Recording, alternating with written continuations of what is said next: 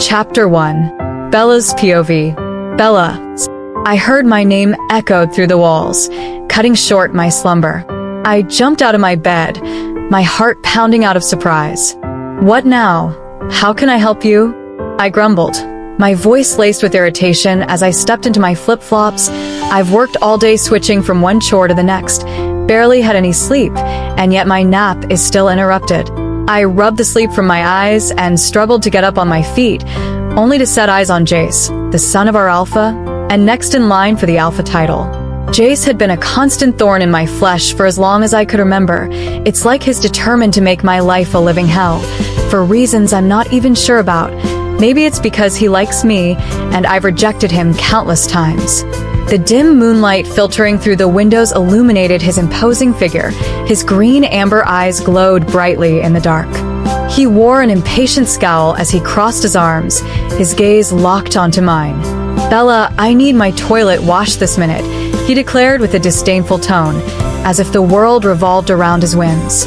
I couldn't help but roll my eyes, my exhaustion now replaced with irritation. Of course, Your Majesty, I retorted. And it has to be now, in the middle of the night, at 2 a.m., when half the pack is fast asleep.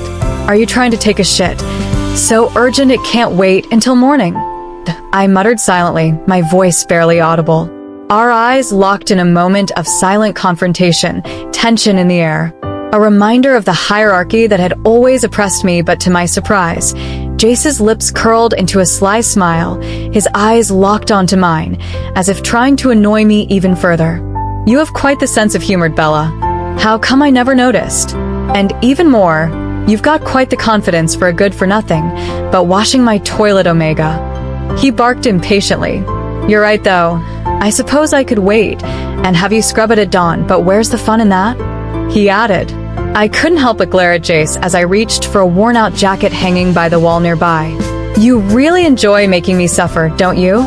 My voice was laced with annoyance. Jace's eyes met mine, a mischievous twinkle in them. Suffer? Now let's just say I enjoy keeping you on your toes. Now shut up your mouth already and get to work. I clenched my fists, trying to keep my temper in check. He chuckled, the sound low and infuriating.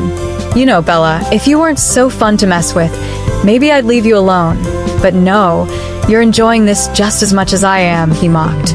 I shot him a scathing look, resisting the urge to retort with something equally cutting. Instead, I grabbed a bucket and a brush, determined to get this over with as quickly as possible. My relationship with Jace had always been a turbulent one, filled with a complex mix of rivalry, irritation, and an underlying tension that neither of us could quite escape. For as long as I could remember, Jace and I had been pitted against each other. It has been a constant tug of war. He's like a demon sent to torment me and make my existence miserable. We share the same birthday, destined to grow up side by side. But instead of being my friend, he decided on becoming my worst nightmare. He's the son of the alpha, destined to lead our pack, and me, the daughter of ordinary Omega parents, destined for a life in the shadows. Jace had made it his mission to ensure that I never forgot my place. He taunted me relentlessly, always one step ahead, and he reveled in seeing my frustration and anger boil to the surface. He and his group of insufferable friends, Fredo and Matthew. It was as if our shared birthdays was a reminder of the unequal roles we were destined to play in our pack. I trudged out of my room, into the hallway, lost in thought as I headed towards Jace's bathroom to carry out his demand. The echo of his impatient voice sliced through the silence, like a knife. Hurry, he barked. My fingers tightened around the brush's handle as I bent down to scrub the toilet surface. The mere sound of his voice grated on my nerves. I scrubbed vigorously, not wanting to give him any reason to berate me further. Scrub that spot twice, or I'll do it with your face, Belladot, he ordered. My jaw clenched, and my eyes flashed with anger. I hated how he always found new ways to belittle me, to make me feel smaller than I already did. But I bit my tongue and scrubbed that spot twice as he demanded. My hands moved mechanically, scrubbing the spot on the toilet with unwavering determination.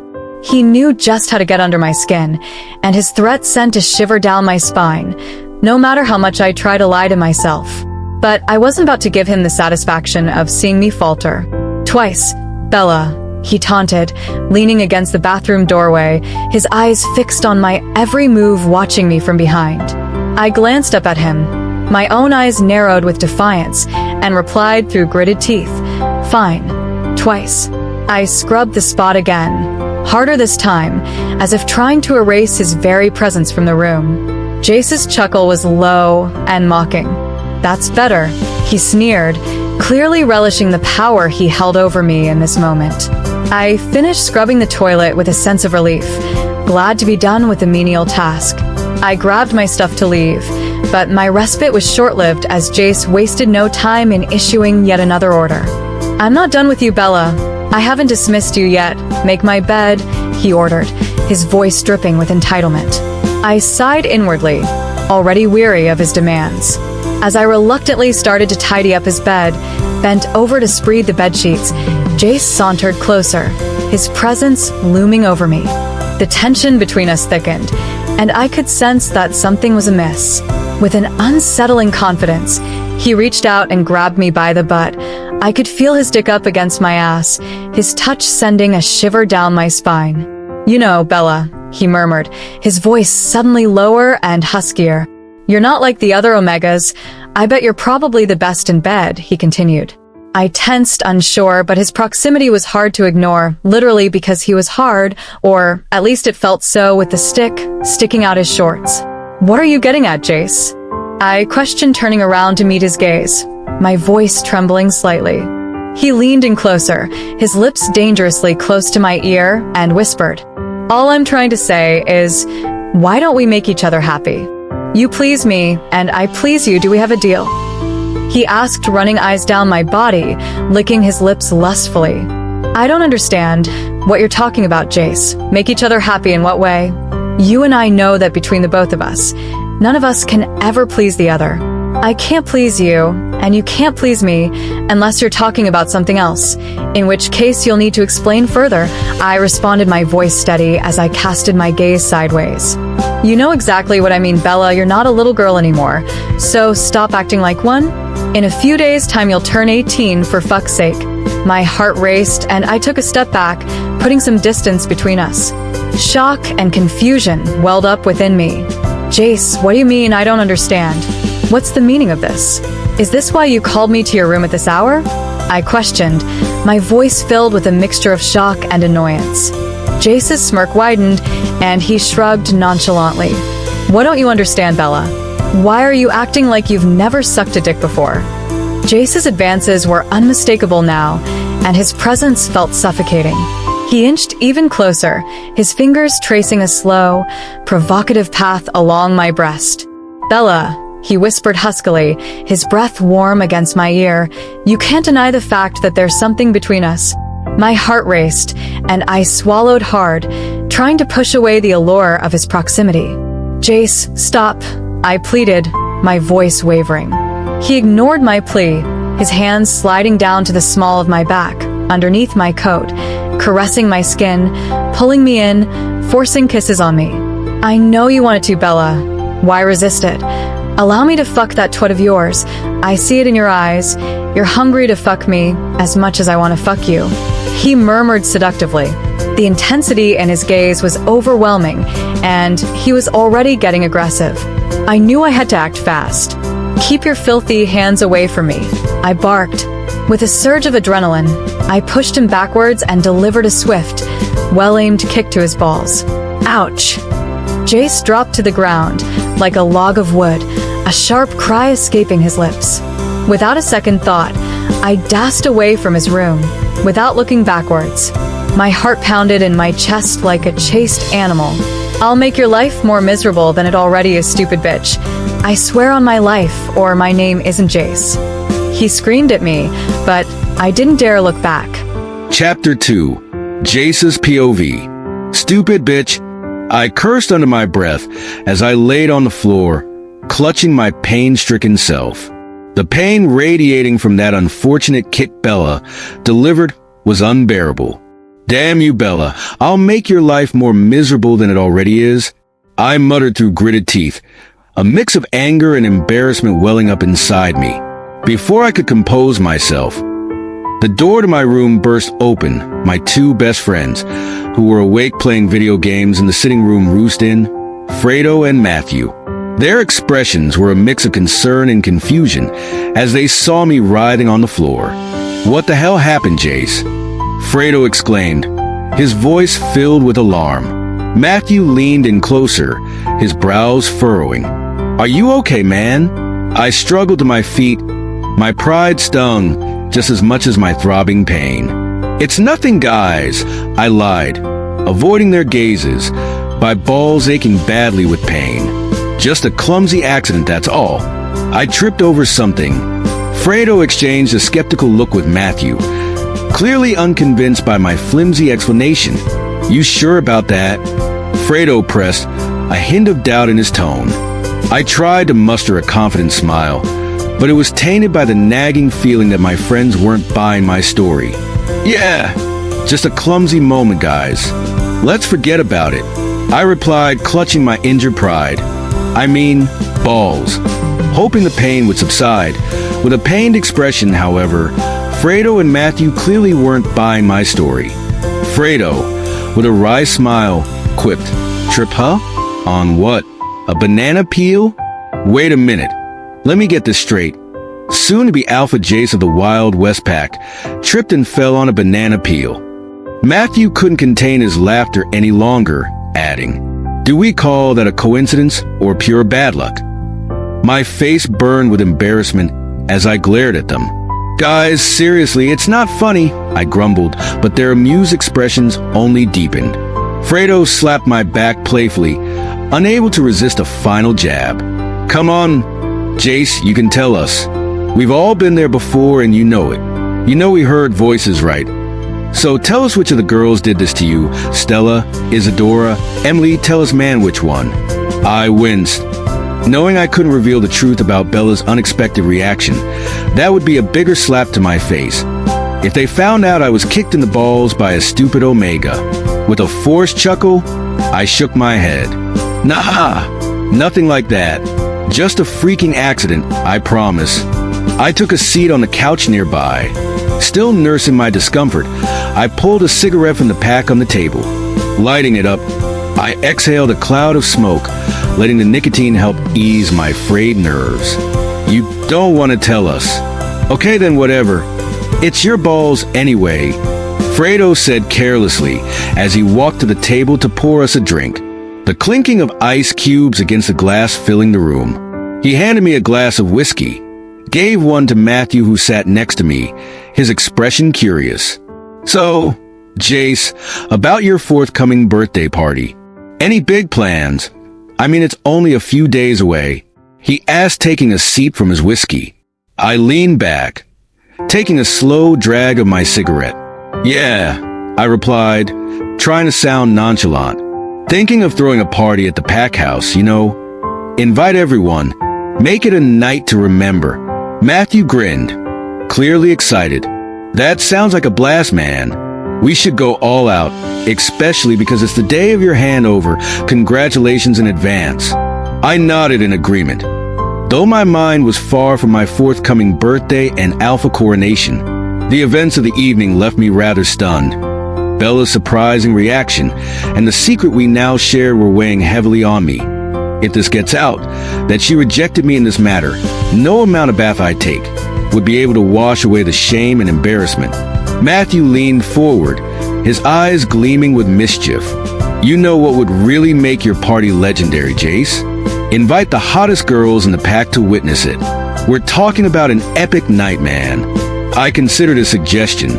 The idea of a wild party with the most attractive girls in the pack certainly had its appeal. "That's not a bad idea," I admitted, finally taking a sip from my whiskey. Fredo chimed in, his tone suggestive. "It'll be a night to remember for sure.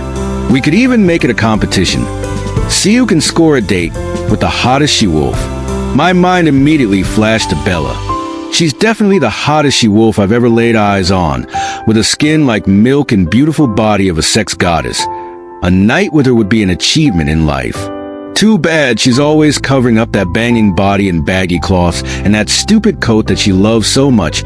I can't wait until the day she finally spread her legs wide for me, while I just sit back and smile at it. While I smoke my cigar, would be a dream come true. Drifted off and thought I couldn't help to contemplate. Would she be among the invitees?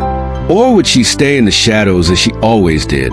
I leaned back in my chair, contemplating the idea of an extravagant party filled with beautiful faces. But deep down, I couldn't help but wonder if any of it would matter in the end, given the tangled web of secrets and emotions that had started to unravel between Bella and me. Right now, she's all that matters. Would Bella be invited? Fredo asked out of nowhere, and the question struck me like a bolt of lightning. Who? Who did you say? I asked, pretending not to hear, while I struggled to regain composure. Bella, Jace. You heard me clearly the first time. Fredo repeated, raising an eyebrow, concern in his voice. Ah, you're a clown, I responded. I didn't know how to respond. The quickest idea that came to mind was letting out a laughter to change the topic before this two dimwits figure out that she kicked me in the balls. What's so funny, Jace? What's funny about my question? Still chuckling, I leaned in closer, my tone conspiratorial. Everything is funny about it, Fredo. You won't believe this, guys.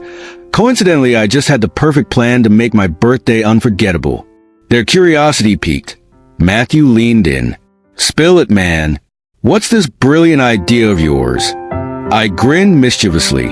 What if we turn the tables on Bella? We share the same birthday, right? We'll make her the centerpiece of my party, and not in a good way. Publicly humiliate her. Show everyone just how worthless she really is. The room fell silent for a moment as my friends contemplated the idea. That's one demonic idea, dude, Fredo admitted.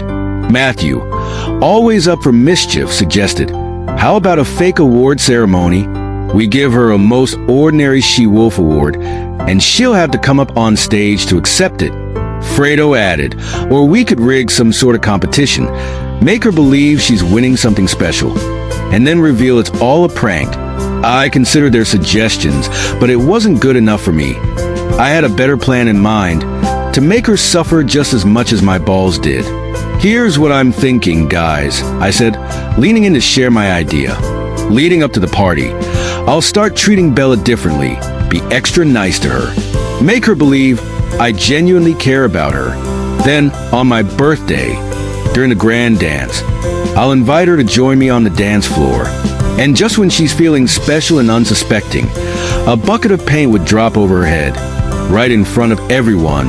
The room fell silent again as they absorbed the audacity of my proposal. Matthew finally broke the silence, a grin spreading across his face. Jace, that's evil. It'll be the talk of the pack for ages. Fredo nodded, his enthusiasm growing. It's a risky move, but if we pull it off, no one will ever forget your birthday, man. My friends were on board with the plan. I sat back, relaxed, and smiled as I took another puff of my cigarette. Bella had stepped on a lion's tail, and this lion bites. Matthew chimed in with enthusiasm. We'll need to make sure Bella never suspects a thing. Keep her completely in the dark about our intentions. Leave all that to me, guys. She won't suspect a single thing. It would be too easy. Besides, I know she likes me already. I'll start slowly and take it really easy on her. She's a tough one, but she'll fall for it eventually. That I chuckled, taking another puff of my cigarette. Chapter 3. Bella POV. The morning sunlight streamed through the windows. I had spent a restless night worrying about Jace's reaction to the kick he'd received. Terrified of what might happen next, I tried my best to stay out of his path, to avoid any confrontation. But fate had other plans for me. The pack mistress, a stern and unyielding figure, approached me with a scowl. Bella, you're assigned to clean the Alpha's mansion today. Don't dawdle, she ordered, her tone making it clear that there was no room for negotiation. My heart sank as I reluctantly accepted my fate, and I made my way to the grand mansion, feeling like a mouse tiptoeing into a lion's den. I knew Jace was in there, somewhere, possibly still nursing his injury. As I moved through the pristine halls with a mop in hand, I couldn't shake the feeling of being an intruder in this opulent world. I heard voices ahead and slowed my steps, dreading the inevitable encounter. The room was adorned with expensive furnishings and decorated with a regal touch. Fredo and Matthew were lounging on a plush sofa, chatting and laughing, completely unaware of my presence. My heart raced as I silently went about my chores, trying to be as inconspicuous as possible, but fate had a cruel sense of humor. Bash. As I maneuvered around the room, a sudden jolt of panic caused me to stumble, and my hand accidentally brushed against an expensive flower vase perched precariously on a pedestal. The vase teetered for a moment, defying gravity, before crashing to the ground in a cacophony of shattering glass. My heart plummeted, and my stomach churned as the priceless work of art lay in ruins at my feet. My heart pounding, I looked up to see Matthew and Fredo, their expressions twisted into scowls of annoyance. Matthew pointed an accusing finger at me, his voice dripping with disdain. "You clumsy oaf. Do you have any idea what you've just done?" Fredo chimed in, his tone equally harsh. "That vase was worth a fortune, Bella. It has more value than you. You're going to pay for this." Tears welled up in my eyes as I stammered an apology, my voice trembling. "I didn't mean to. It was an accident, I swear." Within seconds, the tension in the room escalated as the shattered vase drew the attention of Alpha Mark, Jace's imposing father. His footsteps echoed through the hall, and when he appeared in the doorway, his presence alone sent shivers down my spine. I wished the ground could swallow me whole. "What was that noise?" Alpha Mark asked. Matthew and Fredo, rather than helping me, seized the opportunity to make my situation even worse. Fredo pointed an accusing finger at me and said, "Alpha Mark, she did this. Bella knocked over your precious vase." Matthew added, his voice filled with faux concern, "It's a shame. She was sent to clean the living room, really. She's always been so clumsy." Alpha Mark's face contorted with anger, and his eyes bore into me like fiery daggers. "Is this true, Bella?" he demanded, his voice a thunderous rumble that filled the room as he placed eyes on the shattered vase. I stammered, feeling utterly trapped. I didn't mean to. Alpha Mark, it was an accident." But my words seemed to fall on deaf ears as his fury intensified. "An accident? You dare destroy a priceless piece of our pack heritage and call it an accident?" He barked. His voice was a ferocious roar, and I could feel the weight of his disappointment. I was terrified, my eyes welling with tears as I struggled to find my voice. The room had turned into a crucible of humiliation, and I couldn't help but wonder how much worse this could get, and what implications it might hold for my future within the pack. As Alpha Mark's rage threatened to unleash a storm upon me, I felt my heart pounding, my palms clammy with fear. It seemed like there was no escape from the repercussions of my accident.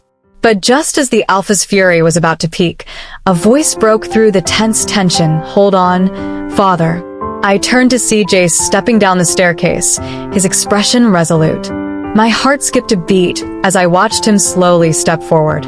"I'm dead," I muttered to myself, knowing Jace very well. He's personally going to make sure I paid in blood for this. Alpha Mark's gaze shifted from me to his son, his anger simmering as he asked, "Jace, what is the meaning of this? How dare you interrupt me like that?" Jace took a deep breath, his voice unwavering as he replied, "It was my fault, Father. I accidentally bumped into Bella, causing the vase to fall.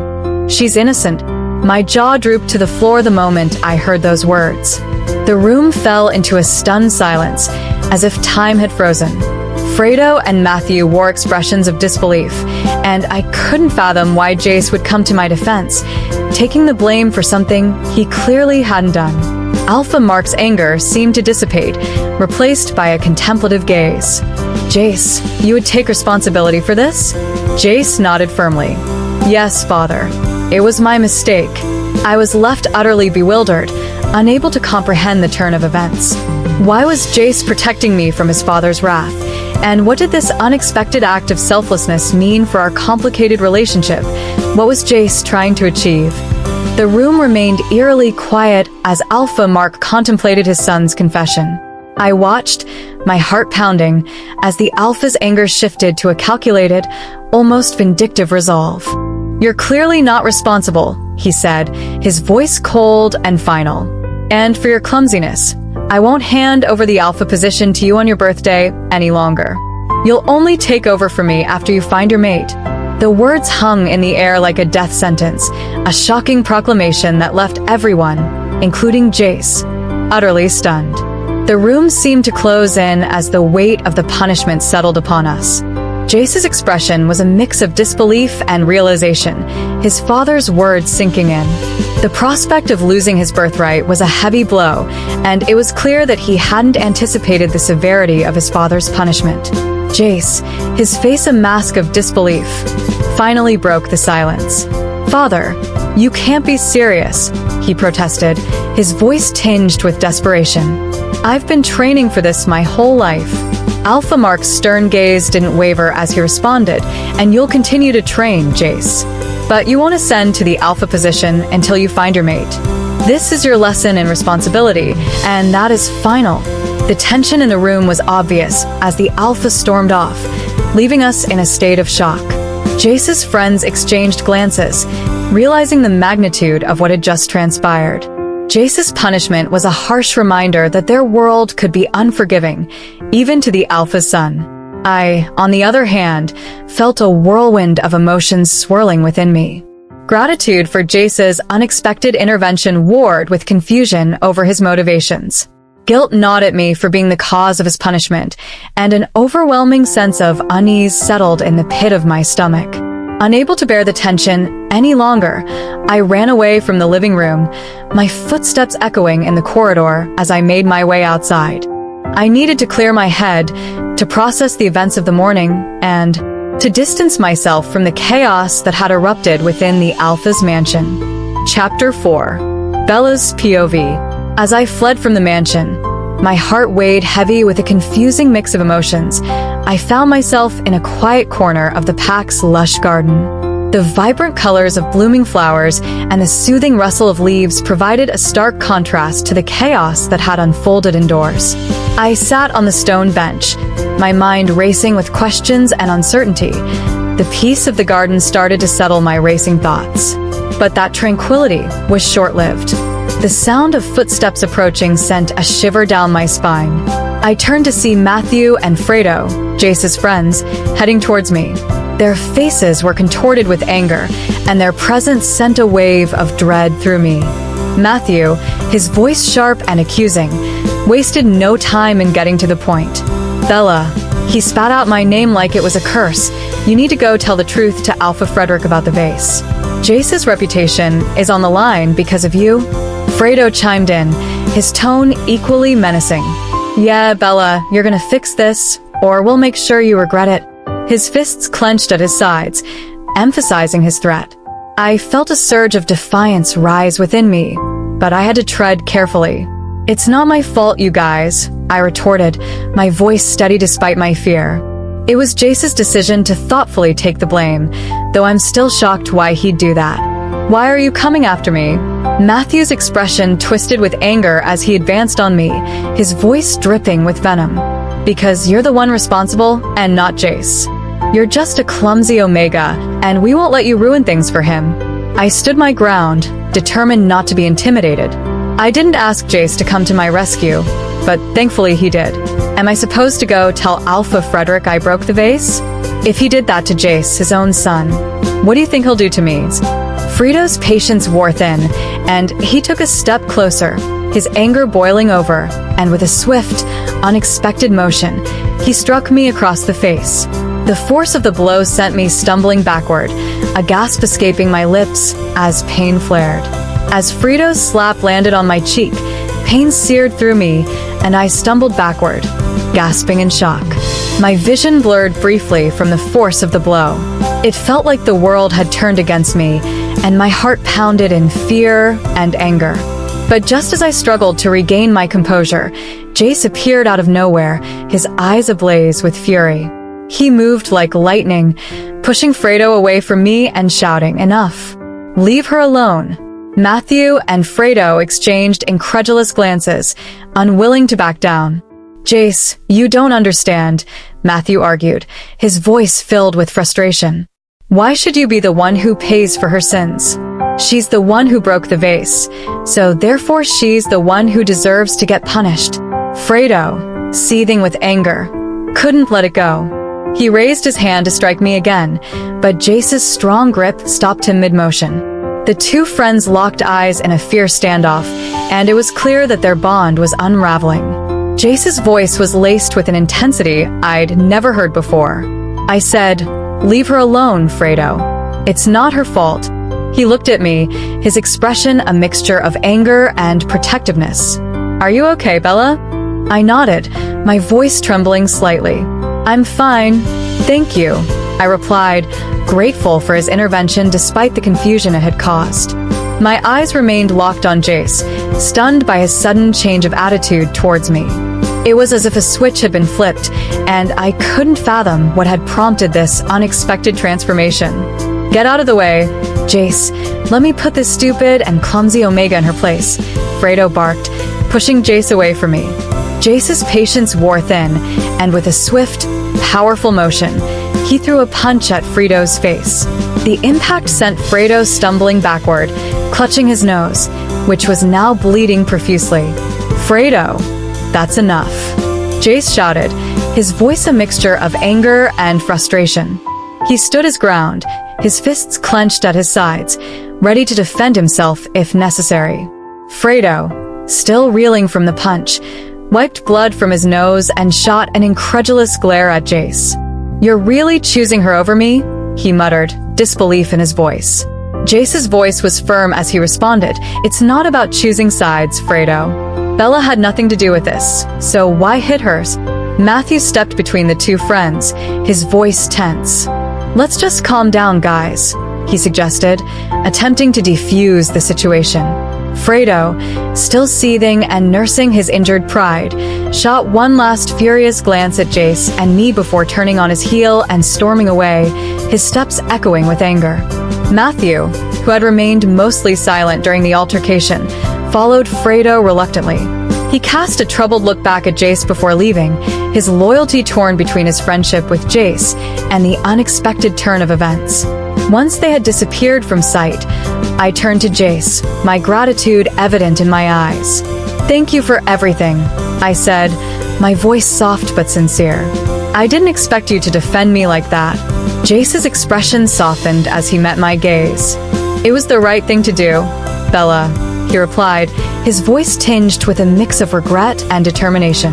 "I couldn't stand by and watch them hurt you." I nodded, still trying to process the whirlwind of emotions and confusion that had overtaken me. Jace's sudden protective streak had left me stunned, and I couldn't help but wonder why. As the tension in the garden began to dissipate, I found myself gazing at Jace with a newfound sense of awe and admiration. The way he had stepped up to protect me, even at the risk of alienating his closest friends, left me deeply impressed. "You really surprised me, Jace," I admitted, my voice tinged with a mixture of gratitude and curiosity. "I never expected you to defend me like that."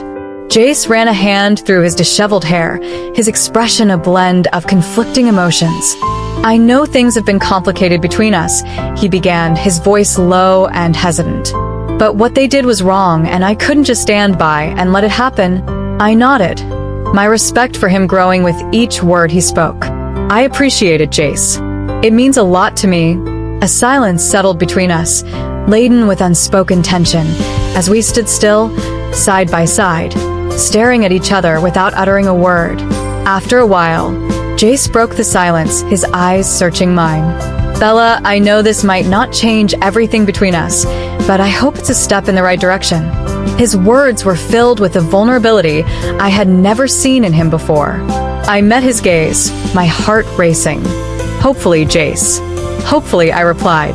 With that said, I ran off back to my room with a wide smile drawn across my face. Chapter 5. Jace POV. Matthew's voice cut through the tension as soon as I entered the mansion. He confronted me, his expression a mix of confusion and concern. "Jace, what the hell was that? What's going on in your head? First, you take the blame for Bella's clumsiness, and now you punch Fredo in the face because of her. Are you losing it?" I knew I had to explain myself, or my friends would never understand. I took a deep breath and met Matthew's gaze squarely. Chill out, Matt. It's all part of a plan. It's an act to make Bella believe in me. How else am I supposed to get her to trust me after all the torment I put her through, hun? Tell me. Matthew's eyes widened in disbelief. What? Tell me you're joking, Jace. I grinned, my voice low and determined. Listen, Matt, Bella's not the type of girl to fall for words. She's tough. I know her like the palm of my hand, and she won't be won over that easily. So, I have to show her through my actions that I'm a changed man, and not the bastard she knows me to be. It's all part of the process. You know, raise her hopes, lead her on, make her fall madly in love with me before the grand embarrassment on my birthday. Matthew's confusion turned into a wicked smile as a grin formed on his face. He clearly understood the message. Jace, that's insane. You're more evil than I thought. Haha. Come on, Matt, call Fredo up. He's way too sensitive. For someone who plans on becoming my beta, I said, pouring myself a drink as I took a seat on the couch. Fredo stormed into the room, his hand still clutching a bloody tissue against his nose. His expression was a mixture of anger and pain, and he shot a venomous glare at me. Jace, you really went too far this time, he growled, his voice muffled by the tissue. I leaned back on the couch, a nonchalant expression on my face, and shrugged. Sorry about the nose, Fredo. It was a heat of the moment thing. My apology was casual, but there was a glint in my eye that hinted at something more. Matthew chimed in, his tone conspiratorial. Fredo, you've got to understand it's all part of Jace's plan. He's trying to make Bella fall in love with him, and it involves some dramatic actions. Fredo's eyes narrowed, his frustration evident. You're telling me this was all an act? He asked, his voice disbelieving. I nodded, my grin growing wider. Exactly, Fredo, and you two were amazing actors. You see, Bella's not the type to fall for words alone. I have to show her through my actions that I'm serious. And you know how stubborn she is. Fredo shook his head, still trying to process the information. So, you punch me for her benefits? His voice held a mix of confusion and annoyance. I chuckled, raising my glass in a mock toast. In a way, yes. It's all in the name of love, my friend. Fredo rolled his eyes but seemed to relent, recognizing the lengths I was willing to go to. Well, this better be worth it, Jace. If I'm feeling this hurt, Bella better feels a million times the hurt when the time comes. Matthew clapped a hand on Fredo's shoulder, a mischievous glint in his eye. Don't worry, Fredo. Don't worry. We've got this all planned out. Fredo, while still nursing his injured nose, couldn't help but be curious about the progress of my plan. He turned to me, his voice laced with a hint of skepticism. So, Jace, how's it going with Bella so far? Are you winning her over with your grand performance? I leaned forward, a glint of excitement in my eyes. You won't believe it, guys, I began, my voice filled with triumph. After you both left, I saw something in Bella's eyes that I've never seen before. There were sparks, genuine emotions. I think she's already falling for me. Matthew's eyebrows shot up, impressed by my revelation. No way, Jace. That fast? You're really something else. I should take classes from you. I nodded, savoring the moment. I'm telling you, Matt, this plan is working like a charm. Bella's guard is slowly coming down, and I can see it in the way she looked at me. She might not admit it yet, but deep down, I think she's already in love with me. Fredo scoffed, still nursing his injured nose, but a begrudging smile crept onto his face. Well, Jace, you better make sure your grand embarrassment on your birthday is worth it. Bella's going to expect nothing less than a spectacle. I raised my glass in a mock salute. Oh, Fredo, don't you worry. The grand finale is going to be legendary. Bella won't know what hit her. As we sat there, basking in the success of our ongoing charade, I couldn't help but feel a sense of anticipation. The game was on, and I was determined to win Bella's heart, even if it meant pushing the boundaries of reality. Better to be swift with your plans, Jace. We don't have much time left. Your birthday is in a few days in case you've forgotten. Frito's reminder about was like a splash of cold water. He was right. Time was running out, and I needed to be swift with the plans if I wanted to execute the grand finale perfectly. I leaned forward, a sense of urgency filling me. You're right, Fredo. My birthday is just around the corner, and we can't afford any slip-ups. We need to make this unforgettable. Fredo, always practical, chimed in with a suggestion. Jace, why don't you put Matthew in charge of your birthday arrangements? He can handle the DJ, entertainment, invitations, and everything else. That way, you can focus on your role in winning over Bella. I glanced at Matthew, considering the idea. What do you say, Matt? Can you handle it? Matthew nodded enthusiastically, his eyes shining with excitement. Absolutely, Jace. I'll make sure your birthday bash is one for the ages. I clapped Matthew on the back, grateful for his support. Perfect. Matt, you're in charge. Let's make this happen. Matthew, now fully invested in organizing my birthday extravaganza, began jotting down ideas on a notepad. I'll start reaching out to potential entertainers and work on the guest list. This is going to be the party of the century. Our planning session continued late into the night, fueled by excitement and a shared determination to make everything go off without a hitch. The weight of what lay ahead pressed on me, but I was ready to take on this challenge, even if it meant playing a role that was completely out of character. Chapter 6. Bella's POV. My room was filled with laughter and chatter as my friends and I sat around, sharing stories and enjoying each other's company. It was a rare moment of relaxation amidst the chaos that had become my life lately. As we chatted, the doorbell rang, interrupting our conversation. I frowned, already done with my daily chores and routine, wondering who could be visiting at this hour. One of my Omega friends, Sarah, jumped up from the bed. "I'll get it," she announced, hurrying to the door. Moments later, she returned with a small, beautifully wrapped package in her hands. The scent of roses and chocolate wafted through the room as she handed it to me. "Bella, this is for you," she said with a sly grin, her eyes twinkling with mischief. I looked at the package in surprise, my heart quickening with curiosity. Who could be sending me gifts? I carefully unwrapped it, revealing a box of the most exquisite chocolates and a single red rose. Nestled amidst them was a folded piece of parchment, a handwritten note. My friends leaned in, equally intrigued. As I opened the note and began to read, the words filled me with shock and disbelief. It was from Jace, the Alpha Son, a name that had become synonymous with trouble in my life lately.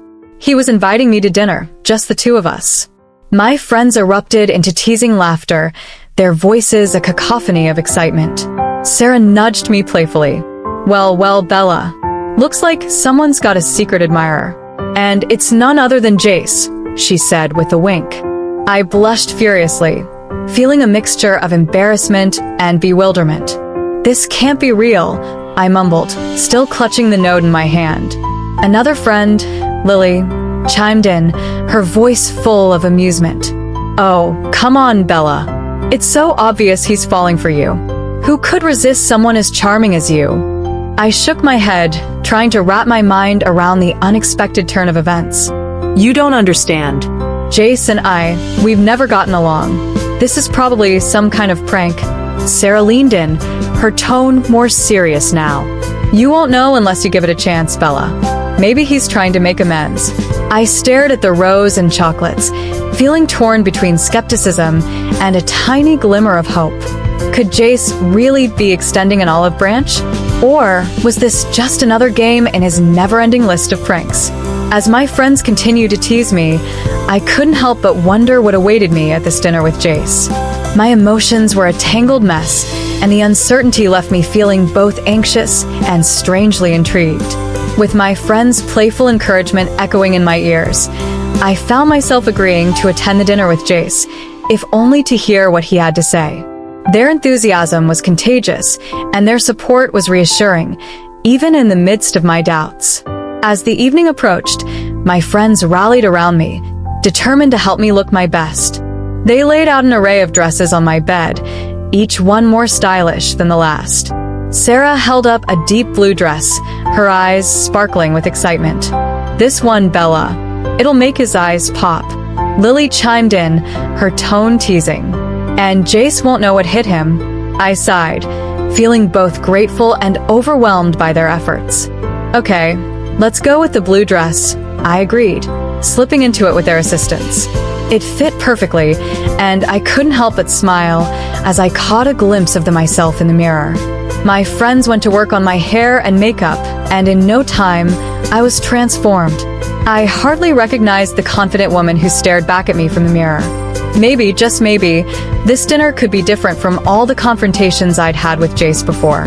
As we finished up, there was a knock on the door and a voice called out, "Miss Bella, your ride is here." I exchanged a bewildered glance with my friends. Jace had sent a driver for me. The surprises just kept coming. I took a deep breath, my heart racing with anticipation and nerves. With a final encouraging smile from my friends, I headed out the door, ready to face whatever awaited me at this dinner with Jace. The drive to the restaurant at the outskirts of the pack was a whirlwind of emotions. I watched the city lights pass by, my heart pounding in anticipation. I've never been out this far before. I've always been stuck up at the pack running from one chore to another. This was all so surreal. The fact that Jace had sent a driver for me and brought me to an upscale restaurant left me beyond astonished. After a few minutes' drive, we arrived at the center of the city. As I stepped out of the car, I couldn't help but feel like I was in a dream. The restaurant was a place I could never afford, not even in my wildest dreams. The elegant facade, the valet parking, and the immaculately dressed staff created an aura of sophistication that was almost overwhelming. I was given a first-class reception as I entered. "This way, madam." The staffs welcomed me with warm smiles. They led me through the restaurant, and I couldn't help but feel out of place in my borrowed blue dress. But their professionalism made me feel valued, regardless of my attire. Finally, they guided me to the VIP section of the restaurant, where Jace was waiting for me.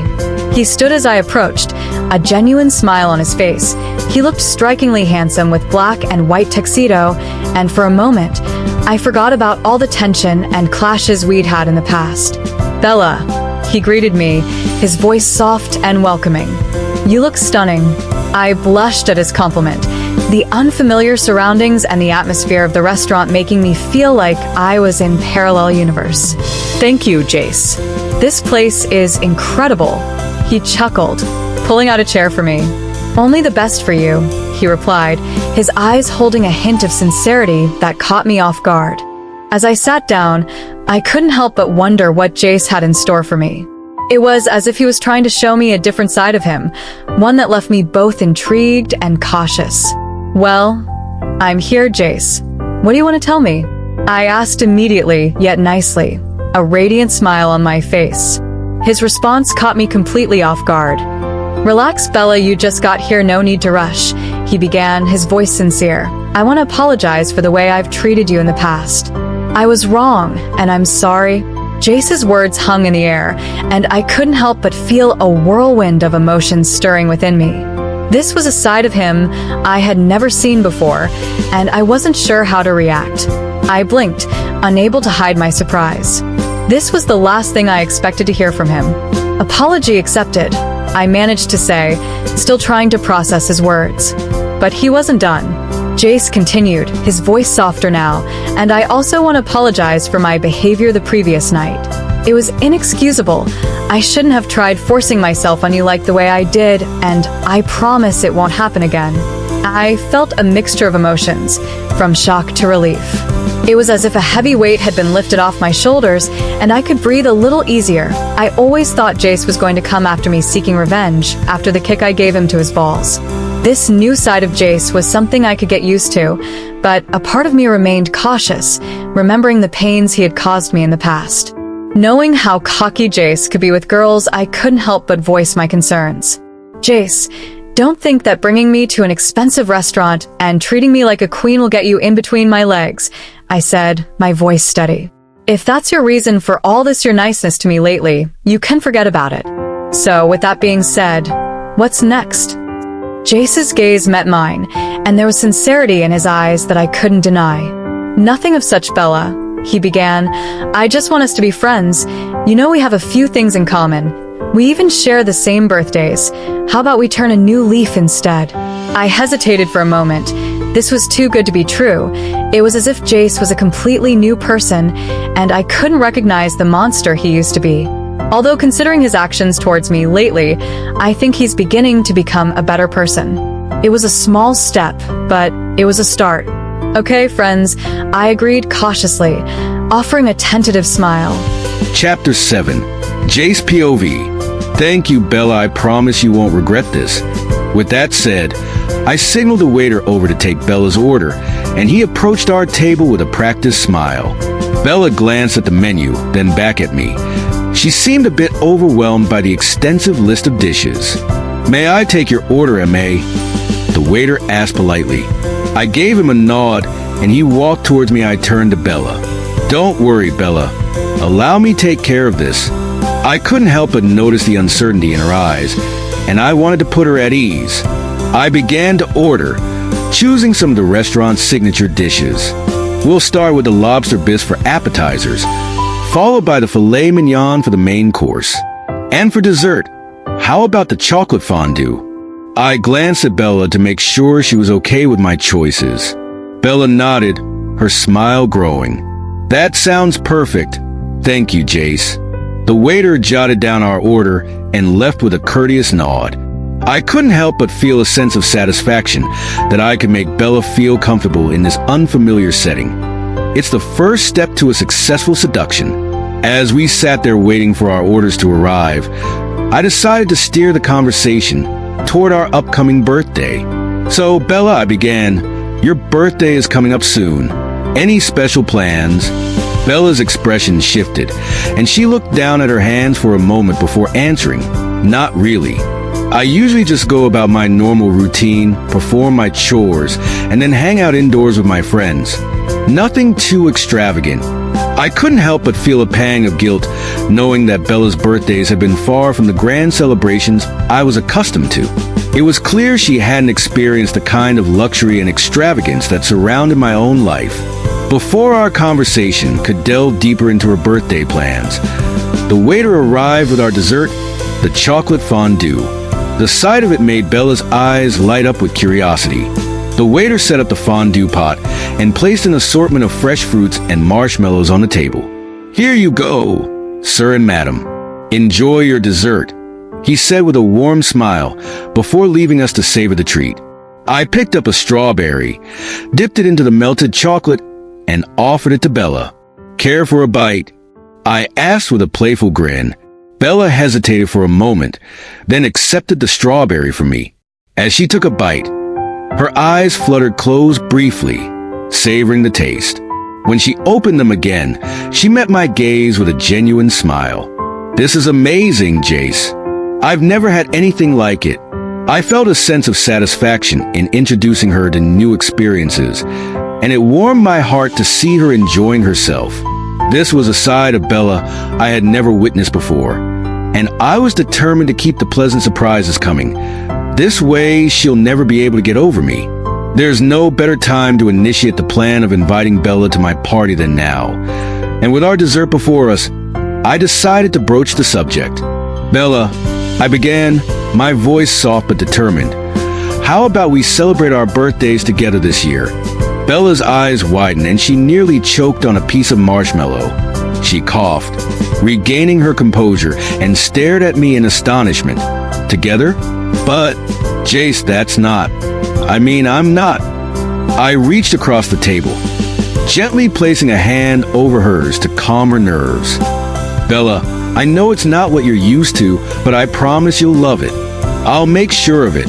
You deserve to be treated like a queen on your birthday, and I won't settle for anything less. Her gaze met mine, a mixture of surprise, disbelief, and something else I couldn't quite decipher. Jace, I appreciate the offer, but it's just, your parties are always lavish. I've never been part of such extravagance before. I'll feel out of place. I leaned in closer, lowering my voice. Bella, You won't be out of place. You'll be right where you belong, by my side as my birthday mate. Trust me, I'll ensure that everyone shows you the respect you deserve. Besides, it's about time you experience something different from what you're used to every day. Something extraordinary. Bella hesitated for a moment, her eyes searching mine for sincerity. Eventually, she nodded slowly. All right, Jace. If you're sure about this, then I'll give it a chance. I couldn't help but feel a sense of triumph. Convincing Bella to celebrate her birthday was a small victory, but it was also the beginning of something much larger, a chance to change the way she saw herself and her place in our world. As we continued our dinner, the waiter brought our main dishes, and the aroma filled the air, enticing our senses. Bella, while savoring her meal, turned her gaze to me, her expression softening with gratitude. Jace, she began, her voice sincere. I wanted to thank you for what you did that day when I broke the vase. You saved me from your father's anger, and I'll never forget it. I offered a faint smile, my gaze meeting hers. You don't need to thank me, Bella. I did it because I wanted to, not because I had to. Bella nodded appreciatively, her eyes reflecting a mix of gratitude and curiosity.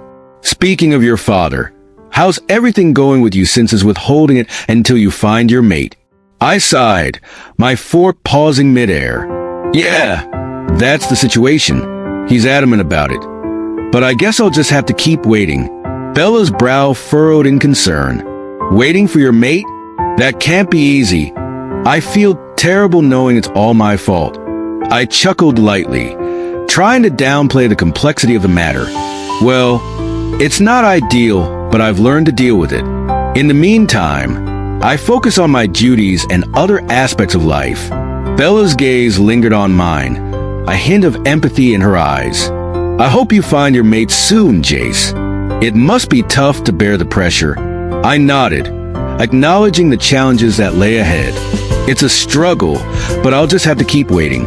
Maybe fate has something in store for me that I'm not aware of yet. After our meal, I signaled for the bill, taking care of it without a second thought. As we left the luxurious restaurant behind, I turned to Bella, a mischievous glint in my eye. You know, Bella, I began, I have something to show you. Something that's very important to me. She looked at me with curiosity, her expression a mixture of intrigue and anticipation. What is it, Jace? I'm curious now. I led her through the night, away from the bustling city streets, until we reached a serene and secluded pond. The moonlight shimmered on the water's surface, casting a soft, ethereal glow that bathed us in its silvery light. Bella took in the tranquil scene, her eyes wide with wonder. Wow, Jace, this place is incredible. It's so peaceful. I smiled, my gaze locked on the moon's reflection in the water. This is my spot, I confessed, my voice quiet and reflective. Whenever I need to find some peace, I come here. It's like my sanctuary. Bella turned to me, her eyes filled with understanding. It's beautiful, Jace. Thank you for sharing it with me. I felt a sense of vulnerability as I looked at her, standing there beside the pond. This was a side of me I rarely showed anyone, and yet I wanted Bella to know this part of me. It's not something I share with just anyone, I admitted, my voice soft. But I wanted you to see it, to understand a little more about me. Bella's eyes met mine and she smiled, a genuine and appreciative expression that touched my heart. I'm glad you trust me enough to show me this, Jace. As we stood there by the pond, beneath the moonlit sky, I couldn't help but feel that our connection was deepening. This night had been full of surprises, and I was beginning to see that there was more to Bella than I had ever imagined. As we stood by the tranquil pond, the moonlight painted shimmering ripples on the water's surface. Bella's presence felt like a magnetic pull, drawing me closer with every passing second. We exchanged glances, and her eyes held a myriad of emotions: curiosity, vulnerability, and a hint of desire. Without hesitation, I closed the gap between us, our lips brushing together softly. It was a delicate connection, a silent conversation between our souls. The kiss carried a promise, a promise of something beautiful yet unexplored. But to my surprise, I retreated slightly, my heart racing with uncertainty. "Bella," I breathed, my voice quivering with raw emotion. I don't want to rush this. I want you to be certain." The words hung in the air like an unspoken question, seeking her response. However, Bella had her own agenda, with a fervor that took me aback. She surged forward, her lips meeting mine with a passionate intensity. It was a kiss that defied hesitation, a kiss that conveyed her unspoken desires. It left me stunned, my heart pounding and my senses reeling. As our lips finally parted, Bella's cheeks glowed with warmth, and her eyes sparkled with an intensity that mirrored my own. I offered her my jacket, realizing that the night had grown colder. She accepted it with a grateful smile, and the simple exchange spoke volumes about our growing connection. Chapter 8, Jace POV. As we arrived at the pack, after Bella returned to her room, I returned to the Alpha's mansion. Matthew and Fredo were waiting with eager expressions in the sitting room, their curiosity palpable. It was time to regale them with the details of my date with Bella. Matthew couldn't contain his excitement. "So, Jace, how'd it go? Tell us everything." I leaned back casually, wearing a smirk that was impossible to miss as I walked to the shelf pouring myself a glass of whiskey. "Gentlemen, it went precisely according to plan. Bella is falling for me, hook, line, and sinker." Fredo raised an eyebrow, skepticism written all over his face. "Are you serious, Jace? How can you be so sure?" My grin widened as I prepared to share the juicy details, pulling out a stick of cigarette from the pack, which Matthew wasted no time, helping me light up. "Well, Fredo, let's just say that our dear Bella is head over heels in love with me." Matthew's eyes gleamed with mischief. "Details, Jace. We need details." I leaned in, lowering my voice for dramatic effect as I took a puff. We shared a kiss by the moonlit pond. It was a kiss she won't be forgetting anytime soon. I chuckled, slowly sipping my whiskey, savoring the memory of Bella's passionate response. Fredo seemed taken aback, his skepticism momentarily shattered. She actually kissed you back?" I nodded confidently.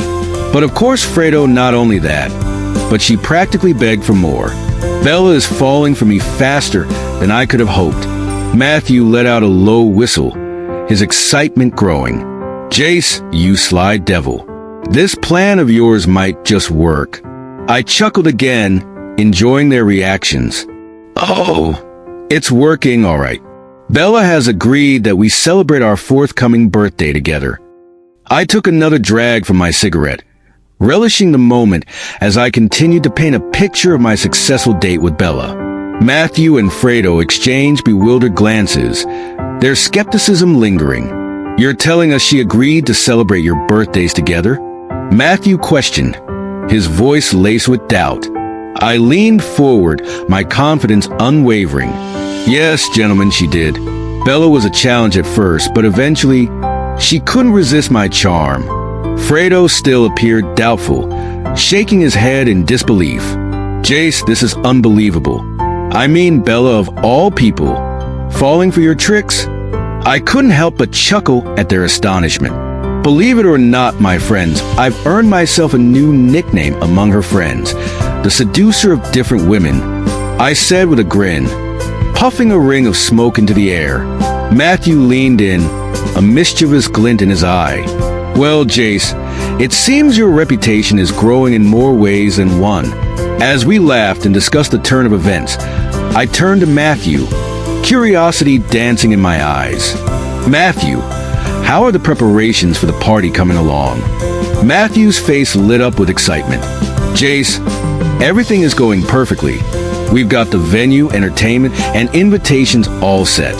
It's just a matter of time now." I nodded, pleased with his response. Then an idea struck me. "You know what, guys? I want to get a special dress for Bella.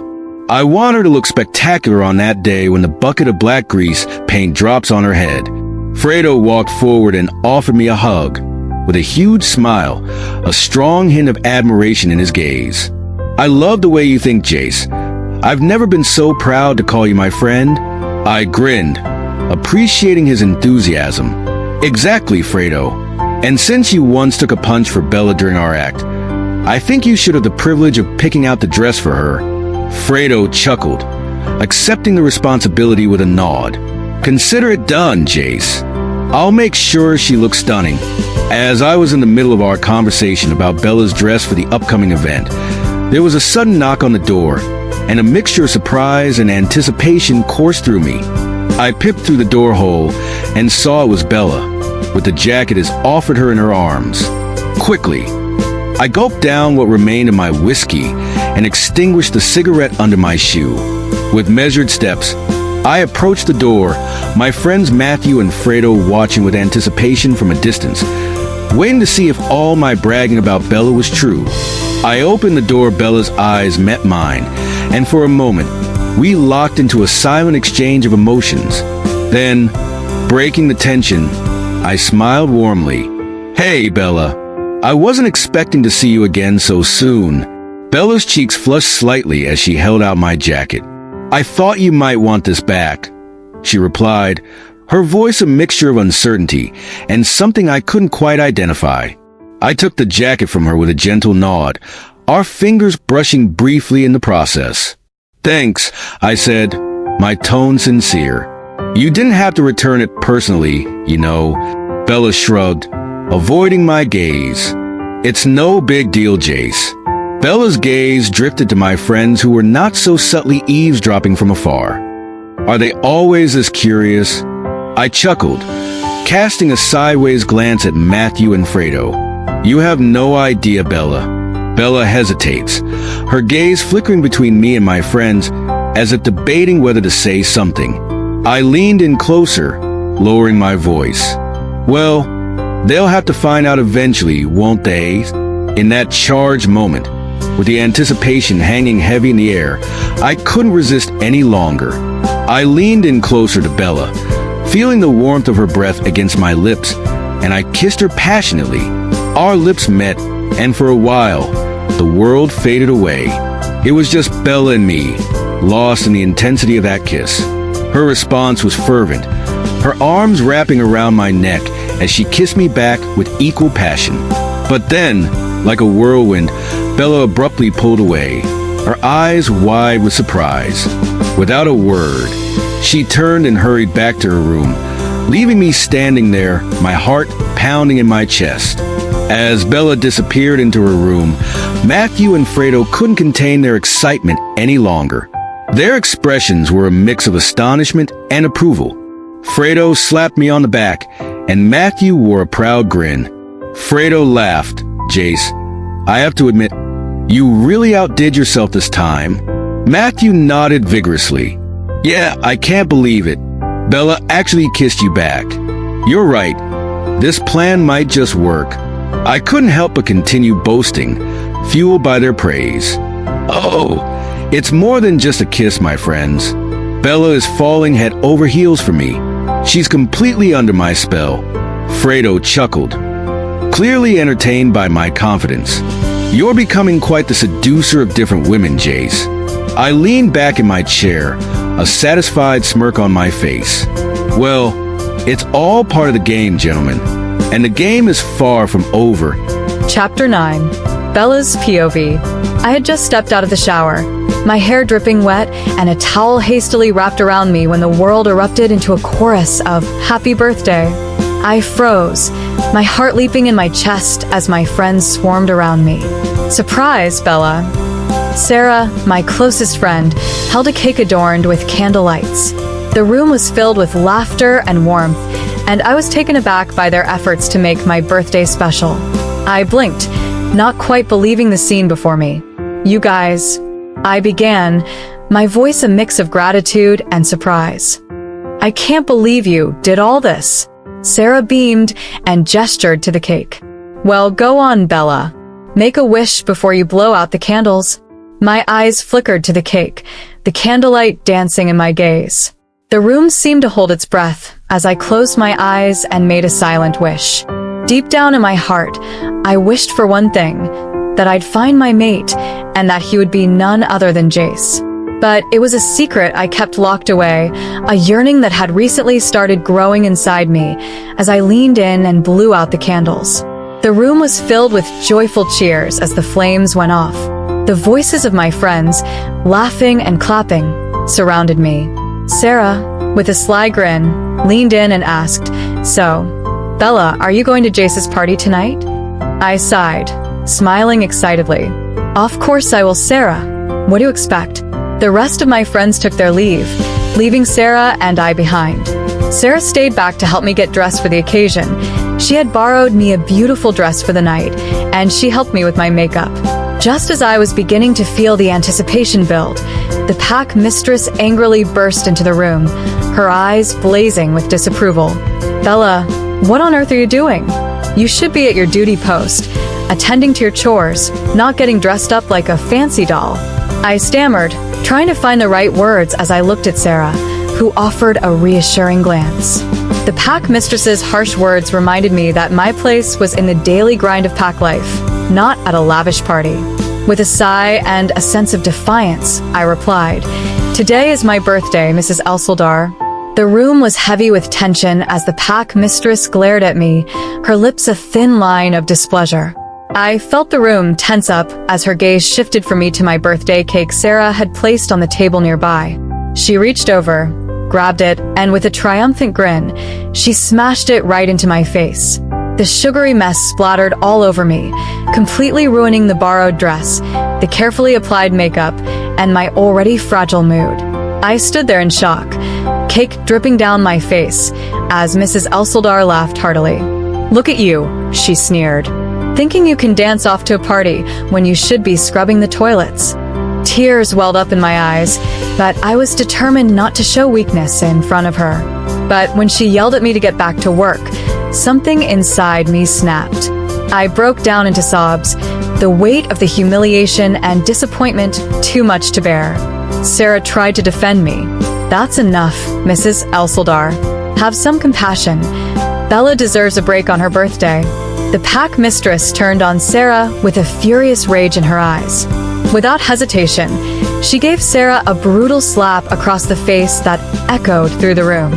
"Stay out of this, or you'll suffer the same fate, Sarah," she warned, her voice filled with venom. I couldn't hold back my tears any longer. Tears continued to stream down my cheeks as I solemnly opened the door to leave for my chores. Just as I stepped out, I was carried away trying to wipe away the tears in my eyes when I ran into Fredo, who was whistling a cheerful tune. He held a small box in his hands, the contents concealed. He handed it to me, he said, "Happy birthday, Bella. I was on my way to your room. This is a present from Jace. He's looking forward to seeing you at the party tonight." I forced a weak smile, the mention of Jace's name stirring a mix of emotions within me. Fredo and I had never gotten along, but since the present was from Jace, I couldn't refuse it. I took the box and muttered my thanks. "I appreciate it, Fredo." He arched an eyebrow, clearly sensing my distress. "Is something wrong, Bella? You don't seem too thrilled about the party." I hesitated, unsure of how much to reveal. I won't be able to attend the party," I confessed. "The pack mistress won't allow it, and I have to head out to do my daily chores of scrubbing toilets. Thanks anyway, though, and tell Jace I wish him a happy birthday." Fredo's eyes narrowed, and he glanced past me to where the pack mistress stood. "Mind if I have a word with the pack mistress in private, Bella? It's pointless, but if you insist, then do your thing," I replied, stepping aside, allowing Fredo to speak with her. The moments stretched into what felt like an eternity as they talked in hushed voices. After a while, the pack mistress returned alone, and she had an uncharacteristically wide smile on her face. She turned to me and said, "Bella, you're free to take the day off and enjoy your birthday. Consider it a gift from me." My eyes widened in surprise. I couldn't fathom how this change of heart had occurred so suddenly, but I wasn't one to question a stroke of good luck. With a thankful nod, I headed back into my room. I couldn't wait to share the news with Sarah. "Sarah?" I exclaimed as I entered the room, my voice filled with excitement. Guess what? The pack mistress gave me the day off, and I can go to Jace's parties. Sarah's eyes widened in shock as she processed the information. What? Bella, that's impossible. That lady is more stiff than a frozen corpse. There's no way she'll do such a thing, Sarah argued in disbelief. But it's true, Sarah. Fredo talked her into it, I replied. Wow, that's incredible news. I can't believe she changed her mind. I nodded enthusiastically, but then a wave of disappointment washed over me. I'm thrilled, Sarah, but there's one problem. The dress I had in mind to wear was ruined by the cake earlier. Sarah's eyes filled with sympathy, and she placed a reassuring hand on my shoulder. Bella, don't worry about the dress. I can always lend you another one. The most important thing is that you're going to the party. I couldn't help but feel grateful for Sarah's kindness. She had always been there for me, a true friend in every sense. As I contemplated my options for an outfit, Sarah's curiosity got the best of her. She eyed the mysterious box from Jace, which I had placed on the table. So, what's in the box? I'm dying to know. I hesitated for a moment, my fingers gently tracing the box's lid. I'm not sure, Sarah. Jace sent it as a birthday present. I'm a bit nervous to open it. Sarah's face lit up with excitement, and she nudged me playfully. Come on, Bella, you have to open it. It's part of the fun. Let's see what's inside. With her encouragement, I carefully opened the box. Inside, I found the most breathtaking gown and a pair of high heels I had ever seen in my life. The fabric shimmered, and the dress seemed to have been tailored just for me. I was left speechless. Sarah, too, was bewildered by the dress. Bella, that's incredible. It's like something out of a fairy tale. You have to wear it to the party. I couldn't help but feel a sense of trepidation. It's so beautiful, Sarah, but it's also so extravagant. I'm not used to wearing something like this. Sarah's eyes sparkled with determination as she held up the gown. Bella, tonight is a special occasion. It's your birthday. You deserve to feel like a queen. You have to wear this dress to the party. Trust me, you'll look stunning. Her words were filled with conviction, and I couldn't help but smile. Sarah had a way of making me feel more confident. With her encouragement, I decided to try on the dress with Sarah's help. The fabric felt like a dream against my skin, and the dress hugged my figure perfectly. Sarah also took the time to reapply my makeup, enhancing my features in a way I had never experienced before. As I looked at myself in the mirror, I couldn't help but feel a sense of awe. Sarah, I said, my voice filled with wonder, I can't believe how amazing I look in this dress. I look like $1,000,000. Sarah grinned with pride. Bella, you've always been beautiful. This dress just emphasizes it. You're going to turn heads at the party. I blushed at the compliment, feeling more confident than ever. Thanks, Sarah. I don't know what I'd do without you. Sarah chuckled and linked her arm with mine. Come on, Bella. Let's not keep everyone waiting.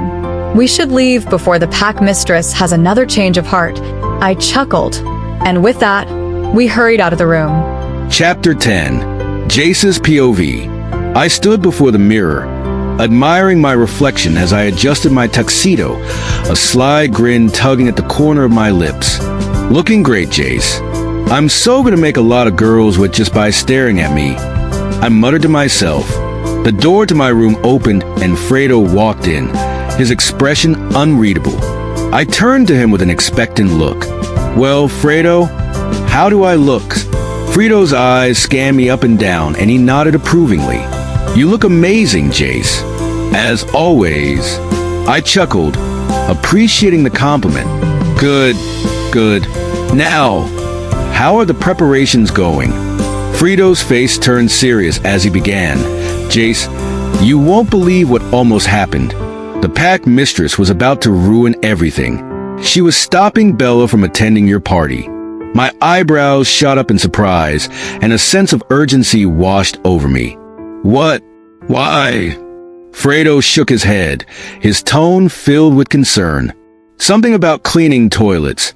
Thankfully, I intervened just in time. I clenched my fists, my jaw set with determination. Bella was going to attend my party, no matter what.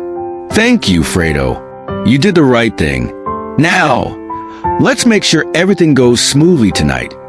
We can't afford any further slip-ups.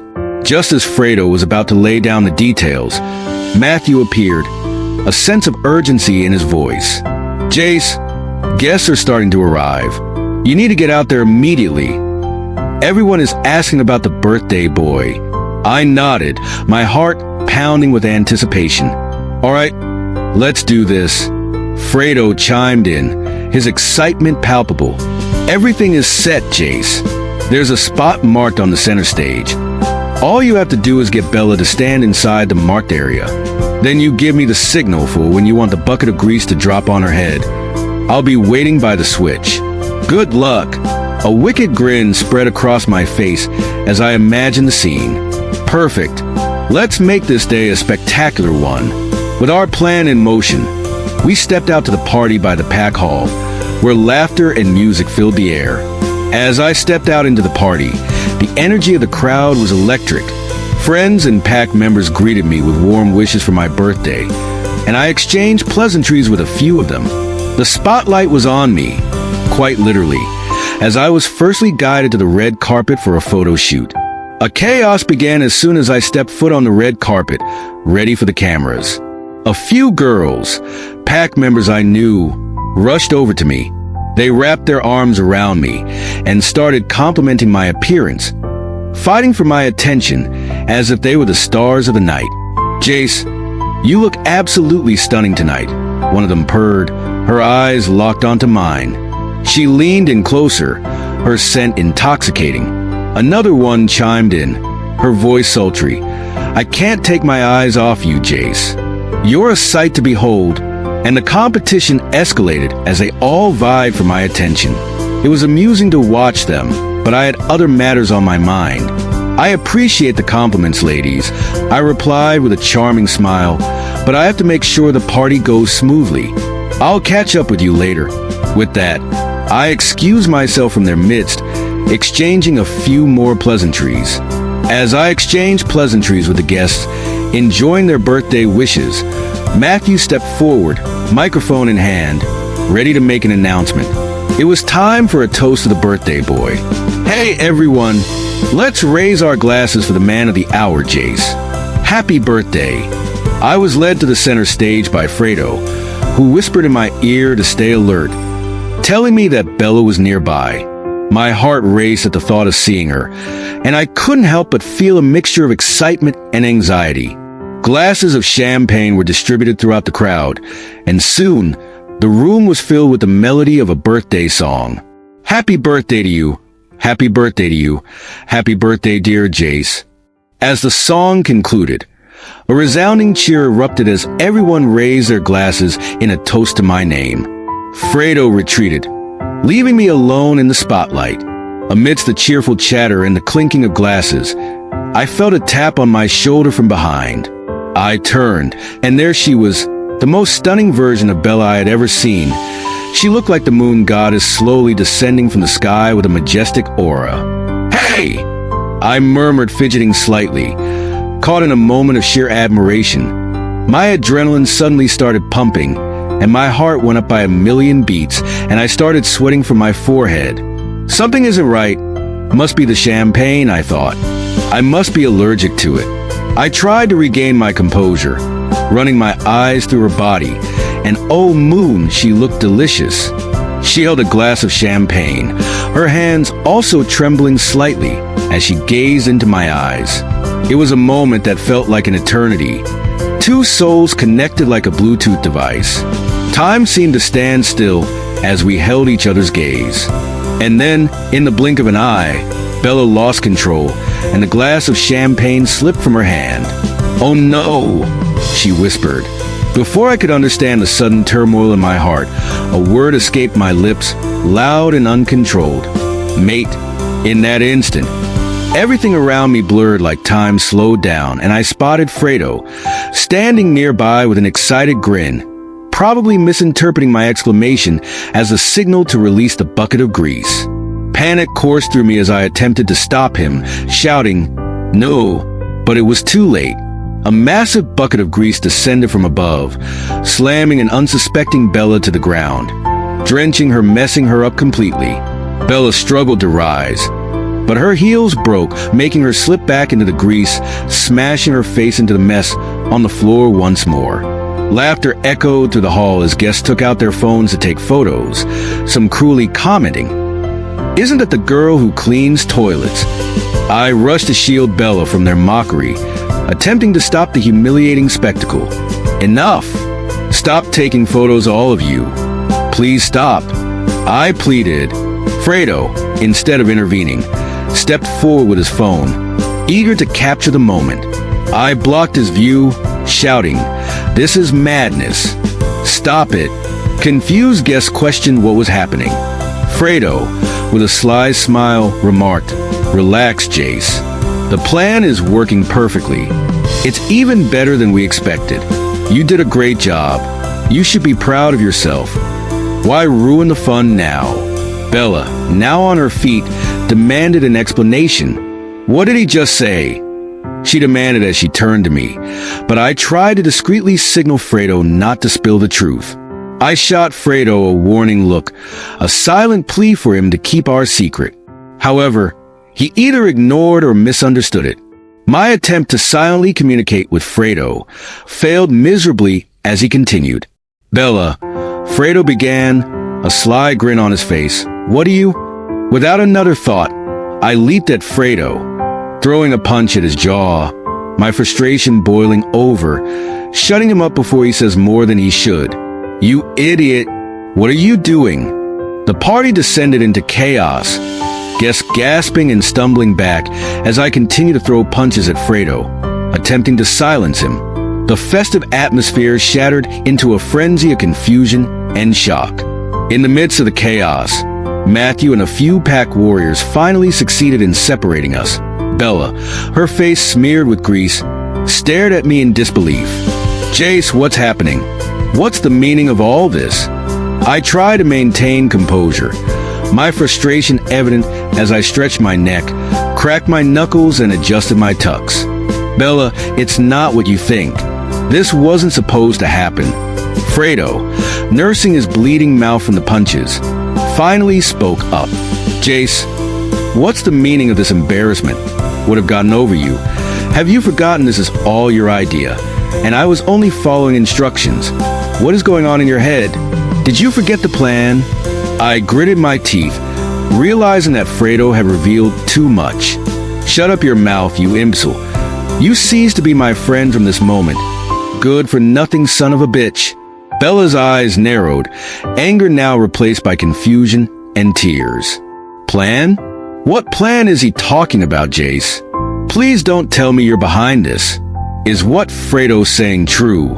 I shook my head, regret weighing on me. "Of course not, Bella. Don't listen to this bastard who can't control himself with alcohol. He's probably had too much to drink and doesn't know what he's talking about."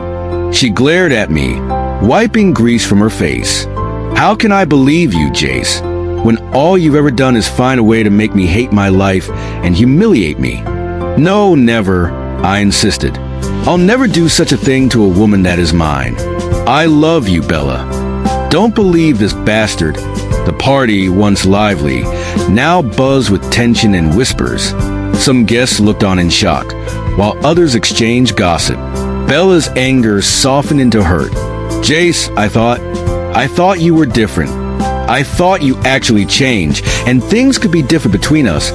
But now I know my place in this pack, and I'll never dream beyond scrubbing the toilets anymore." And with that, Bella stormed off, running her eyes heavy with tears. "I'm sorry, Bella. I messed up, but I didn't want to hurt you," I pleaded. "I swear this time I've changed for real."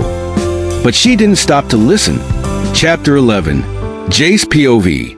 I watched helplessly as Bella stormed away, hurt and betrayed. The party, once vibrant, now hummed with tension and whispers. Some guests exchanged shocked glances, while others indulged in gossip. Unable to contain my frustration, I turned to Fredo, whose lips were still bleeding. "This is your fault, you idiot. You ruined everything." Fredo, unfazed, retorted, "Oh please, Jace. You're the mastermind behind this whole mess. Don't blame others for your mistakes. Before I could pound Frito's jaw with more punches, Matthew stepped in, his expression a mix of confusion and concern. Jace, what the hell is going on? Fredo is right, this was all your idea in the first place. Why are you so mad now? Enraged, I pushed Matthew to the side and grabbed Fredo by the neck, ready to unleash my frustration on him once more. Fredo, with a defiant grin, remarked, "Go on, Jace. Hit me. Continue to blame me for your own mistakes, since that's what you're good at." Matthew intervened just in time, grabbing my arm from behind, preventing another brawl. "Enough, both of you. Jace, what's happening with you? This was your plan. I don't understand why you are transferring your aggression to Fredo." I released Fredo, my attention shifting to Matthew. With an intense glare, I grabbed Matthew by his suit, lifting his feet off the ground. "Bella is my mate, you idiot. If anyone lays a finger on her or hurts her, I'll kill them, and this better stays between us."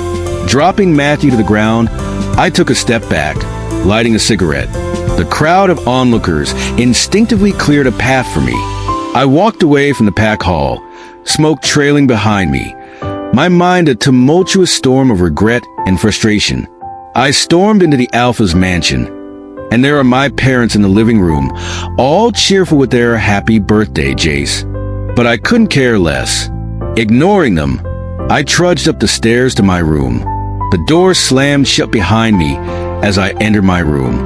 Clothes off, I cranked up my MP3 player to full blast, poured myself a glass of whiskey, took a seat, and hopped into the shower. It's the only place where I can let the water mix with my tears without anyone knowing. Mom's cheerful birthday wishes echoed in my mind, but all I felt was the weight of my recent screw-up. "Happy birthday, huh?" I muttered to myself, trying to drown out the thoughts with some loud music. Under the shower, hidden in the steam and the beat of the song, I let it out. The guilt, the regret, all of it. Why did I let things go so wrong? The chaos from the party played back in my head, a messed up soundtrack to my own betrayal of Bella and, hell, of myself. In that moment, surrounded by water and my own self-loathing, I just wished I could hit rewind and undo the whole damn mess, but I guess it's too late now. I leaned against the cold tiles, letting the water wash away not just the physical grime, but also the emotional mess I had created. The loud beat of the music was my only companion, drowning out the world outside. My mind replayed Bella's face, the hurt in her eyes, the words I had said, the punches I threw, all flashed before me like a cruel slideshow. What had I become? The guy who was supposed to protect his mate had turned into the one causing her pain. In the midst of the chaos, a knock on the bathroom door interrupted my self-loathing session. "Jace, are you okay in there?" It was my mom. Her voice held a mix of concern and confusion. I took a deep breath, trying to compose myself before answering. "Yeah, just need some time alone," I mumbled, hoping she would buy it. The song on my MP3 player changed to something melancholic, adding to the somber atmosphere. I turned off the water, stepped out of the shower, and wrapped myself in a towel. The reflection in the foggy mirror showed a guy I barely recognized, a far cry from the confident facade I wore just hours ago. I opened the bathroom door to face my mom. Her eyes widened as she took in the look on my face. "Jace, what's going on with you? Have you been drinking? What happened?" she asked, her worry deepening. I shook my head, avoiding eye contact. "Nothing serious, Mom. Don't worry about it," she sighed, her concern etched on her face. "You can't keep everything bottled up, Jace. Talk to me. I'm your mom." I forced a weak smile. "I know, Mom. Just need some time to clear my head."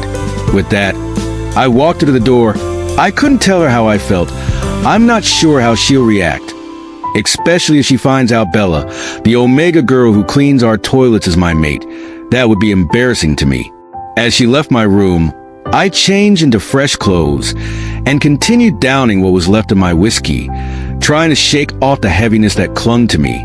Sitting on the edge of my bed, I started at the floor, lost in thought. I felt like a complete wreck. I decided I needed to talk to Bella, to fix whatever was left to fix. My mind was a mess, but I knew I had to do something. I stumbled toward the mirror, my reflection a distorted image of the guy who thought he had it all figured out. I lit a cigarette. A twisted grin formed on my face. "Look at you, Jace," I muttered to my reflection. "Congratulations, you've officially screwed up everything." The smoke swirled around me like a ghost of my own remorse. But then, a sudden arrogance crept in. I stared myself in the eye and chuckled. "What matters is Bella loves you. She didn't reject you. I mean, who in their right mind would reject a face like this?" I stroked my own ego, a desperate attempt to salvage some semblance of pride. The reflection seemed to smirk back, mocking my feeble attempt to justify the mess I'd made. In that moment, I realized the extent of my own delusion.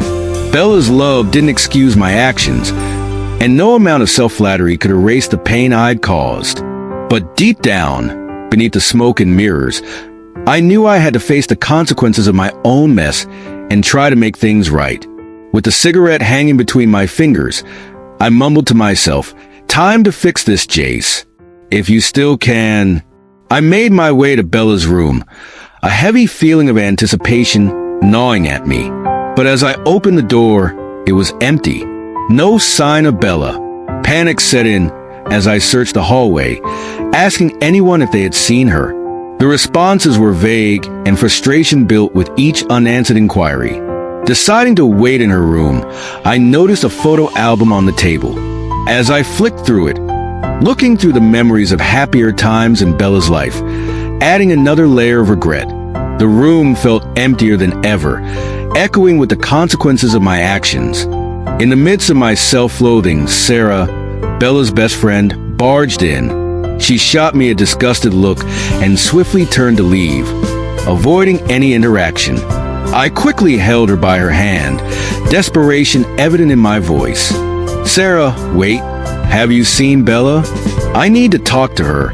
She sighed, her eyes narrowing at me. "Talk? Really? After what you did to her at the party? You expect her to want to talk to you?" I bit my lip, guilt washing over me. "Look, I know I messed up. That's why I need to find her and apologize.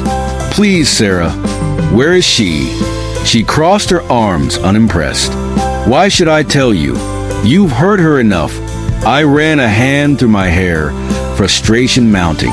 "I get it, Sarah. I messed up big time, but I need to fix this. Bella means everything to me." Sarah rolled her eyes. "You should have thought about that before humiliating her in front of everyone." "I know, okay? I know. But I can't change what happened. I can only try to make it right. Please, Sarah, just tell me where she is." She remained silent, studying me with a scrutinizing gaze. "You hurt her, Jace. More than you can imagine. If you really care, you'll have to figure it out yourself." With that, Sarah turned away, leaving me standing there. After a long wait, frustration lingered within me as I left Bella's room, the weight of regret heavy on my shoulders. Seeking solace, I headed towards a packed pond, hoping the cool breeze would ease the turmoil within me. As I approached the water, a sinking feeling intensified. There, by the pond, sat Bella. But she wasn't alone, in the arms of another guy. My jaw clenched, and anger boiled beneath the surface. "What the hell, Bella?" I muttered to myself, my heart pounding with a mix of jealousy and fury. I couldn't tear my eyes away, as if the sight was etching itself into my memory. Trying to mask the turmoil within, I forced a casual tone. Well, look who's found company by the water. Didn't expect to see you here, Bella." Bella turned to me, a mixture of surprise and irritation in her eyes. "Jace, please stay away from me." The guy beside her shot me a challenging look. "Can't you see we're busy?" "Look, man, you heard her already. She doesn't want to see you, so stay away." Chapter 12. Jace's POV. As I approached the water, a sinking feeling intensified. There, by the pond, sat Bella. But she wasn't alone in the arms of another guy. My jaw clenched and anger boiled beneath the surface. What the hell, Bella? I muttered to myself, my heart pounding with a mix of jealousy and fury. I couldn't tear my eyes away, as if the sight was etching itself into my memory. Trying to mask the turmoil within, I forced a casual tone. Well, look who's found company by the water. Didn't expect to see you here, Bella. Bella turned to me, a mixture of surprise and irritation in her eyes. Jace, please stay away from me. The guy beside her shot me a challenging look. Can't you see we're busy? Look, man, you heard her already. She doesn't want to see you, so stay away. Ignoring the guy like he didn't exist, I focused my attention on Bella. Bella, please, just give me a chance to explain. She shook her head, frustration evident. I don't want to speak with you, Jace. The guy walked up to my face, poking a finger into my chest. Hey, look here, tough guy. She said she's not interested. Back off. I met his gaze with a cold stare. Touch me one more time, and you'll be leaving this pack in a wooden box. The guy stepped in front of me, a smirk playing on his lips. Is that supposed to be a threat? He sneered. I shrugged, a mocking grin spreading across my face. Guess there's only one way to find out. Just as the guy was about to escalate the situation, Bella intercepted, stepping between us with urgency. Her presence diffused the tension, avoiding what could have turned into a full-blown fight. Brent, please give us some time to talk, Bella requested, her eyes pleading with him. Brent shot me a final, disdainful look before complying. Fine, but don't take too long, he warned, walking away with a smug confidence. I mockingly waved him goodbye, unable to resist a sarcastic remark. Don't worry, we won't keep you waiting. As Brent disappeared into the distance, I turned my attention back to Bella, a mix of emotions playing on her face: anger, hurt, and a hint of curiosity in her eyes. Bella, I began, my voice more sincere than before. I need you to hear me out. I know I messed up, and I'm truly sorry.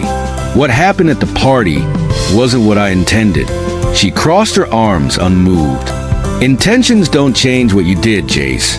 You humiliated me in front of everyone. Do you even realize the impact of your actions? I took a step closer, desperate to bridge the emotional gap between us. I do, Bella. I messed up big time, and I can't change the past, but I want to make things right. I never meant to hurt you. She sighed, her gaze fixed on the water. Jace, you've always found a way to make my life unbearable. This time, you crossed a line. My heart sank, realizing the depth of the wounds I had inflicted. Bella, I never thought you'd be my mate. When I realized it tonight, I felt something I hadn't before. Please, let me prove that I can be different, that I can be the mate you deserve. She met my eyes, skepticism etched across her features. Why should I believe you now? You've hurt me too many times. I took a deep breath, my sincerity cutting through the chaos of emotions. Because Bella, despite everything, I care about you. You mean more to me than you think. I'm willing to do whatever it takes to make amends. Bella remained silent for a moment, the weight of her decision evident in her contemplative expression. Jace, being mates doesn't erase the pain you've caused. I need time to process everything. I nodded, acknowledging the gravity of her words. Take all the time you need. I'll be here, ready to prove that I can change. She turned away, her gaze drifting over the water. I'm not making any promises, Jace. Don't expect things to magically go back to the way they were. I understood the reality of the situation sinking in. I don't expect miracles, Bella. I just want a chance to make things right. Just as Bella was about to respond, Brent returned, interrupting our already strained conversation. He casually strolled up, his presence a deliberate intrusion. Hey, Bella, Brent chimed in, his tone laced with faux concern. You must be tired from all this talking. How about we grab something to eat? You could use a break. I shot Brent a glare that could have melted steel. my irritation evident. "What are you, Bella's new sidekick or something?" I sneered. Bella, caught in the middle, wore a sad expression. Before she could respond to my question, Brent interjected, his words slicing through the tension. "I'm the guy who's going to treat Bella right." My jaw clenched, frustration boiling over. I turned to Bella, my eyes searching for an explanation. "Who the hell is this guy, Bella? What's he supposed to be to you?" Bella hesitated, her gaze dropping to the ground. "Jace, just give me some time. I need to figure things out." Brent, seizing the opportunity to play hero, placed a hand on Bella's shoulder. "Look, man, she needs someone who won't mess things up. I'm that guy." Anger surged within me, but I took a deep breath, trying to maintain composure. "Bella, is this what you want? To replace me with this guy?" Bella met my eyes, and for a moment, I saw a flicker of uncertainty. Brent, however, continued his interference. "She doesn't need someone who plays games, Jace. I'm here for her, unlike some people." My patience wearing thin, I shot back. "I don't need you to fight my battles, Brent, or whatever you call yourself. Bella is my mate if you're not already aware. I'm telling you now, stay away from her, or get ready to face the consequences." Brent's confident facade wavered for a moment, my words clearly hitting a nerve. Bella, caught between the clash of egos, looked torn and exhausted. Brent scoffed, attempting to regain control of the situation. "You don't scare me, Jace, the mate or not. You've already proven you're not the right choice for her. Let her make her own decisions." My fists clenched at his audacity, but I held back, reminding myself of the need for restraint. "Bella, you know me better than anyone. I messed up, and I'm owning it, but I won't let someone else dictate our story." Bella, her expression a mix of frustration and sadness, finally spoke up. "Enough, both of you. Jace, I need time to sort this out, and Brent, I appreciate your concern, but I can handle my own decisions. Enough of this madness already," I declared, frustration and anger simmering beneath the surface. I turned my attention to Brent, who seemed to relish the chaos he was creating. "Brent, leave this pack immediately. You're not welcome here." Brent shot me a challenging look, a defiant smirk playing on his lips. "Unless what? What are you going to do if I don't leave, tough guy?" Chapter 13. Bella's POV. Enough of this madness already, Jace declared with frustration and anger. He turned his attention to Brent. "Brent, leave this pack immediately. You're not welcome here." Brent shot him a challenging look, a defiant smirk playing on his lips. "Unless what? What are you going to do if I don't leave, tough guy?" I couldn't believe the chaos unfolding before me, Jace and Brent on the brink of a confrontation. I rushed in between them just in time, my frustration boiling over. "Enough!" I yelled, the force of my voice cutting through the tension. "You two are acting like overgrown kids. I have too much on my mind right now, and the last thing I need is babysitting two grown men with inflated egos." Just as I screamed, Matthew and Fredo, who were passing by at a distance, overheard my voice and rushed over. Matthew turned his attention to Jace, questioning with a furrowed brow. "What's going on here, bro?" Jace instantly replied in a defensive tone. "None of your business, and definitely not anything I can't handle." Fredo took a step closer, examining Brent's face closely. He chimed in, "I know this guy. He stole my girlfriend once when we were in high school. Used to think he was the coolest kid in class. How come you guys don't recognize him? He's the son of the dead Wolfpack Alpha, Brent, the womanizer. I see you heard about the party and came over. You want to have fun with the girls from our pack. Well, guess what? Now I'm going to have some fun with you." Brent laughed, giving Jace a mocking look. "I thought you had some balls for a minute. I didn't know you were the type to call your friends for help to win a fight." Jace immediately barked in a commanding tone, declaring, "Matthew and Fredo, you two stay out of this. I don't need the help of imbeciles to take care of another imbecile." Fredo remained defiant, replying, "Say what you want, Jace, but I'm not going anywhere. I want a piece of this cake." This guy owes me, and if I don't take my chance with him now, I don't know when I might get another one. Jace declared, "It's either you two leave, or I leave." Matthew and Fredo looked sideways, avoiding Jace's gaze. Jace cast them both a disgusted look, and with that, he turned around and left. As Jace slowly walked away, a smirk formed on Fredo's face. He turned his attention back to Brent, saying, "Okay, big guy, it's time to get this party started."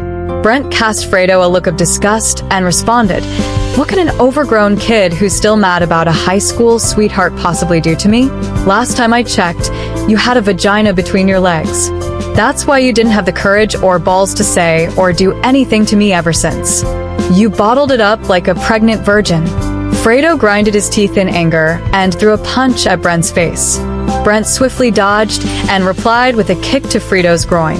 In less than a split second, the tension had escalated. I tried to intervene, but I was pushed aside as the two men continued to exchange blows with each other. Suddenly, Fredo pulled out a silver blade, and my heart sank. He stabbed Brent multiple times in the stomach. The brutal scene unfolded before me, and I felt a wave of nausea.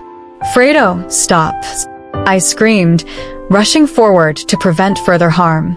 But it was too late. Fredo, with a menacing look, met my eyes and said, "This guy deserves more than just a beating." Matthew, who had lingered nearby, realizing the situation had taken a dark turn, pulled Fredo away. They both took off, leaving an injured Brent alone with me. Brent winced in pain, clutching his stomach. Blood seeped through his fingers, staining the ground beneath him. I cautiously approached Brent, who was clutching his stomach in pain. "We need to get you help," I urged, concern etched on my face. Brent, wincing, managed a weak smile. "No need. Just leave me be." I hesitated but couldn't bear to see him suffering. "I can't just leave you here. Let me call for help." Clutching his stomach, he granted. "I'll be fine, just a couple more minutes and I'll be healed." But I wasn't convinced. The wound kept bleeding. It could take a couple hours before he completely healed. At this rate, I knew I had to improvise. "Brent, take off your jacket. We need to stop the bleeding. If you keep losing this much blood, I doubt you will survive this," I said urgently.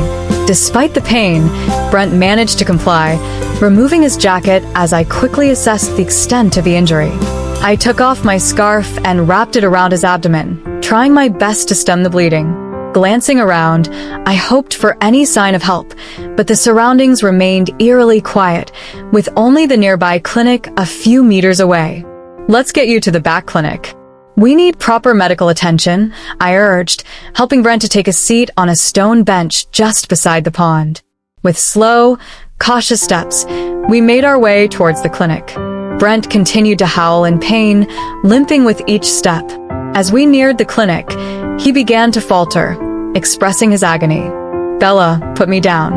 I don't think I can bear it anymore." Panic surged through me as I pleaded, "Hang in there, Brent. We are almost there." The injury continued to bleed, leaving droplets of blood on the ground. I supported him as we moved, his weight becoming heavier with each step. Desperation taking over, I screamed in a loud voice, crying for help, hoping that anyone, would hear and come to our aid. The silence persisted, as this was a quiet side of the pack. Brent's eyes began to close slowly, and panic surged through me. Desperation laced my voice as I cried, "Stay with me, Brent. You can do this." No response. Brent's strength seemed to fade rapidly, and I spotted a few pack members approaching in the distance. Holding him up tightly, despite the increasing weight, I struggled to keep him conscious. As the pack members arrived, they quickly assisted in placing Brent on the ground. However, it was too late. He lay there lifeless. One of the pack members turned to me, casting an accusing look, and yelled, "Murderer, you killed him." Chapter 14. Jace's POV. The bar's dim lights offered a sanctuary as I angrily walked in, seeking solace in the familiar atmosphere. I took a seat, the worn leather creaking beneath me, and the bartender, a seasoned pack member, approached with a knowing look. "Young Alpha, you seem tensed, and I know just what you need," he said, his tone a mixture of sympathy and understanding. Before I could respond, he swiftly returned with a shot glass filled with an unfamiliar mixture. I glanced at it briefly, contemplating, but the frustration within me didn't leave room for second thoughts. I picked up the glass and downed its contents in one go. Surprisingly, it tasted good, strong enough to distract me from the chaos outside. I flashed the bartender a brief smile and said, "Bring me the full bottle." Moments later, the bartender returned with the bottle, and I took another gulp, letting the fiery liquid burn away the edges of my anger. As I sat there, alone with my thoughts, I couldn't shake off the irritation that had been building up. "These boys keep getting on my nerves," I muttered to myself. The constant disrespect gnawed at me, and a simmering anger threatened to boil over. I pounded my fist on the table, contemplating the consequences of their actions. If they keep disrespecting me like this, I will have no choice but to snap one of their necks, I declared with a low growl. As I sat there in contemplation, the bar's subdued ambience providing a temporary refuge, my attention was abruptly pulled to two pack members who walked in and took seats next to me. Their hushed discussion hinted at a brewing storm within the pack. One of them, with a drink in hand, remarked that Omega is in for it. What was she thinking, stabbing the heir of the dead wolf pack? "There's no way she's coming out of this one alive," his companion chimed in. "Even if the Alpha decided to believe her story, the dead wolf pack will definitely demand a head in return, if not two." A humorless laugh escaped the second man as he took another gulp, stating confidently, "She's dead meat for sure. There is no way Alpha Mark would risk us going to war with those savages. That girl is dead for sure." The mention of the dead wolf pack sent a cold chill down my spine. A gut feeling told me this had something to do with Bella, Brent, and the recent argument between Fredo and Matthew. To dispel assumptions and seek clarity, I leaned forward, interrupting their conversation. "Sorry to interrupt, but which of the Omegas are we talking about here?" One of the men wasted no time in responding. "The one who got publicly humiliated at your party, young Alpha." The other added with a mocking tone, "I've never seen anyone with such bad luck in my life." Rage erupted within me, and before I could control it, I smashed my fist on the table, shattering their drinks and scattering the remnants into pieces. The men stared at me, disbelief etched on their faces as they questioned young Alpha. What was that for? "That's for speaking ill about her like that," I responded, my anger palpable. "But she's just an ordinary Omega who washes the packed toilets," one of them argued. "Not anymore," I retorted, stepping back slowly. As I fixed my shirt, a cold smile played on my face. "Enjoy the rest of your day, gentlemen." The remnants of my anger still lingered from the bar as I raced through the pack's courtyard, an unsettling feeling gnawing at my insides. I burst into a scene that sent shockwaves through me. Bella lay on the ground, battered and broken, the aftermath of a brutal beating delivered by Beta Ryan, my father's Beta, and also Fredo's dad. A surge of rage overtook me at the sight of such brutality. My wolf roared within, a feral energy consuming my senses. It felt like I was on the brink of losing my mind. Without a second thought, I lunged at Beta Ryan, the force of my impact sending him flying, crashing into the door of Alpha Mark's office a few meters away. The door shook from the impact, and the resounding crash echoed through the courtyard. Another assailant, still intent on inflicting harm, aimed a vicious kick at Bella's already battered abdomen. With a swift motion, I grabbed him by the jaw, crushing his teeth with a fierce grip. He recoiled in pain. The attack on Bella halted. As I glared at him still in my grip, I demanded a ruthless expression on my face. "How dare you?" But he stayed silent. Even if he wanted to speak, now he couldn't. His jaws had been damaged beyond repair. Amidst the chaos, my father, Alpha Mark, stormed out of his office, his eyes ablaze with fury. In a thundering tone that resonated through the courtyard, he barked, "What is the meaning of this madness?" Ignoring my father's demands, I rushed to Bella's side, lifting her from the ground with a mixture of tenderness and desperation. Concern etched my voice as I asked, "Bella, my love, are you okay? Please, tell me what happened to your stomach." Her pained silence was a heavy weight on my heart, and she continued to bleed from her mouth, her cries a haunting echo of agony. I ran my hands through her hair, attempting to offer a semblance of comfort. "Don't worry, Bella. No one is going to hurt you now." She clung to me tightly, sobbing bitterly and gasping for breath in the aftermath of the brutal assault. Beta Ryan, who had regained consciousness from the impact of my earlier attack, groaned in pain. He responded to my father's questioning. "Alpha, she murdered a man.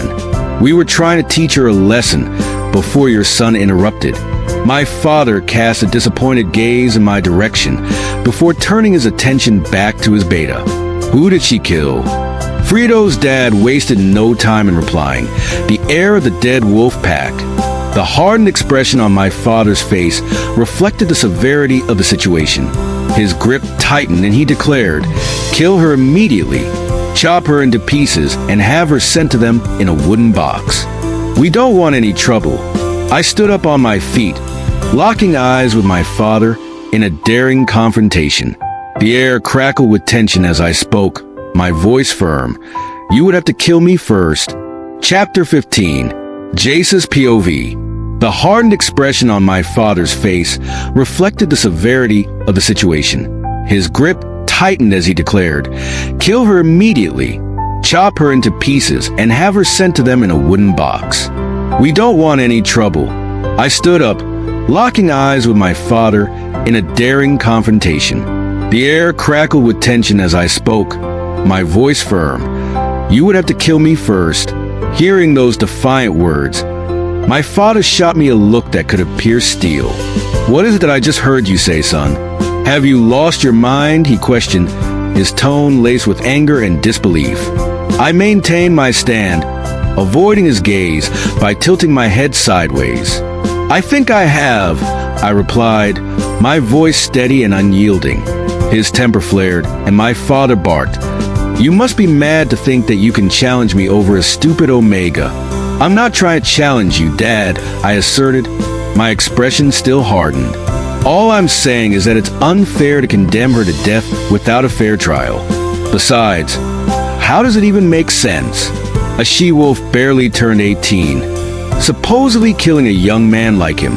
Even if the dead wolf pack hears about this, they won't believe you. They'll think you're playing with their intelligence, insulting their heir like that." My father, calculatingly eyeing me, tried to make sense of my words. "Let's say you're right, and she isn't the one responsible. Then who killed him?" he demanded. "I don't know," I replied truthfully. "But if you give me some time to speak to her privately, I bet I will figure this out." "You have 1 minute," my father declared, his decision final. In that tense moment, I turned toward Bella, still cradled in my arms. "Bella, we don't have much time. Please, tell me what happened," I urged, desperation seeping into my voice. Bella's faint voice whispered through her weakness, blood dripping from her lips. "It was Fredo who did it. After you left, they got into a fight, and Fredo stabbed him multiple times with a silver blade. He was badly injured. I tried to take him to the Pack's hospital, but he didn't make it there alive. By the time I got help, he was already dead in my arms, and the Pack members labeled me the killer." My fists clenched in anger. Turning my attention to Beta Ryan, I barked, "Did you hear that? Did you hear what she just said? It was your son who's responsible for the murder. Besides, I was there just a few minutes before the fight happened between them, and your son said he hadn't finished business to resolve with the guy." Beta Ryan, still bitter about the earlier assault, retorted immediately, "How dare you, Jace? Have some decency for the moon's sake. How dare you accuse my son of something he knows nothing about just for the sake of a stupid Omega girlfriend of yours? Besides, I thought you two were friends." He glared at me with irritation, adding, "I can't believe you're willing to throw away your many years of friendship out the window simply because of a good-for-nothing Omega girl who does nothing but wash toilets." His words triggered an uncontrollable rage within me. I approached Beta Ryan, ready to deliver a punch. But my father's thundering voice intervened. "That's enough, both of you. All we have to do is call Fredo and hear from the horse's mouth. Someone get Fredo down here immediately." Two pack warriors rushed to find Fredo, and Beta Ryan and I exchanged murderous glances, the tension escalating in the courtyard. Finally, Fredo appeared, a nonchalant expression on his face, as if unaware of the storm brewing around him. The pack warriors had brought him to the courtyard, and his eyes shifted between me, Beta Ryan, and my father. My father wasted no time in getting to the heart of the matter. "Fredo, did you kill the heir of the dead wolf pack?" Fredo's eyes darted around for a moment before settling on me. A sly grin played on his lips as he responded, "Why would I do that? I've got no reason to kill anyone." The audacity in his tone fueled the fire within me. "Bella witnessed the whole thing, Fredo. She saw you stab him multiple times with a silver blade," I accused, my voice edged with anger. Fredo scoffed, dismissing the accusation. "Bella is a liar. Always has been. I had nothing to do with it." I couldn't stand Fredo's denial anymore. I took a step forward, ready to deliver a heavy punch to his face, but my father's commanding voice intervened. "That's enough, both of you." The tension in the courtyard reached its peak, and just as my father was about to address the situation, ring, ring, his cell phone rang, interrupting the impending confrontation. He quickly whispered to us, emphasizing the need to keep our voices down. With a swift motion, he put the call on speaker, and a voice from the other end identified itself as Alpha Diablo, the leader of the Dead Wolf Pack. "Hi, Alpha Mark." Diablo's voice sounded friendly. "My kid and his friends were over at your park earlier today for your son's birthday ceremony.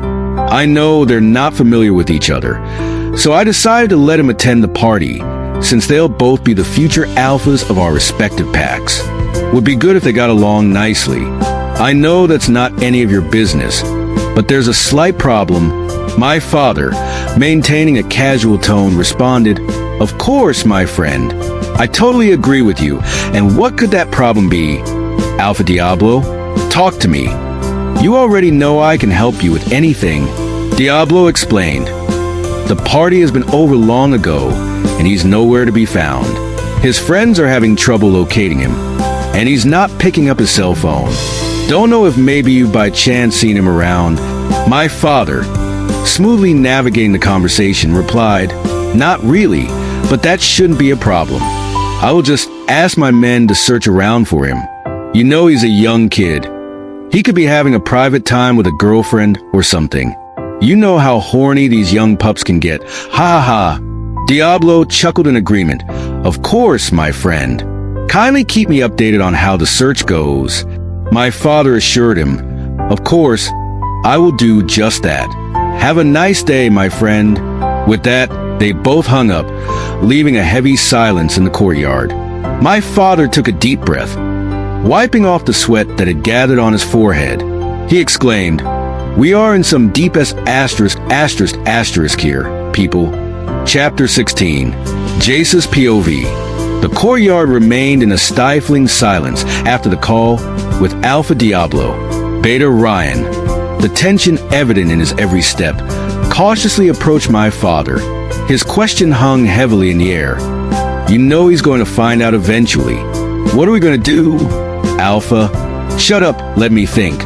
My father barked impatiently, his forehead beaded with sweat as the weight of the situation pressed down on us.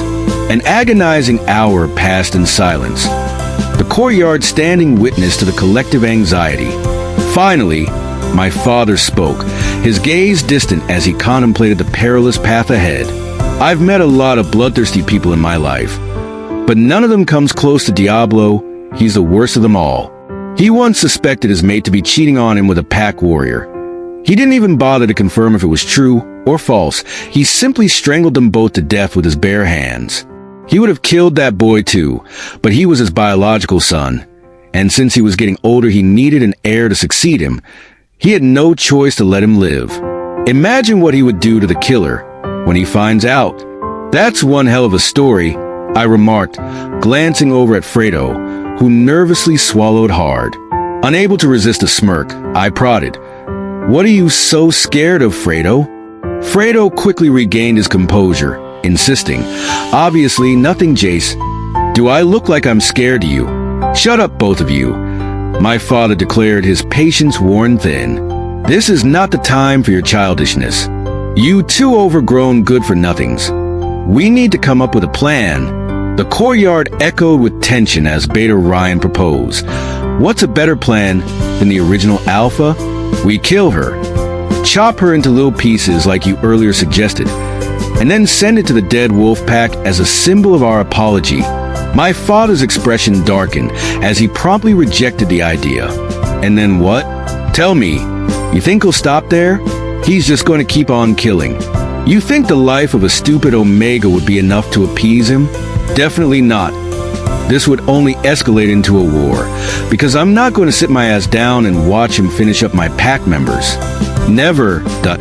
Beta Ryan bowed his head in realization, his voice gentler as he asked, "Then what do you suggest we do, Alpha?" "The only thing left to do," my father responded with a defeated look. I narrowed my eyes, a calculating gaze fixed on him. "And what could that be, Dad?" "We bury the boy's body. Cover up the whole thing and move on with our lives like nothing happened. Nobody says anything about this to anyone." The plan was far from ideal, but in the face of Diablo's wrath, it seemed the only course of action to prevent an all-out war with the dead wolf pack. It was easy to understand the angle my father was coming from. Thought I'm not very familiar with fighting against the dead wolf pack, but I've heard their tales, and a lot of strong warriors from my packs have confirmed that they are a formidable force to stand against. If it was true that Brent was the actual heir of the dead wolf pack, then I'm shocked how Fredo was able to kill him so cheaply. Beta Ryan hesitated before speaking. "But Alpha, if Diablo finds out we've been hiding this, he'll dash." My father interrupted. "He won't find out if nobody talks. We make sure that everyone involved understands the consequences of speaking out. This stays buried, and we continue as if nothing happened." "That's a great idea, Alpha Mark. I agree with you," Fredo chimed in with a smirk on his face. Seeing this smirk made my blood boil up to 100 degrees. "Fine," I said, taking a step forward. "We are going to bury the truth, but are we going to allow this bastard walk away without getting a good beating?" I added, pointing a finger at Fredo's face. My father met my gaze with a stern look. "Jace, sometimes sacrifices have to be made for the greater good. This is one of those times. Besides, we are not certain who the actual killer is here, so better to bury everything up. Is that clear?" "Yes," I replied with a defiant look.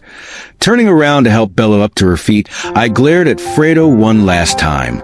As I walked away with Bella in my arms, my father's voice called out, breaking through the heavy silence. "Don't take her to the park clinic to avoid raising any questions. Take her to my exclusive lounge instead. It's more private and free from prying eyes. It's by the PAX Extreme." With those words, he tossed me the keys. Arriving at the lounge, the air was cool and the atmosphere cozy. I laid Bella on the bed. She had fallen asleep in my arms during the journey. With a warm towel, I gently cleaned her injuries, careful not to wake her. Knowing she'd be hungry when she awoke, I decided to prepare a meal. In the meantime, I arranged painkillers for her to take. As she slept, I couldn't help but smile. After a while, Bella slowly awoke from her slumber. I helped her up into a sitting position, passing her the painkillers to ease her discomfort. Next, I presented her with the meal I had prepared. Bella looked at me with a mixture of love and surprise, clearly touched by the effort. When she was done eating, I suggested she take a shower and change into fresh clothes. Turning my face to the wall, I assured her, "Don't worry, Bella, I'm not looking." As she began to undress, I turned around, giving her privacy. I heard her voice. "You can turn around now, Jace." I shifted my gaze back, only to be met with the sight of Bella without clothes. My jaw dropped, momentarily stunned by the unexpected revelation. "Bella," I stammered, a blush creeping up my cheeks. "I didn't mean to dash." She interrupted with a playful grin.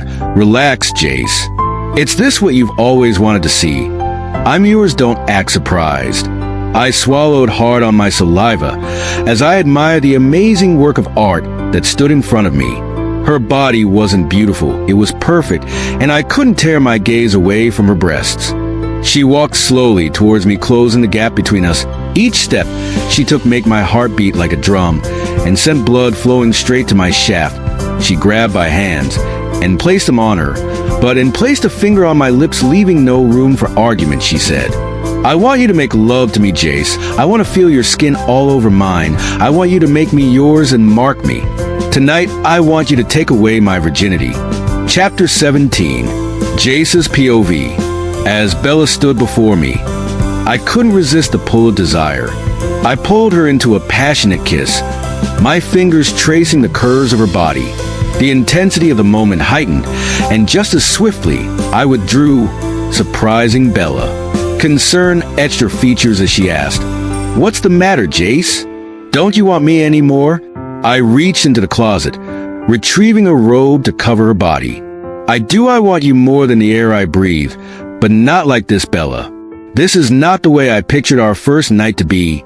Covering her nakedness with the robe, Bella's confusion surfaced. I don't understand you, Jace. How did you picture it? Seating her on the bed, I explained. On the day I take over the alpha position. Remember, my father promised to hand over the alpha position to me when I find my mate. I was hoping to mark her on that same night. Besides, you're not in the right state of health, especially after the beating you received from those losers. Bella took a deep breath, absorbing my words. No problem, it's all good, my love. I think I understand you. A cute smile played on my lips, and I couldn't help but tease her on You called me my love. Have you forgiven me now? Bella responded with a giggle and a flirtatious smile. Well, let's just say I have. I couldn't help but admire Bella's beauty and forgiving spirit. Despite everything bad I had ever done to her, a tear escaped my eyes. Getting on my knees, I took her hand. I'm very sorry for everything bad I've ever done to you, Bella. Please find a place in your heart to forgive me. I did those things out of foolishness.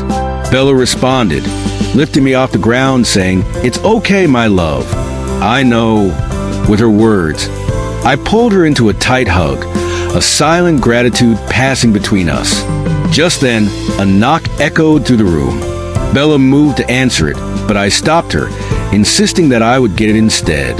As Bella headed for the shower, I approached the door. Opening it, I found the pack mistress standing on the other side. Irritation bubbled within me, anticipating the reason for her visit, but I decided to give her the benefit of the doubt. I cast her an irritating look as I asked, Yes, how can I help you? My tone lacked any warmth or smile. The pack mistress stammered nervously, I've been searching for the Omega girl, Bella. I was told I could find her here. I closed my eyes briefly, trying to contain my anger before responding. Is there any problem, or any particular reason why you're searching for her? Yes, young Alpha, she replied hesitantly. Tell me then, I demanded, my blood boiling beneath the surface. The toilets are dirty.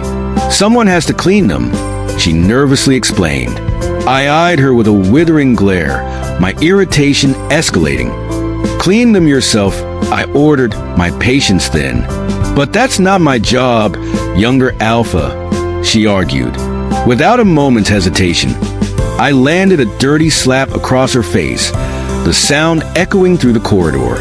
My voice thundered as I declared, That's an order from me, the pack mistress, now silenced and holding her stinging cheek, nodded in compliance as I closed the door behind her. Heading back to the room, I found Bella out of the shower, dressed in the robe I had provided. She looked up at me, concern etched across her face. Jace, what happened? I sighed, running a hand to my hair. Just pack business, I replied dismissively, not wanting to burden her with the details. Let's focus on us right now. Bella nodded understandingly, a flicker of gratitude in her eyes. As we settled down, the room filled with a comfortable silence. Bella broke it, her voice soft. Jace, About what you said earlier, the promise your father made about handing over the alpha position when you find your mate. I glanced at her, curiosity in my eyes. What about it? Bella hesitated for a moment before speaking. Is he aware that we are mates? Do you think your father would actually keep that promise? A heavy sigh escaped my lips. It's hard to say, Bella. I haven't said anything to him yet about us, but my father, like many alphas, is bound by tradition and the expectations of our pack. But I can't shake the feeling that he might have his own plans, his own reasons for holding on to the alpha position. Bella nodded, her expression thoughtful. What do you want, Jace? Do you want to be the alpha? The question hung in the air, and for a moment, I found myself grappling with the weight of my desires and responsibilities. Finally, I spoke. I don't know, Bella, to be honest, but I do know that I want you safe, and I want us to have a future together, away from all this chaos. She reached for my hand, giving it a reassuring squeeze. We'll figure it out together, Jace. No matter what happens, we face it as a team. Her words offered a sense of comfort, and for a moment, I felt a renewed determination. Leaning in, I placed a tender kiss on her forehead. Thank you, Bella. Now, let's get some rest. Tomorrow is a new day. The morning sun cast its warm glow across the packed territory as I made my way to my father's office, thoughts swirling in my mind. I needed to address the issue with the pack mistress and, more importantly, let my father know about Bella. Sitting outside the office corridor, I awaited my father's arrival. When the convoy of cars pulled up, my father stepped out, accompanied by Beta Ryan and a few pack warriors. I greeted him with a casual "Good morning, Dad." My father looked at me in surprise, a hint of amusement in his eyes. Did you dream of me, Jace? You've never waited for me by the office before. This must be something important. I chuckled, acknowledging the unusual circumstance. You're right, Dad. It's definitely important. He gestured for me to follow as we entered his office. Come in and have a seat then. As I settled into the chair, my father leaned against his desk, his eyes fixed on me. All right, Jace, what's on your mind? This seems serious. I took a deep breath, choosing my words carefully. Dad, there are a few things we need to discuss. First, I've found my mate. Surprise flickered across my father's face as he got up on his feet super excitedly as he grabbed me and pulled me into a tight hug. My father hadn't hugged me in ages. I couldn't help but smile, quickly replaced by a knowing smile. Well, that's wonderful news, Jace. Finally, the long wait is over. Who's the lucky one? I hesitated for a moment before answering. It's Bella, Dad. Bella, the Omega. My father's smile faded instantly, like sand washed away by water, replaced by a more serious expression. Bella, the girl who washes toilets. This must be a joke. Tell me this is a prank, Jace. You can't be serious. I'm serious, Dad. I care about her more than anything, and I want to claim her, mark her, and start having pups as soon as possible, I asserted, the determination clear in my voice. My father thundered an interruption, declaring, over my dead body will that happen. I will never allow my son to be mated to an ordinary filthy Omega. Come to think of it, she's as good as the dirt that she cleans. I replied defensively, watch it, Dad. That's my mate we're talking about. My father glared and said, don't repeat that word again. She's not your mate. You, she, and even the moon goddess. Anyone who thinks you two are a match is a complete bastard. I interjected. Dad, you seem to have forgotten the meaning of the term fated mates. She's mine and I'm hers, just the way we wanted it. And there's nothing anybody can do to stop it. My father grabbed me by the collar and pulled me close, glaring into my eyes. If you don't reject that girl, you cease to become my son, and you might as well forget about the alpha position. I sized my father up arrogantly, locking eyes with him as I questioned, is that all? His response was a curt, yes. Fine, so be it, that I replied with that I turned around and took my leave. Chapter 18. Jace's POV. Returning to the lounge, My mind was deep in contemplation over the argument with my father. I was definitely worked up, no matter how hard I tried to cover it. As soon as I stepped into the room, Bella, who was now awake, noticed my expression. She approached gently, teasing. "What's the matter, baby?" No good morning kiss for me. I couldn't help but flash a big smile at Bella as I leaned in, placing a kiss on her forehead. Even though I wanted to be angry, I just couldn't. It was a huge challenge for me to be angry when she smiled at me with her big, beautiful eyes. I looked into her eyes with a loving gaze. "You know that I love you, right?" Bella responded, smiling through her eyes. "Yes," she said as she wrapped her hands around me. Playing with my beard, she locked eyes with me. She questioned, "What's the matter, baby? You know you can tell me anything." I sighed, brushing her hair gently. "It's just pack business, my dear. Nothing serious." Well, the truth is my father is getting on my nerves. Things are complicated, and I had a disagreement with him about us. Bella looked up at me, concern etched across her face. "What happened this time, Jace? Tell me." I hesitated for a moment, debating how much to share. I really don't want her to feel bad, but I just had to say the whole truth. "My father doesn't approve of us being mates. He wants me to reject you, Bella. And if I don't, he has threatened to disown me. He said I shall lose my position as his son and future alpha." Bella's eyes widened in shock, and she tightened her grip on me. "What? But I thought you said he promised you the alpha position when you found your mate." Suddenly a wave of realization hit her like a storm as she held her chest. "It's me, isn't it?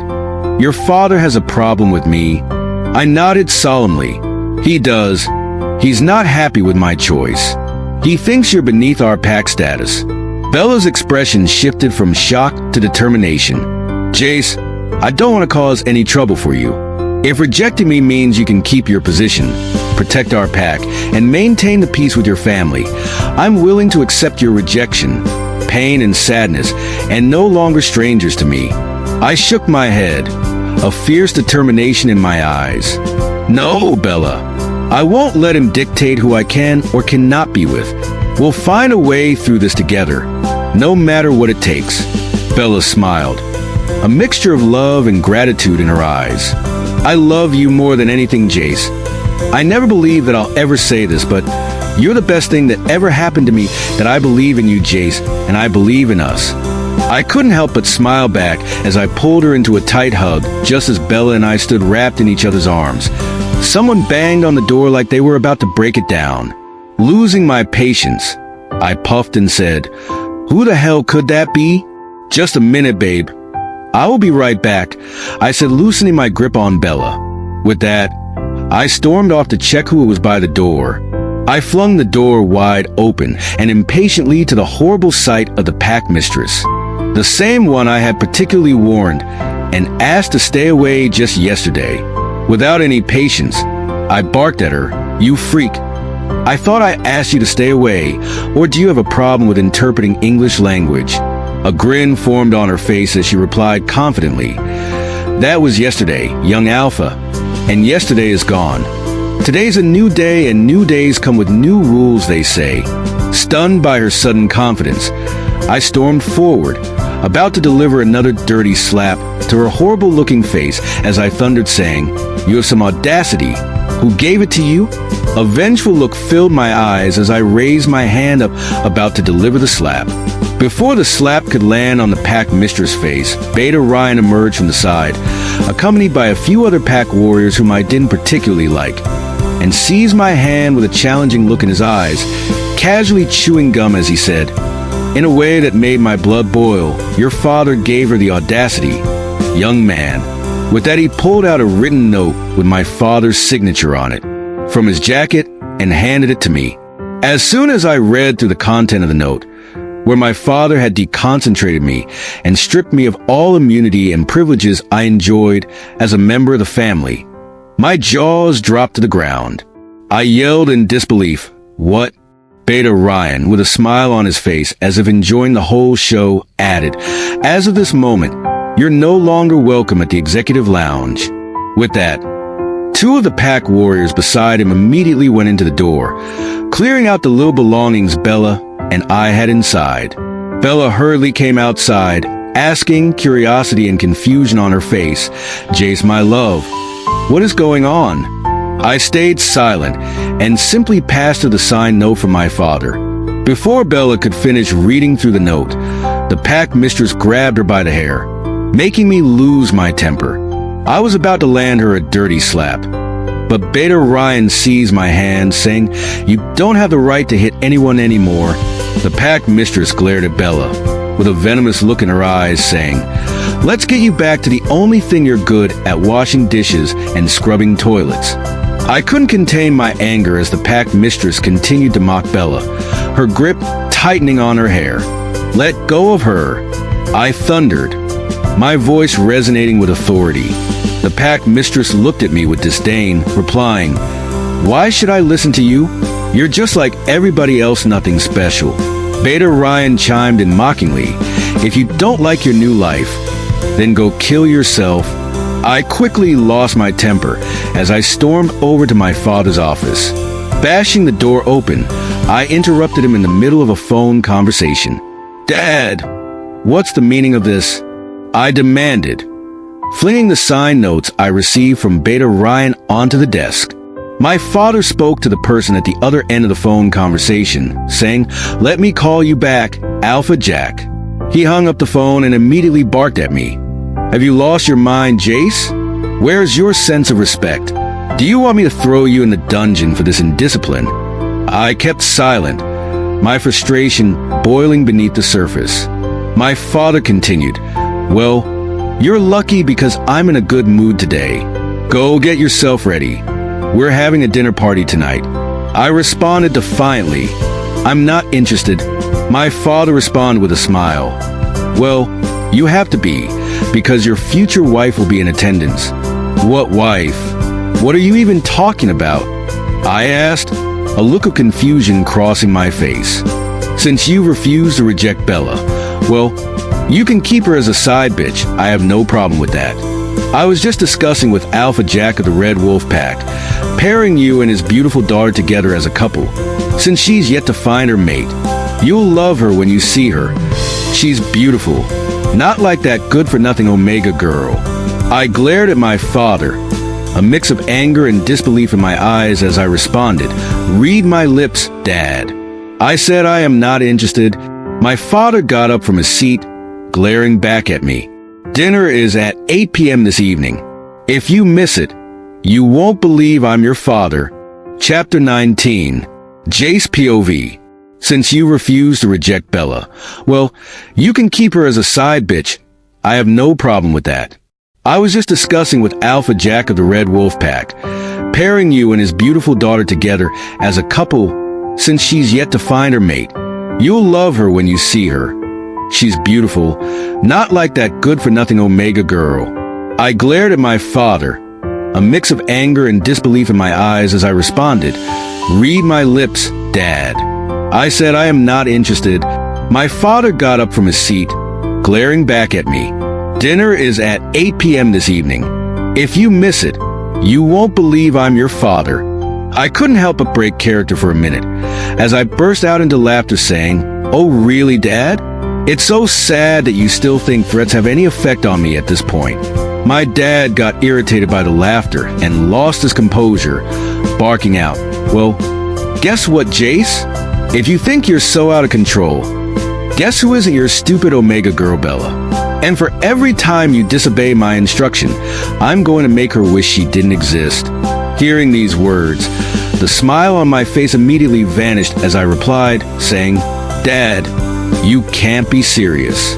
Don't do anything to hurt that girl, please. I beg you with my life." A smirk formed on his face as he replied, saying, "I guess we have a deal then.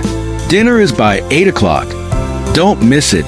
With that, I squeezed my face in discontent and took my leave. The echoes of my father's harsh words reverberated in my mind as I left his office. The weight of the impending dinner party and Bella's safety heavy on my shoulders. The cloak of freedom I thought I had in this pack seemed like a mere illusion. shattered by the harsh reality of my father's control. The mission to find Bella became my priority, and I searched the pack high and low, only to discover the lounge locked. Determined, I traced her down to her room, but instead I found Sarah, her best friend.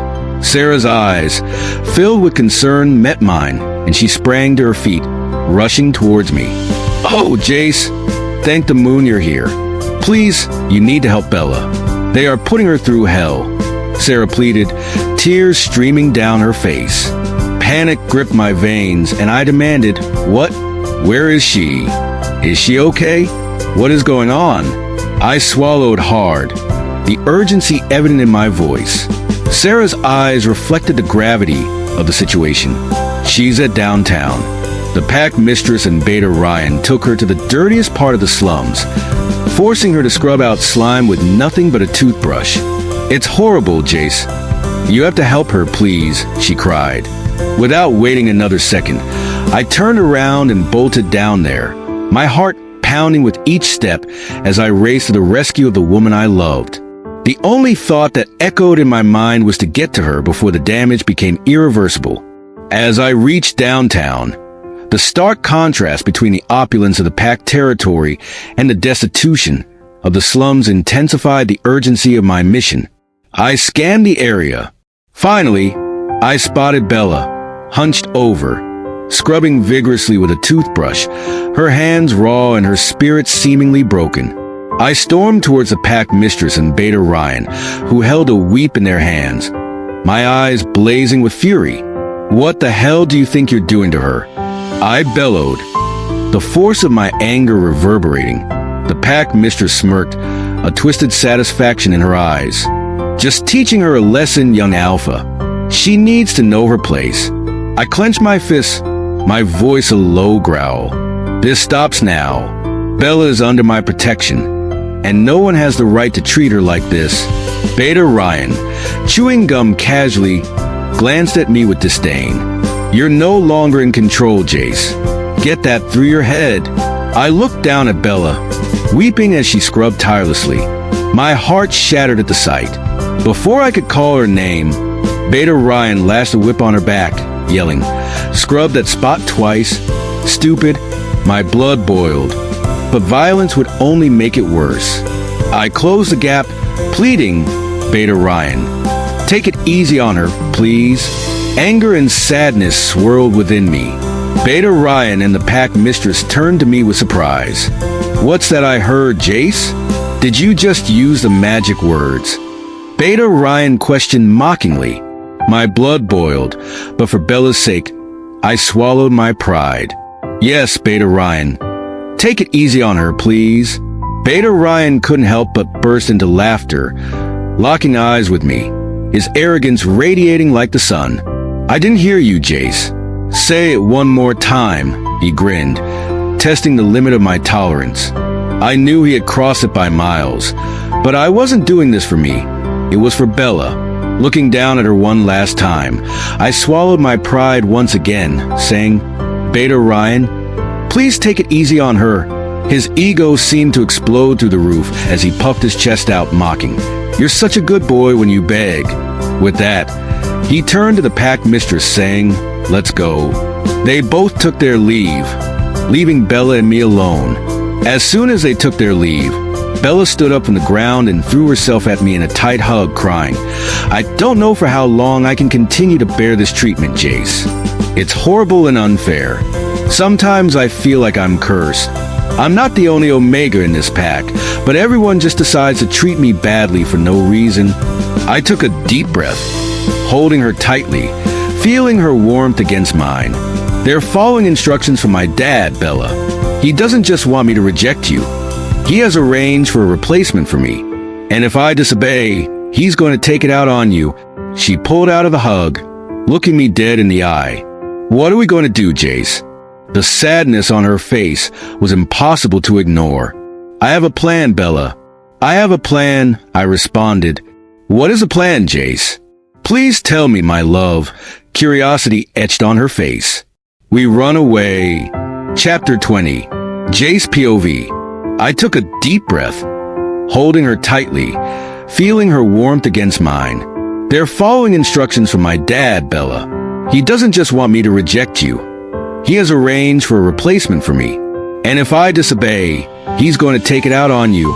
She pulled out of the hug, looking me dead in the eye. "What are we going to do, Jace?" The sadness on her face was impossible to ignore. "I have a plan, Bella. I have a plan," I responded. "What is the plan, Jace? Please tell me, my love." Curiosity etched on her face. "We run away."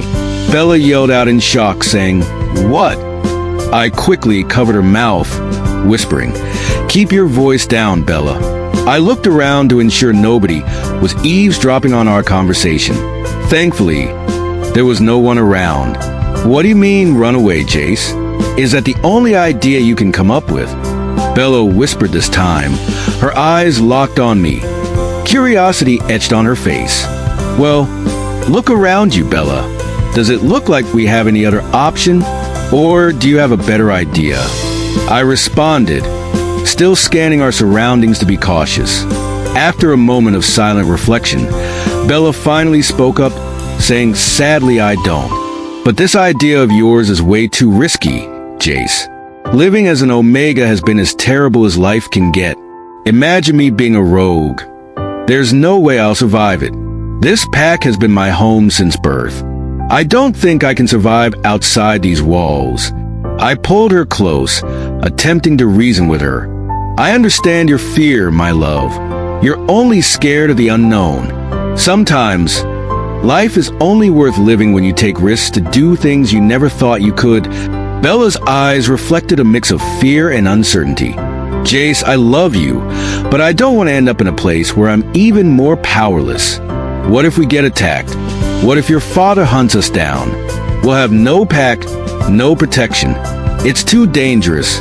I sighed, understanding her concerns. "Bella, I won't let anything happen to you. We'll be cautious. Find a place far away from here, where we can build a life together. It's a risk, I know, but staying here is an even greater risk. I can't bear to see you suffer because of me." Bella gazed into my eyes, her love for me evident. "I trust you, Jace. If you say we should run, then let's run. I'd rather face the uncertainties with you than stay in this nightmare without you." I saw the look in her eyes. I could tell she was scared. So, I pulled her even closer, placing a gentle kiss on her forehead as I stared into her eyes, saying, "You know I love you, right?" "Yes," she responded, taking a deep breath. She continued, "So, what's the plan, baby? We can't just run off from one day to the next without any sense of security. We need to have a plan. We need money to survive at least until we find our footing. We need to know where we are running to. You know for a fact that your dad will come after us, especially if we both disappear together." "You worry too much, my love," I interrupted. "Leave all that to me to worry about. For now, let's keep going on with our normal life. I'll let you know when it's time. Just keep your mind ready for the idea that we'll be leaving any moment from now," I continued. Bella responded, saying, "Okay, babe." I proceeded to place a lingering kiss on her lips and said, "Let's get away from here quickly before someone sees us talking and gets suspicious about our motives. Besides, this place stinks." We moved away from the slums, back into the packed territory. I walked Bella down to her room, the weight of our impending escape lingering in the air. As she disappeared into her quarters, I turned and made my way back to the Alpha's mansion to make the necessary preparations. The living room was empty as I entered, and I headed straight for my room. Opening the drawer, I counted my savings patiently, just a few $1,000s. It wouldn't be enough for Bella and me to survive comfortably for more than a week outside this pack when we eventually ran away. I needed more, I muttered to myself. Sitting on my bed in deep thought, an idea struck me. Checking my dad's room for some cash could provide the additional funds we needed. Originally, I could have easily gone to his safe and taken out a few stacks, but given the fragile state of our relationship, he wouldn't take it easy on me when he eventually found out. After ensuring I was alone in the house, I made my way to his room. The door was locked, but I effortlessly picked it open with a knife and went straight for the safe. Trying previous passcodes without success, frustration set in. As a last resort, I tried my birth date, and to my surprise, the light on the safe turned green, revealing a pile of cash. A greedy smile of success formed on my face as I reached for the money. But just as my hand touched the first stack, a voice erupted from behind me saying, "What in hell do you think you're about to do, Jace?" I froze, the color draining from my face, as I slowly turned to face the source of the voice. Behold my father, standing in the doorway with a stern expression. My heart pounded in my chest as I faced my father, caught red-handed in the act of raiding his safe. His eyes bore into mine, a mixture of anger and disappointment. "What do you think you're doing, Jace?" he repeated, his voice low and menacing. I stuttered in response. "It's not what you think, Dad." He eyed me calculatively, rolling up his sleeves and cracking his fists as he replied in a sarcastic tone, walking towards me slowly. "It's not what I think? I mean, you won't be so stupid to think you can steal my money and go spend it on that good-for-nothing Omega girlfriend of yours, Bella, right?" Clearly, he was about to strike, and there was no way I could defend myself. I had to quickly come up with a convincing lie. One popped into my head, and I replied, "I mean, you said we're having guests over tonight, so I felt it would be nice to get them a gift, especially the girl. You know what they say, first impressions matter." I squeezed out a fake smile as my father suddenly halted in his tracks, surprise on his face. He said, "Wait, what? Does that mean you're taking my advice and dumping Bella?" His eyes fixed on mine. A sly grin formed on my face as he bought the lies. I knew I was halfway there. I just had to keep up the same energy, and I would have my father in the palm of my hands. I continued, "Exactly, Dad. She's not in my league. Alpha Jack's daughter will be a better match for me. Not that toilet cleaner. I just wanted to have some fun and feel what it's like to be between the legs of my mate. That's all. I am done with her now and ready to reject her in front of the whole pack." My dad stared at me in admiration as he responded, "That's my son." With that, he pulled me into a tight hug. I played along, and after a short while, I pulled out and asked, "So, Dad, can I keep the money?" He responded with a smile, "Take as much as you want, son. My money is all yours. As a matter of fact, the cash might be too heavy for you. Here, why don't you take my black card? It has unlimited funds in the account." He put out his wallet and handed me the black card. I smiled inwardly, muttering, "How easy could this be?" "As easy as taking candy from a little baby." He looked at me with a smile and asked, "So when will you like to reject Bella?" I put on a serious look as I responded, "As soon as possible, Dad. But first, let me see Alpha Jack's daughter and be sure we're a compatible match. It would be a shame to lose both women at once, don't you think?" He nodded his head in agreement, saying, Yes, son, you have a point." With that, I took my leave from his room, a few $100,000 in hand and a black card. All that is left now is to get to Bella and run away from this hellhole. Chapter 21. Bella POV. I walked into the room, exhaustion evident in every step. Stella greeted me with a tight hug, her face mirroring concern. "Bella, my friend, I'm so happy to see you. Tell me those bullies didn't hurt you much." I pulled out of the hug, removing my jacket. They tried their best, but thankfully, Jace arrived just in time to help me. Sarah's compassionate gaze met mine. "Jace, the poor guy seems to have changed quite a lot since the party. I guess he really meant it when he said he was sorry." I managed a weak smile. "Jace is the sweetest. It's funny how he went from being the worst thing to ever happen to me to the best." Sarah responded with a cute smile, saying, "Owen, and you two look so cute together. I think you two should go straight ahead to claim and mark each other already. Besides, he seems like the only escape for you right now.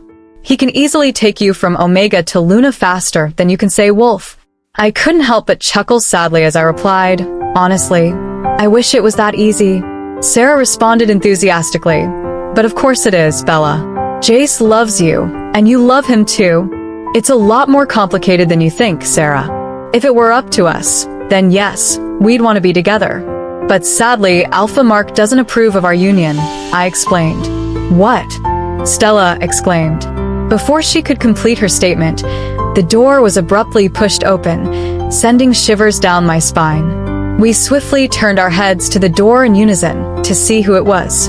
It was our friend Rosemary. I placed a hand on my chest, taking a deep breath. What's the matter with you, Rosemary? Are you trying to give me a heart attack? She replied, if this is enough to cause you a heart attack, then what I'm about to tell you would definitely kill you for sure. Sarah chimed in, come on, Rosemary, spill the beans already. I nodded in agreement. Rosemary looked me in the eyes and asked, isn't Jace supposed to be your mate? I responded, yes, but what does that have to do with a heart attack? She smiled and said, take a chill pill, Bella. I'm getting to it. Sarah interrupted, your suspense is taking forever, Rosemary. Drop the bomb already, you gossip. Rosemary playfully rolled her eyes at Sarah and continued, I saw him wrapping his arms around Bianca, the Barbie doll of the Red Wolf pack, the one who won every single pageantry back then in high school, remember? And believe me when I say those two looked in love. If you know that you were my friend and Jace was your mate, I would have been shipping for them. On hearing that news, I could swear I heard something pop inside my chest. It sounded like my heart had exploded, and I felt like a part of me died right there on the spot. Sarah stood in shock, frozen on one spot, as she covered her mouth with her palm. Could Jace have given into his father's pressure to reclaim his position, or what? I wondered. A part of me still believed in Jace as I turned to Rosemary, saying, it's a lie. That can't be true. Rosemary held my gaze and sighed. I wish it were, Bella, but I saw it with my own eyes. They were too close for comfort, laughing and talking like they were the only two people in the world. I felt a lump forming in my throat, my hands trembling.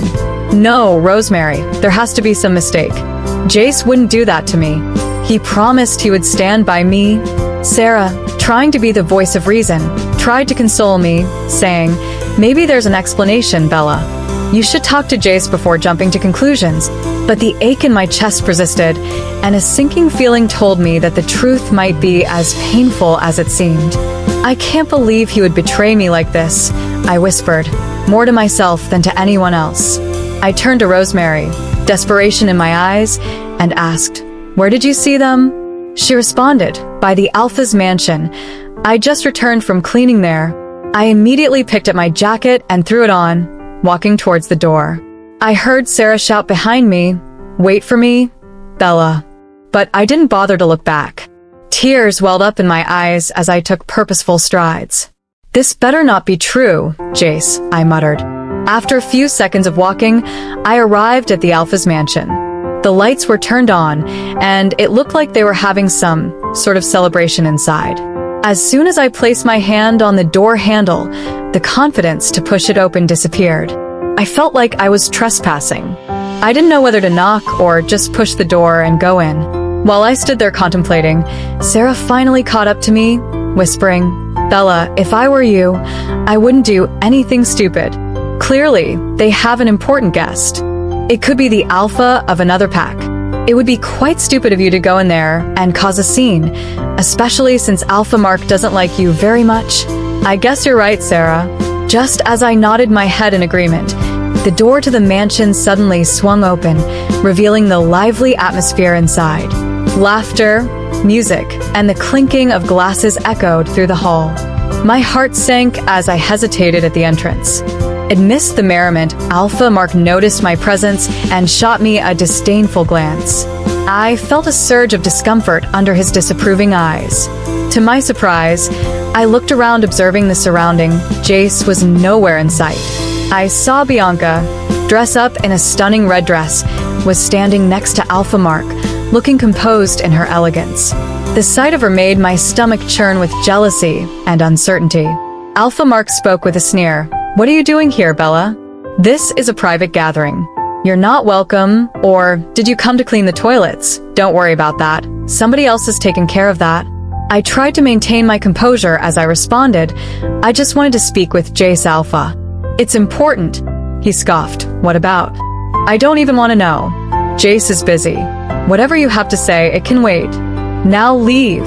Sarah, standing by my side, whispered, Bella, let's go quickly before he punishes us. I nodded reluctantly. As we turned to leave, Alpha Mark added, and don't let me catch you near the mansion again, if it's not to do your chores and clean the toilets, or there will be consequences. The last time you destroyed my expensive vase, I spared you because of Jace. Next time you repeat such a thing, you won't be as lucky. Now get out of my presence. Yes, Alpha. Please forgive me, I bowed in response. Tears blurred my vision as I turned away slowly, my heart heavy with the weight of uncertainty. Just as I turned to leave, I heard Alpha Mark's voice from behind me saying, on the second thoughts, come back here, Bella. He beckoned me closer, gesturing with his fingers, and I approached with a mixture of anxiety and curiosity. Didn't you notice anything strange, Bella? Alpha Mark inquired, his tone challenging. Look around you very closely. I trembled, nervously playing with my skirt, my eyes scanning the gathering for anything unusual. After a moment of deep contemplation, I found the courage to respond, I'm sorry, my Alpha, but everything seems perfect to me. Bianca seemed just as puzzled as I was, her expression mirroring my confusion. Alpha Mark placed a hand on his chin, his gaze intense as he repeated, look again, Bella. This time, look with your brains, that's if you have any. I still couldn't find anything out of place after a more thorough observation. I responded, my Alpha, I am sorry, but everything looks perfect in my eyes. You idiot, he barked, pointing straight at Bianca's feet. Can't you see that our guest, and the future Luna of our pack, has dirty shoes that need to be cleaned? I felt like my heart had been hit with a bomb, collapsing to my knees. I'm sorry, my Alpha, I whispered. He continued in a venomous tone. Clean it up with your jacket, you ingrate. I looked up at Bianca, her smirk evident, reveling in the spectacle. Despite the humiliation, I had to obey the Alpha's orders. I took off my jacket and headed straight to clean her feet when a familiar voice said, excitedly rushing down the staircase, Bianca, sweetie, these presents are for you. Hope you like them. My eyes shot up to the staircase, and there was Jace, holding a basket of presents. As our eyes locked, the basket slipped from his hands, tumbled down the stairs, and scattered. The shock on his face mirrored my own disbelief. Without understanding where the sudden surge of courage came from, I turned around and sprinted as fast as my feet could carry me out of the Alpha's mansion. Chapter 22. Jace POV. I ran down the stairs excitedly. Everything was going according to plan. I had my dad right where I wanted him, with enough money saved to serve Bella and me for 2 lifetimes. Even if we never worked again, all that remained was to complete this last part of the act to avoid any suspicions and finally run away with the love of my life, Bella. Bianca was just about to leave with my dad, who was taking her back to her pack since she came alone.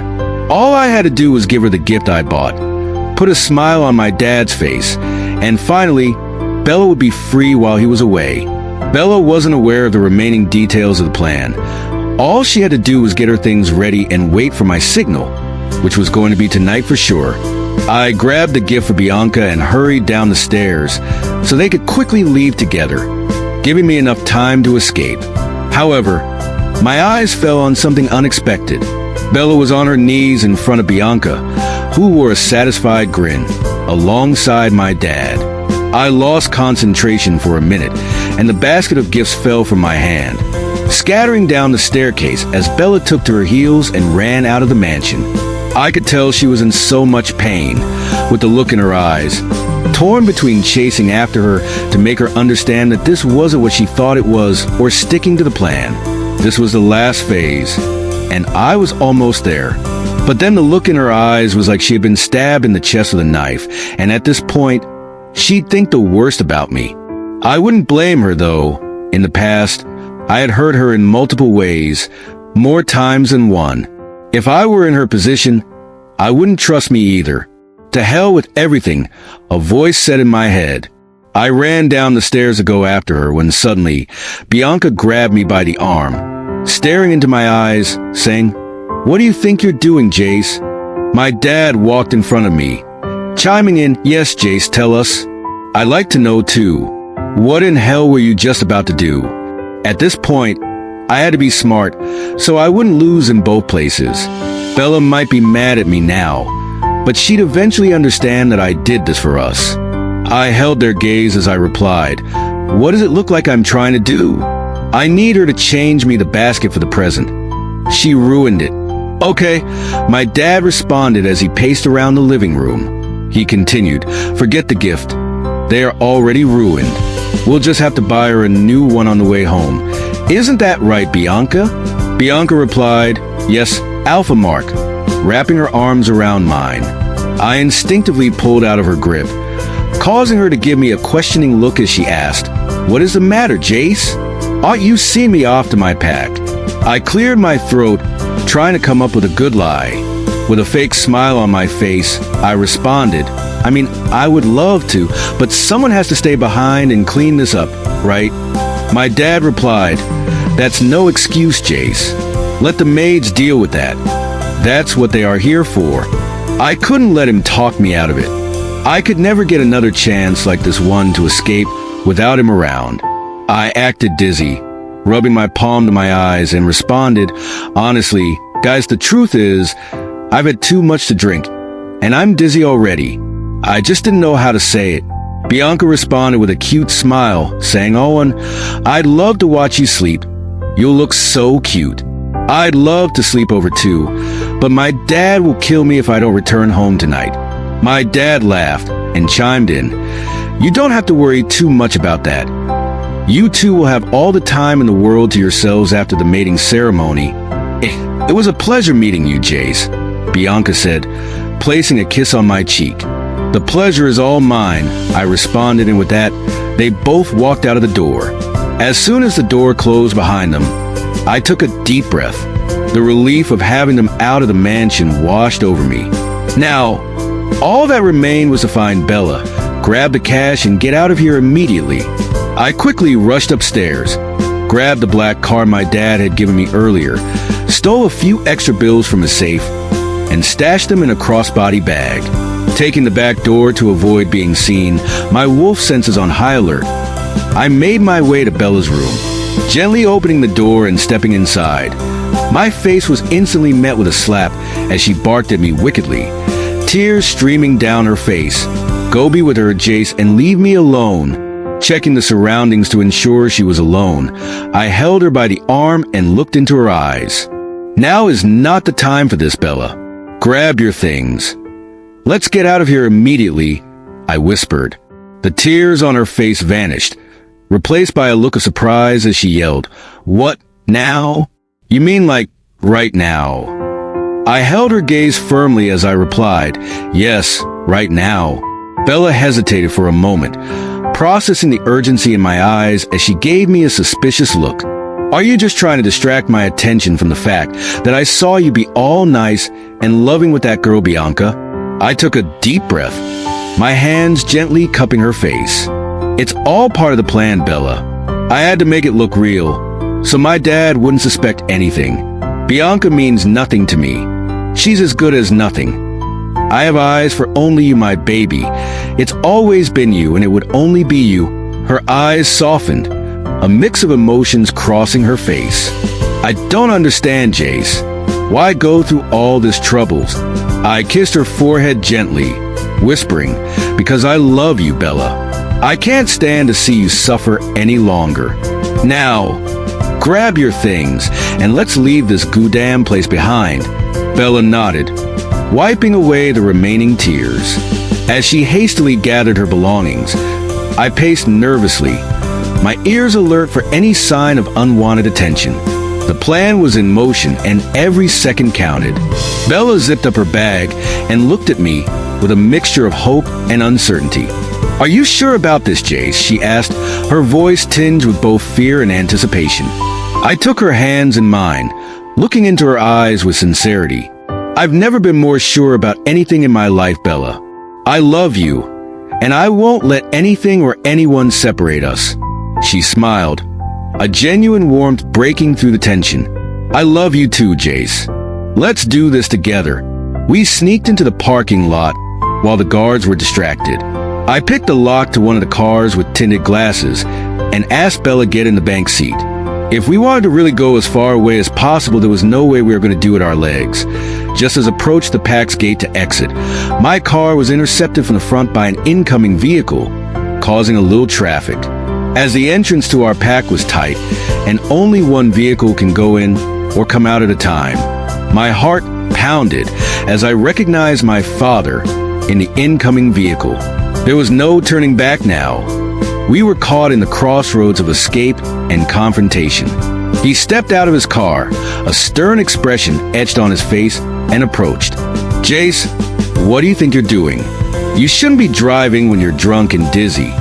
Turn this car around immediately," he bellowed, his voice echoing through the night. Chapter 23. Jace POV. My heart pounded as I recognized my father in the incoming vehicle. There was no turning back now. We were caught in the crossroads of escape and confrontation.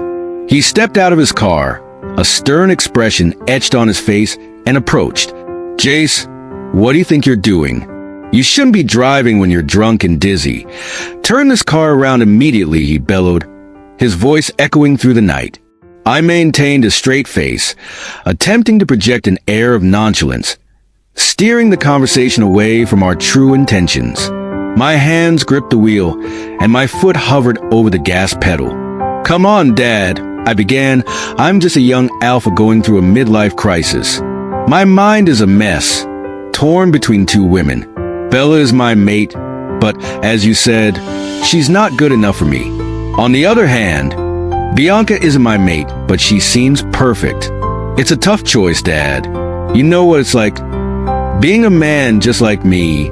Dad rested his arm on the door, the wind tousling his hair as the windows were rolled down. Silence lingered for a moment, and then he took a deep breath. "I guess you're right. Forgive me, son. I've been a bit too selfish with you lately.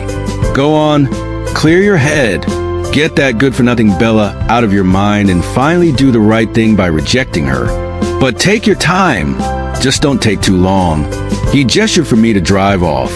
As I shifted the gear, a wave of relief washed over me, thanking the moon goddess for the unexpected ease of our escape.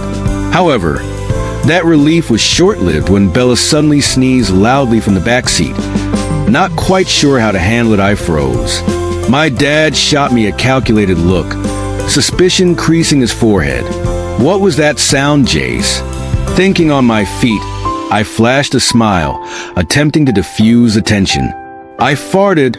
My stomach has been acting up. I've been having difficulty controlling my bowels lately. Forgive me." To my surprise, my dad accepted the excuse, responding, "That's okay. We all have our moments, don't we?" I chuckled, relieved that my impromptu lie had worked. Shifting the gear from park to drive, I was about to step foot on the gas when Bella sneezed again, this time even louder. I guess she must be allergic to all that dust at the back seat. My dad's stern gaze returned, and he questioned, "That wasn't a fart, was it?" I maintained my composure, my mind racing for another excuse. But just before I could come up with something, he added, "Jace, are you alone in this car?"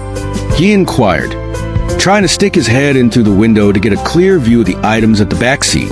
I tried to distract his attention while maintaining a relaxed composure, despite my heart rate skyrocketing, saying, "Come on, Dad, don't be ridiculous." "I mean, who else would I be with?" He adamantly responded, unconvinced, giving me a suspicious look as he said, "I don't know. Why don't I find out? Look for myself. Open the back door," he ordered, moving behind the vehicle. I could tell that he sensed the panic in my voice. As soon as I heard the command, I knew we were going to have a very big problem. I stayed silent, as if I didn't hear what he just said. After multiple attempts at trying to force the back door open, he returned to the driver's seat window and barked at me. "Jace, are you deaf?" I said, "Open the back door now." "That's an order." I didn't wait for him to make another statement. I stepped on the gas and zoomed off. The last words I heard him yell were, "What the hell?"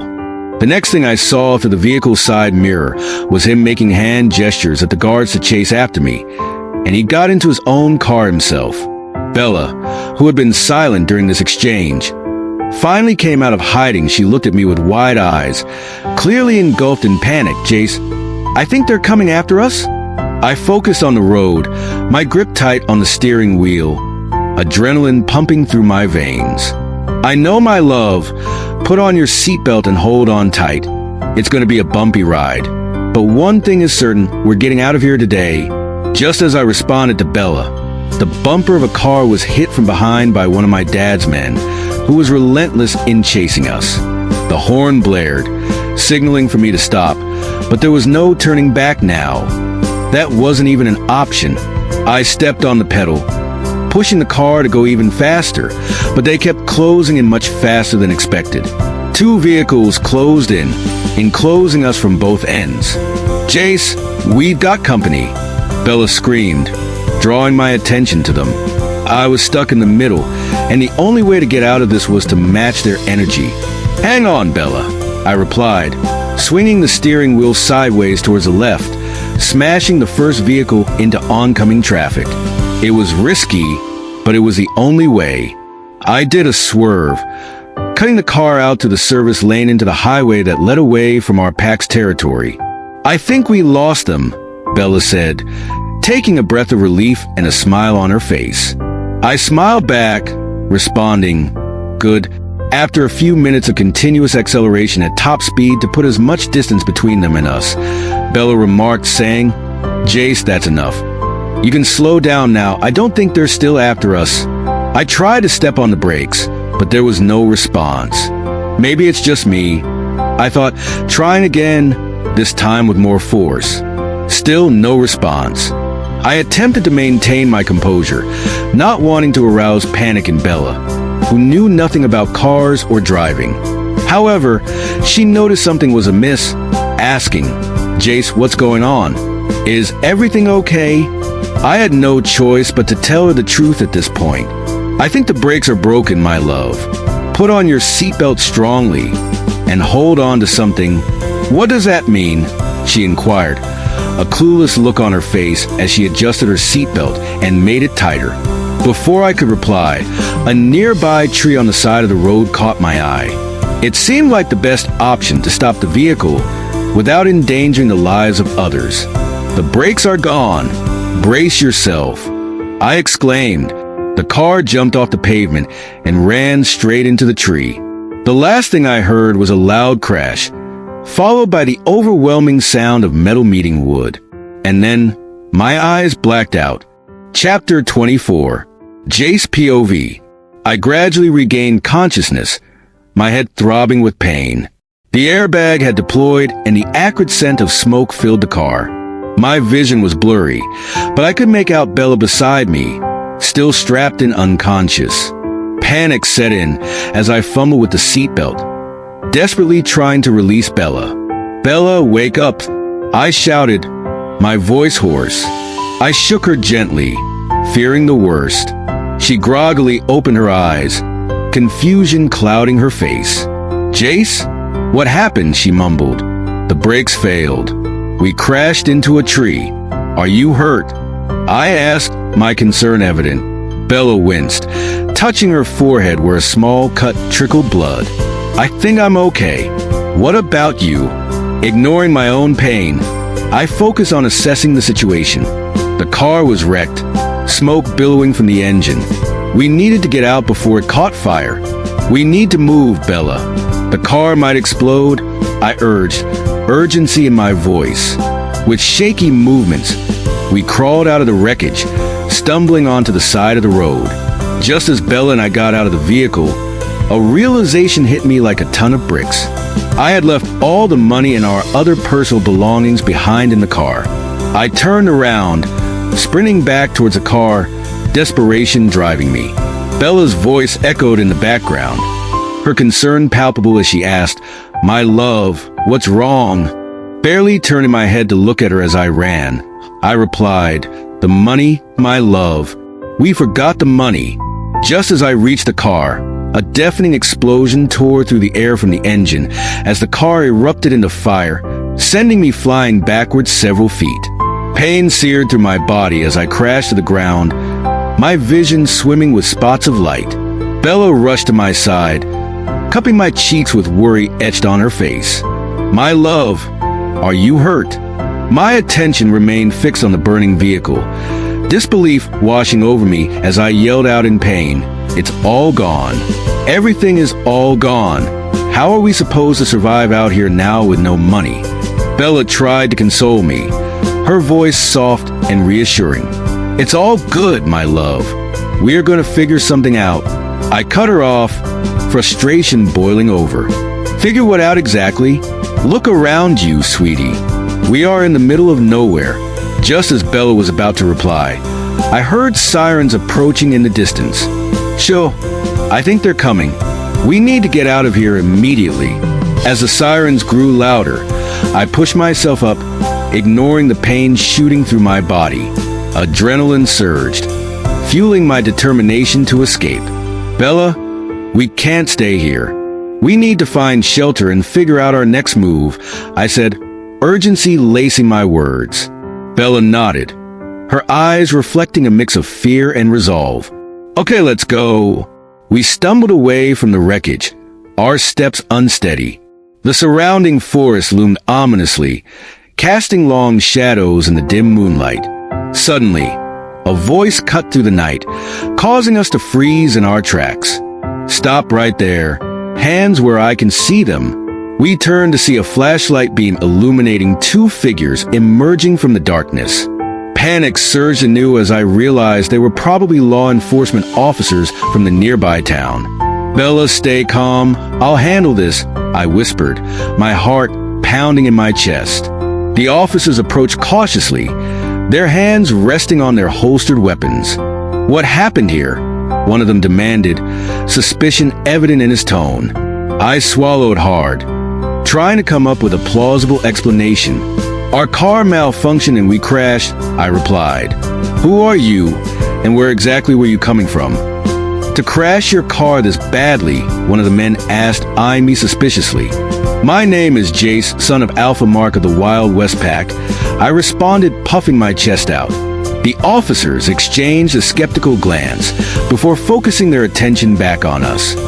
"Identification, please," the other officer requested.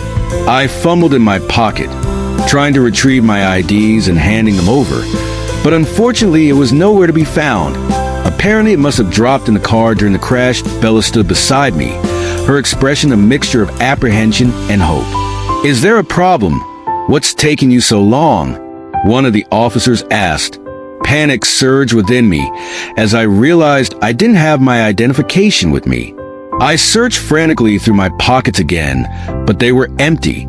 I'm sorry, officers.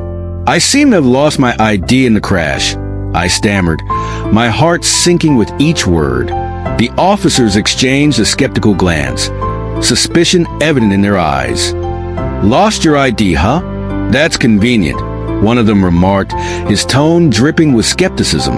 The officers exchanged a knowing look, their suspicion deepening. "So, you expect us to believe that you're the son of an alpha without any identification?" one of them questioned, skepticism dripping from his words. Bella stepped forward, her voice steady despite the fear in her eyes. "Please, officers, you have to believe us. We're not lying." The officers remained unconvinced, their expressions hardening. "We'll have to take you in for questioning. You'll have a chance to explain yourselves down at the station," one of them said, reaching for handcuffs. My heart sank as the officer's words hung heavily in the air. Being taken into custody was the last thing we needed right now. Panic surged within me, but I knew I had to keep a level head for Bella's sake. "Officers, please. There's been a misunderstanding," I pleaded, desperation creeping into my voice. "We're not criminals. We just need help."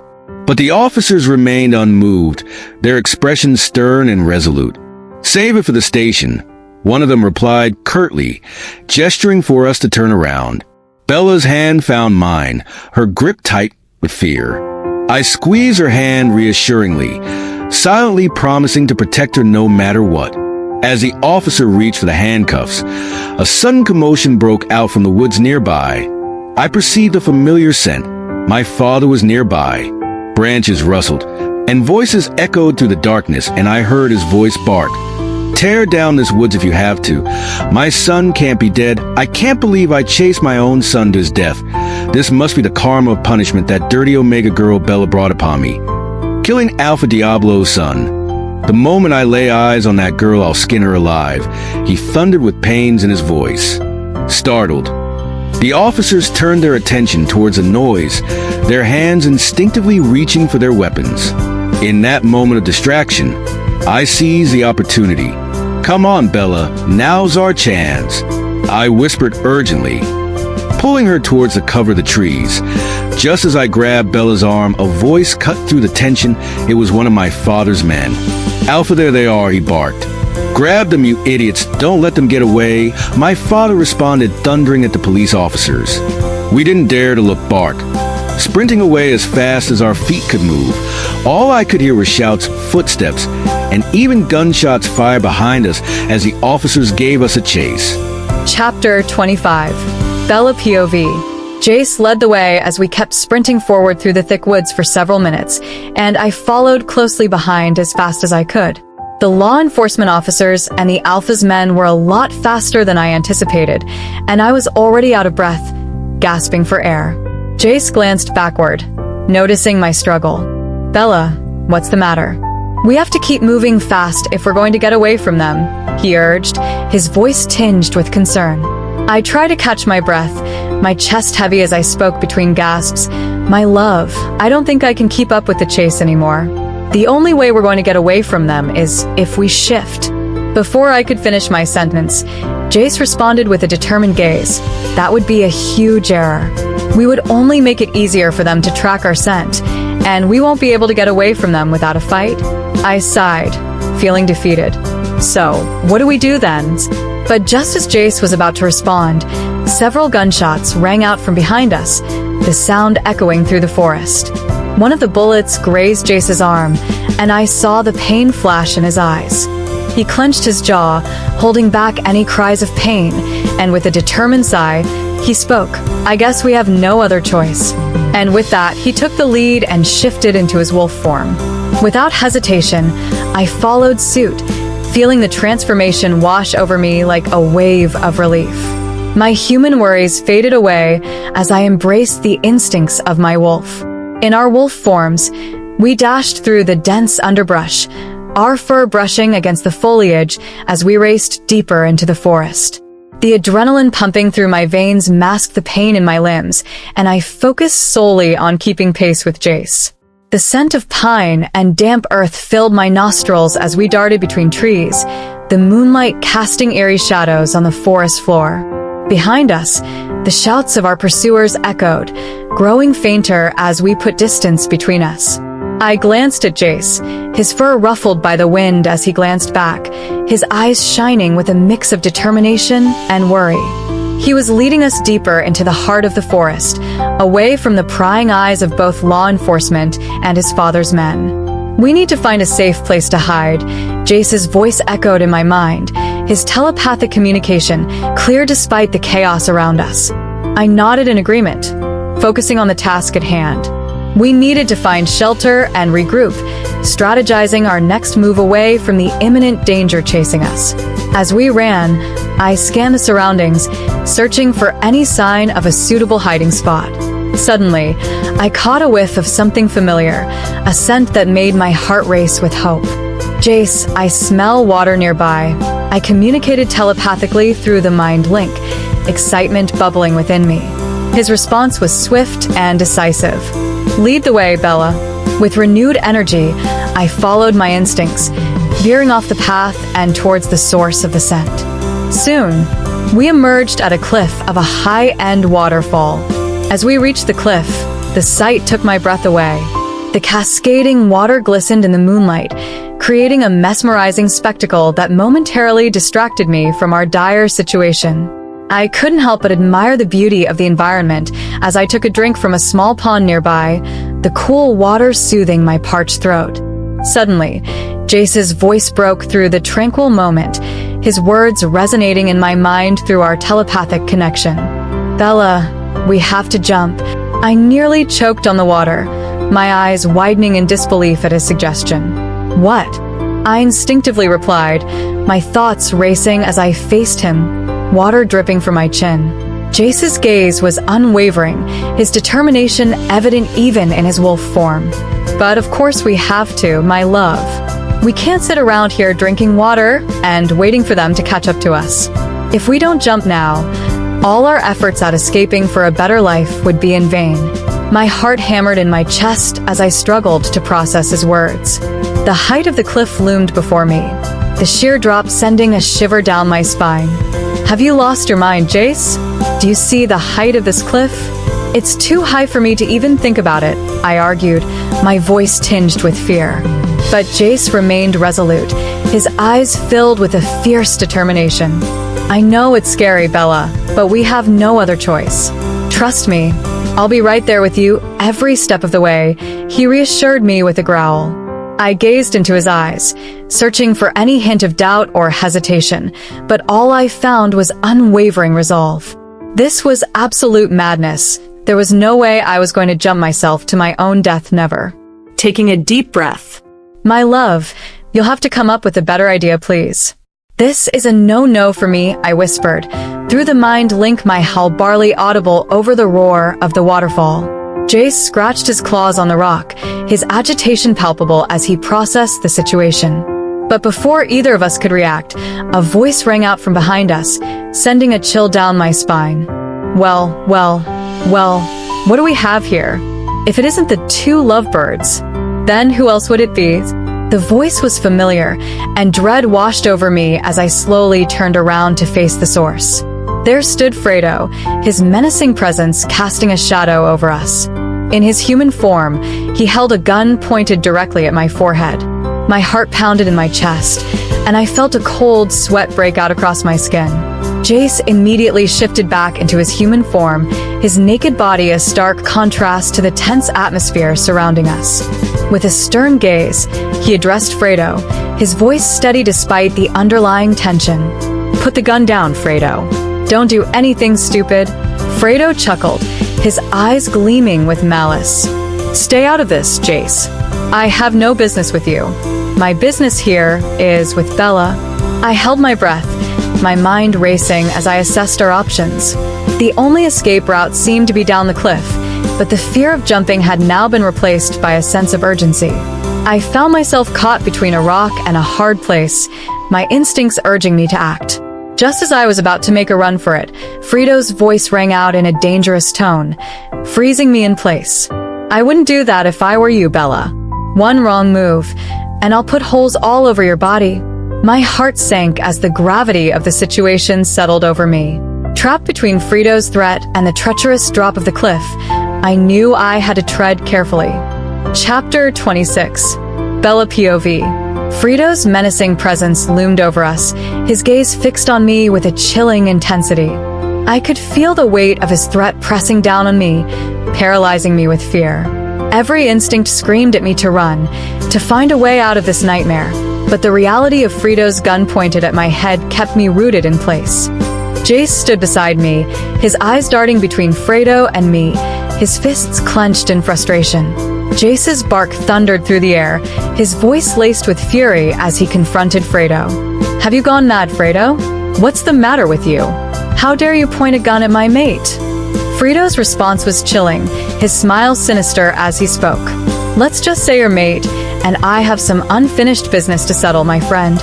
I stood there, panting, my body trembling with fear and adrenaline. Jace's growl cut through the tension, his glare filled with contempt as he addressed Fredo. "First of all, don't call me your friend, you bloody scum. And secondly, what other business do you two have to settle again? Other than the issue with Brent's death, which has been handled already by my father. Or didn't we all agree to have him buried and keep it a secret?" Fredo's response was slow and calculated, his gaze cold and unyielding as he locked eyes with me. I felt a shiver run down my spine as he spoke, each word dripping with malice. "Yes, you're right. And on that note, Bella should be buried alongside." My heart skipped a beat at his words, the gravity of the situation hitting me like a ton of bricks. I was trapped, caught in the crosshairs of Fredo's twisted vendetta. As he cocked the gun, still pointed at me, I felt a surge of panic coursing through my veins. Jace stepped forward, his protective instincts kicking into overdrive as he positioned himself between Fredo and me. "You lay a finger on her, and I swear I'll tear you apart," he snarled, his voice low and dangerous. But Fredo remained unfazed, his gaze unwavering as he leveled the gun at me. "Try anything, and she's dead," he threatened, his finger hovering over the trigger. Just before Jace could respond, Alpha Mark appeared from behind Fredo, clapping his hands with a grin on his face. He patted Fredo on the back, saying, "Good job, boy. You got to them before us. Clearly, you are more efficient than all my other men put together." Fredo responded with a shy blush, seemingly flattered by the compliment. Before I could grasp the whole situation, everything was happening so fast. The smile on Alpha Mark's face quickly vanished as he turned to his men and thundered, "What are you idiots doing standing around like a bunch of lifeless corpses? Grab her immediately," he commanded. Just before the men could surround us, Jace drew his claws out aggressively and stood in front of me, still maintaining my wolf form. Jace declared, "The first person to lay a finger on her dies. Who would like to go first?" Tension crackled in the air as Alpha Mark's men hesitated, eyeing Jace warily. They knew he wasn't bluffing, and his protective stance made it clear he would defend me with everything he had. Alpha Mark's expression darkened as he assessed the situation, his eyes narrowing with fury. "You dare defy me, Jace," he growled, his voice low and dangerous. Jace stood his ground, his gaze unwavering as he faced his father. "I'll do whatever it takes to protect her," he declared, his voice firm and resolute. Alpha Mark gave Jace a calculated gaze, sizing him up from head to toe. Then, he spoke with a mixture of disappointment and frustration. "What's gone wrong with you, boy? I don't recognize my son anymore." Beta Ryan, standing beside the police officers, shot me a look of resentment before chiming in, "Isn't it obvious, Alpha? He has been bewitched by this curse of an Omega." I couldn't help but growl in response to Ryan's words, feeling a surge of anger rising within me. Jace shot me a warning look, a silent signal to take off. But before we could make a move, Alpha Mark interrupted with a chilling response. "You are right, Ryan. I couldn't agree with you more." My son's attitude changed the moment he started screwing around with this bitch. He cast me an unforgiving gaze, his eyes full of scorn. Fredo, still pointing his gun at me, chimed in eagerly, "Say the word, Alpha Mark, and I will have this nightmare over with immediately. Then, we can all go back to having the Jace we admired." Alpha Mark gave me one last scrutinizing look before speaking in a cold and decisive tone. "Do it, Fredo. End this madness, once and for all."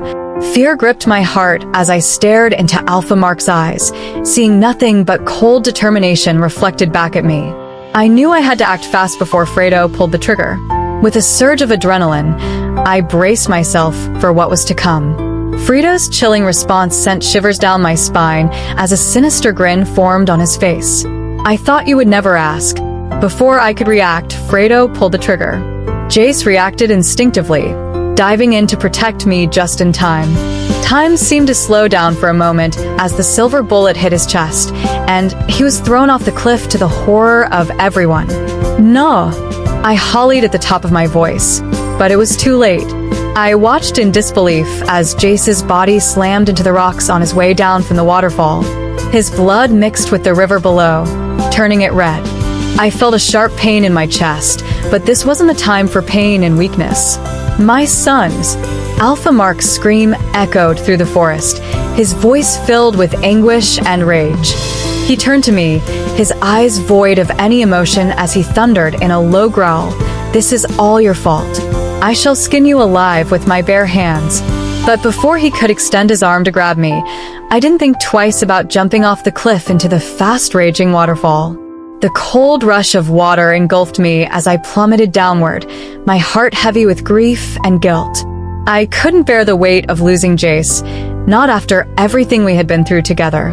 As I surrendered to the powerful current, I prayed for some semblance of salvation amidst the chaos that engulfed us. Chapter 27. Bella POV. As I took a desperate dive off the cliff, my head slammed into a rock, knocking me unconscious. Involuntarily, I shifted back to my human form, the force of the water slamming my body against the rock roughly, carrying me further downstream. I was too weak to move a muscle or attempt to swim against the powerful current. Instead, I closed my eyes and surrendered to the relentless flow. Hours later, I regained consciousness to find myself floating in the middle of a river, disoriented and weak. Gasping for breath, a sudden thought pierced through the fog in my mind. Jace. Panic surged within me like a tidal wave, my heart pounding in my chest. Jace. I shouted into the wilderness, the sound of my own voice echoing off the surrounding cliffs. But there was no response, only the rushing of the water as it carried me farther away from the waterfall where tragedy had struck. Desperation clawed at my chest as I struggled to stay afloat, my mind racing with fear and uncertainty. Tears mixed with the river's spray as I frantically searched for any sign of Jace, praying to the moon goddess for his safety. "Please, let him be okay," I whispered, the words lost in the roar of the river. With every second that passed, the weight of the situation and the pain in my chest pressed upon me like a heavy stone. Summoning the last shreds of my strength, I struggled to swim myself up to the muddy shore, collapsing onto the ground and panting as I gasped for full breaths. With every second that passed, the weight of the situation and the pain in my chest pressed upon me like a heavy stone. Using the last of my strength, I struggled to swim myself up to the muddy shore, collapsing onto the ground and gazing up at the sky, panting as I gasped for breath. As I gathered my thoughts and contemplated my next move, voices rang out from behind me, nearly giving me a panic attack. I thought it was the voices of my enemies, Alpha Mark and his men who had vowed to make my life unlivable. But to my relief, it was just the voices of some harmless villagers doing their laundry by the riverside under the moonlight. "Father, look, it's a mermaid by the shore," a little girl's voice exclaimed excitedly as she approached me, her curiosity piqued. I managed to smile, intending to wave my hand in greeting, but I was too weak to lift my limb. "Step back from her, Christabel. And how many times have I told you there's no such thing as a mermaid?" An elderly man's voice responded sternly, pulling the young girl away from me protectively. "Bloody moon. No, she's so young. What could she be doing out here, in the middle of nowhere? She needs our help," a young lady, presumably the man's mate and the girl's mother, exclaimed as she examined my unclothed form with concern. "She doesn't need anything from us, Sophia. What she needs is to be left alone. She'll probably swim off to wherever she came from. Now let's head back to the park and inform the Alpha about this," the man reasoned, his tone firm and authoritative. The mention of the Alpha made my stomach churn with dread, and I couldn't help but vomit as I struggled to gather some strength. "Please, not the Alpha," I pleaded weakly, struggling to speak as I laid back on my stomach. Sophia stepped forward and helped me get dressed in a dress she took out of her laundry, despite the man's attempts to stop her. "Sophia, stop. Don't get too close," he warned, but she ignored him. "We may not be able to help her, but we can at least cover her up and keep her warm." "It's the least we can do," Sophia insisted, her voice filled with compassion. All right, whatever. Let's get away from here now." "That's enough," the man conceded, giving in to Sophia's insistence. He cast one last wary glance in my direction before turning to leave, Christabel's hand in his, as they walked away from the riverside.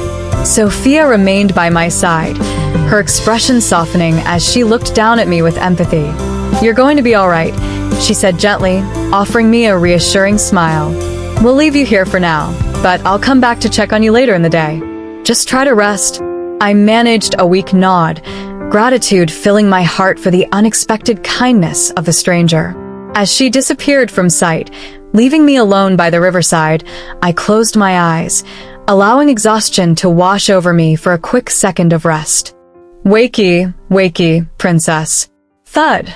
A kick to my ribs snapped me out of my slumber, and I opened my eyes to the sight of a bright morning and a group of scary-looking masked pack warriors.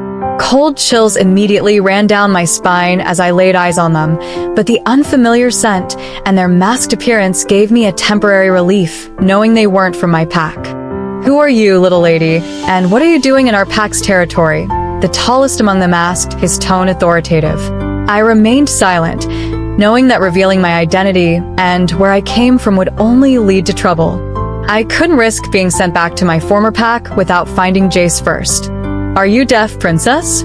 Didn't you hear me? The guard demanded angrily, but I stayed mute. Commander, I suspect she's a spy. Let's take her to the Alpha and see what he thinks, another warrior suggested, and I felt a knot of anxiety tighten in my stomach at the thought of facing their leader. Despite my fear, I knew I had to stay calm and composed, biding my time until I could find a way to escape and search for Jace. After further contemplation, the commander yielded to the suggestion of his subordinates, acknowledging, "You are right." With a quick nod from the commander, I was seized by the arm by two guards whose bodies were built like rocks, twice my size. Without hesitation, they dragged me through the pack's territory. I barely had any strength left to struggle, so I submissively followed them, saving my energy for later, in case an opportunity to escape presented itself. After a few minutes of walking through the woods, we finally arrived at the pack's territory, where a throng of pack members immediately suspended their daily lives to focus their attention on me as I was dragged through the crowd, heading for the Alpha's den, as whispers began to fly. Finally, we arrived. "Open the gates," the commander demanded in an authoritative tone, and the big metallic gate was rolled open. I was led into the main chamber, a throne-like room. The commander and everyone immediately went on their knees and bowed before the Alpha, who sat on a throne-like chair, his legs crossed and a stick of cigarette in his hands. But I couldn't join them. I was too stunned by the individual in front of me. He had the same facial appearance as Brent. This must be a joke. Tell me I am dreaming, I muttered to myself, my eyes fixated on the Alpha. With a tone that seemed to summon thunderstorms, making me almost pee in my pants, the Alpha got on his feet and barked angrily. "Who is she who dares not to bend the knee to me? Alpha Diablo, leader of the Dead Wolf Pack?" Chapter 28. Bella POV. Echoes immediately reverberated through the room, sending cold chills down my spine. The silence that followed was thick with tension, as all eyes turned to me, awaiting my response. I swallowed hard, mustering the courage to speak up. "I am sorry, Alpha Diablo," I stammered, my voice barely above a whisper. I didn't mean to disrespect you. I was just surprised." Alpha Diablo's piercing gaze remained fixed on me, and he twitched his eyebrows as if taken aback by my response. Slowly, he began to approach me, closing the gap between us with deliberate steps. As he drew nearer, a wave of panic washed over me, and I felt a cold sweat break out on my forehead. My heart pounded in my chest, and I struggled to keep my composure under his intense scrutiny. "Surprised?" Alpha Diablo demanded, his voice echoing through the chamber like thunder. Surprised about what? I could feel the weight of his gaze bearing down on me, and I knew I had to tread carefully. With trembling hands, I lowered myself to my knees, unable to meet his gaze. "I'm talking to you, little girl," he thundered, his voice sending shivers down my spine. "Answer me." Desperate to deflect his attention, I scrambled for an excuse. "Alpha Diablo, it's just that your palace looks divine," I said, my voice barely above a whisper. "I've never seen anything like this in my life." His response was swift and cutting. "You think this is a joke?" he retorted, his tone laced with contempt. I felt a sinking feeling in the pit of my stomach, realizing that my attempt to placate him had only made matters worse. "Rise on your feet," Alpha Diablo commanded, and I slowly complied, following his instruction. He grabbed me by the neck, his grip tightening around my throat, cutting off my breath. Pain shot through me as he pulled me closer, his gaze piercing into mine as if searching for answers in the depths of my soul. "Who sent you to spy on me?" he demanded, his voice low and menacing. I struggled to respond, the pressure on my neck making it difficult to form words. "I'm not a spy, Alpha," I managed to choke out, my voice barely above a whisper. He sniffed me, his eyes narrowing as if trying to gauge my sincerity. "Then who are you? Where are you from? And what are you doing in my pack, little Omega?" His tone softened slightly, but the intensity of his gaze remained. My name is Bella, from the Forest Green Pack, I replied, my voice trembling with fear. As soon as Alpha Diablo heard the name of my pack, he released his grip on my neck, his demeanor shifting in an instant. His sudden change in attitude left me bewildered, and I couldn't help but wonder if I had said something wrong. Alpha Diablo studied me closely for a moment, his piercing gaze making me squirm under his scrutiny. He paced back and forth across the room, his hands folded behind his back, lost in thought. I resisted the urge to fidget, knowing that any sign of nervousness could be interpreted as weakness. Just as I was about to speak up, Alpha Diablo's voice sliced through the tension like a sharp blade. Bella from the Forest Green Pack, you still haven't told me what you're doing in my pack. Or do I need to repeat myself?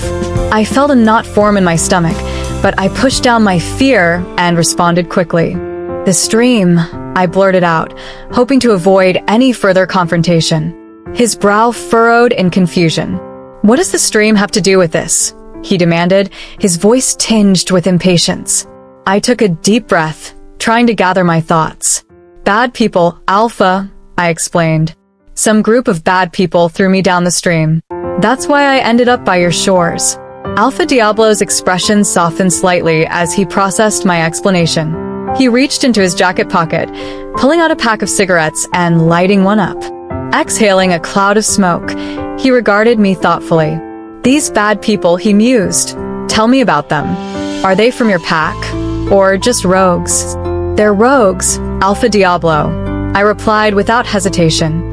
It was easier to lie about the rogues than to admit the truth about my own pack's involvement. I prayed he wouldn't see through my deception, knowing that the consequences could be dire if he did.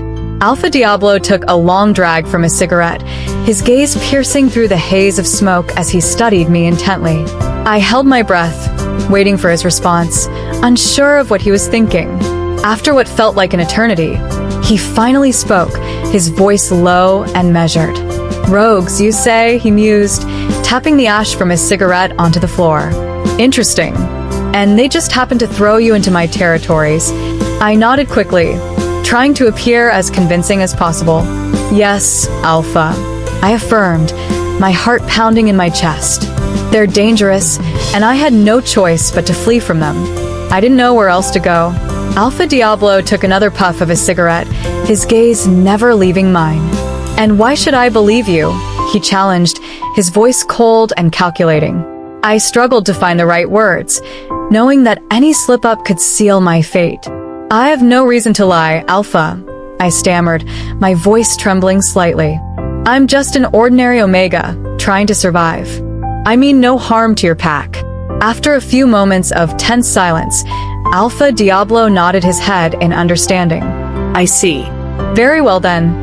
He then turned his attention to one of the maids who stood nearby, observing the scene. Fix her something to eat. She looks like she has lost a lot of energy. I felt a wave of relief wash over me at his words, grateful for his unexpected kindness. With a sense of gratitude, I dropped to my knees in a show of appreciation. Thank you for your hospitality, I murmured, my voice barely above a whisper.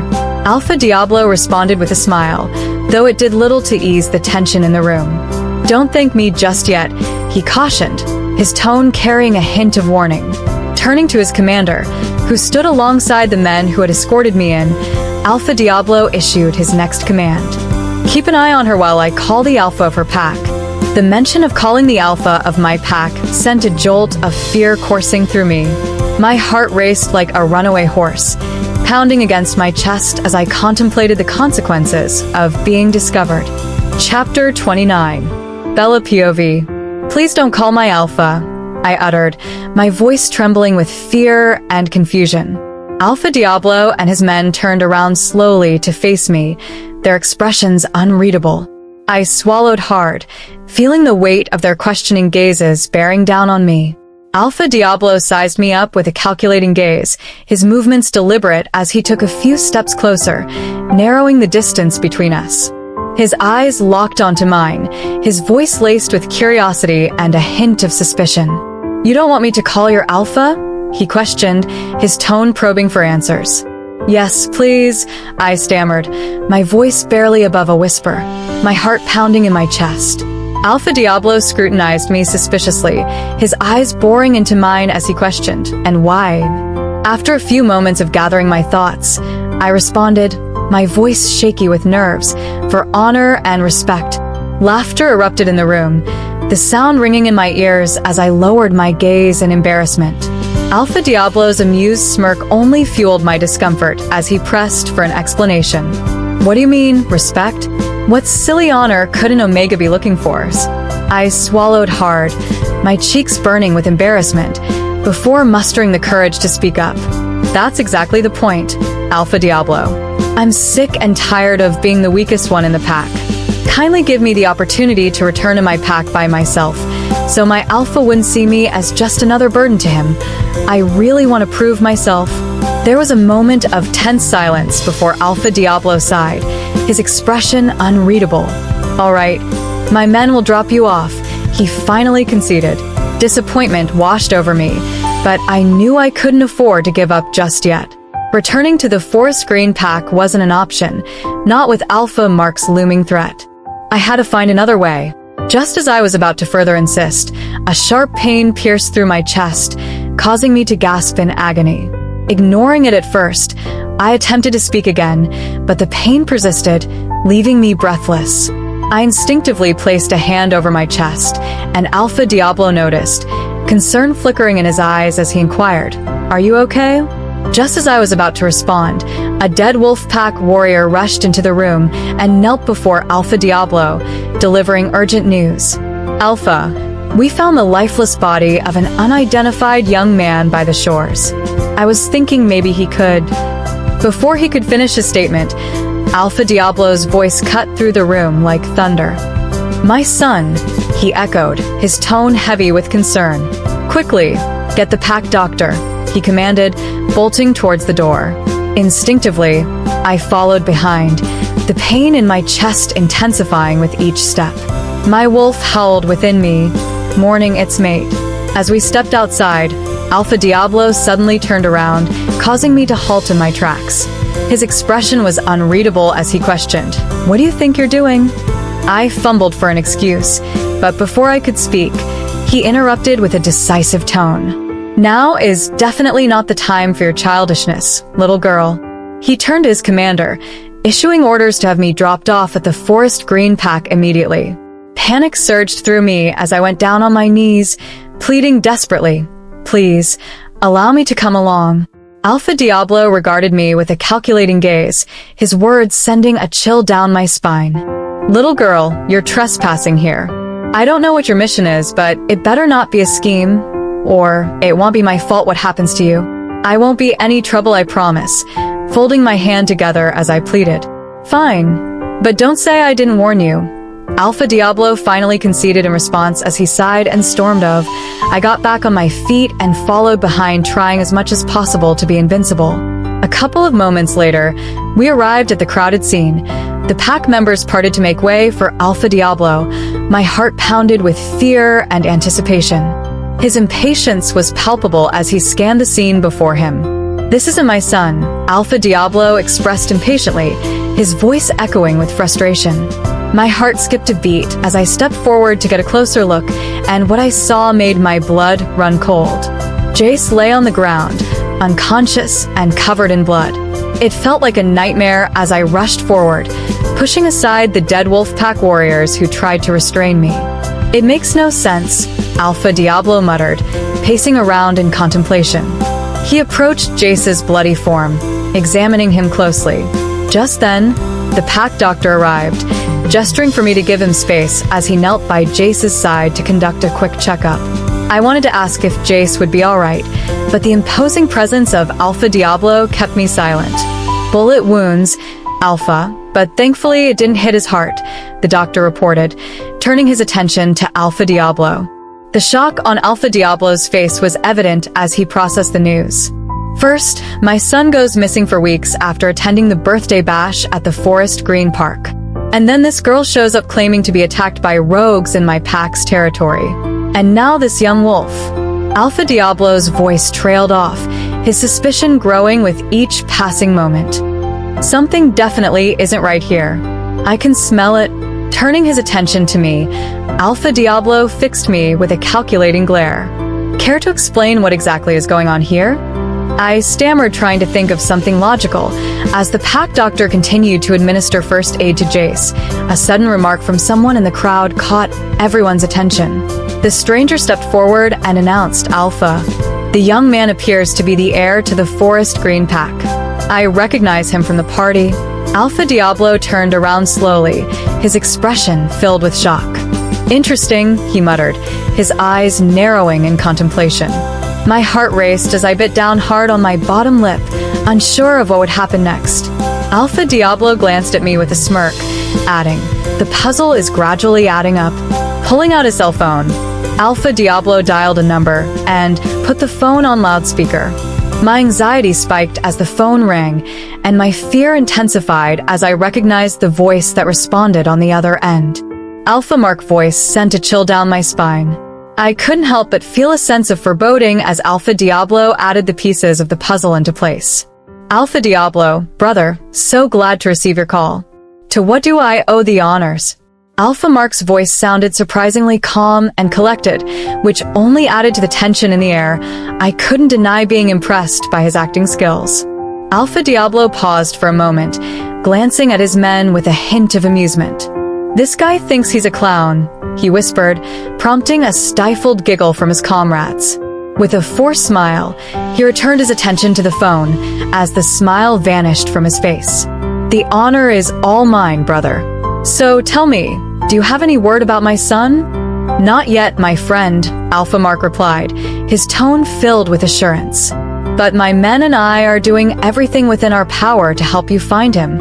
Alpha Diablo's response was tinged with resignation. "I see. Please try my friend. That boy is all I have."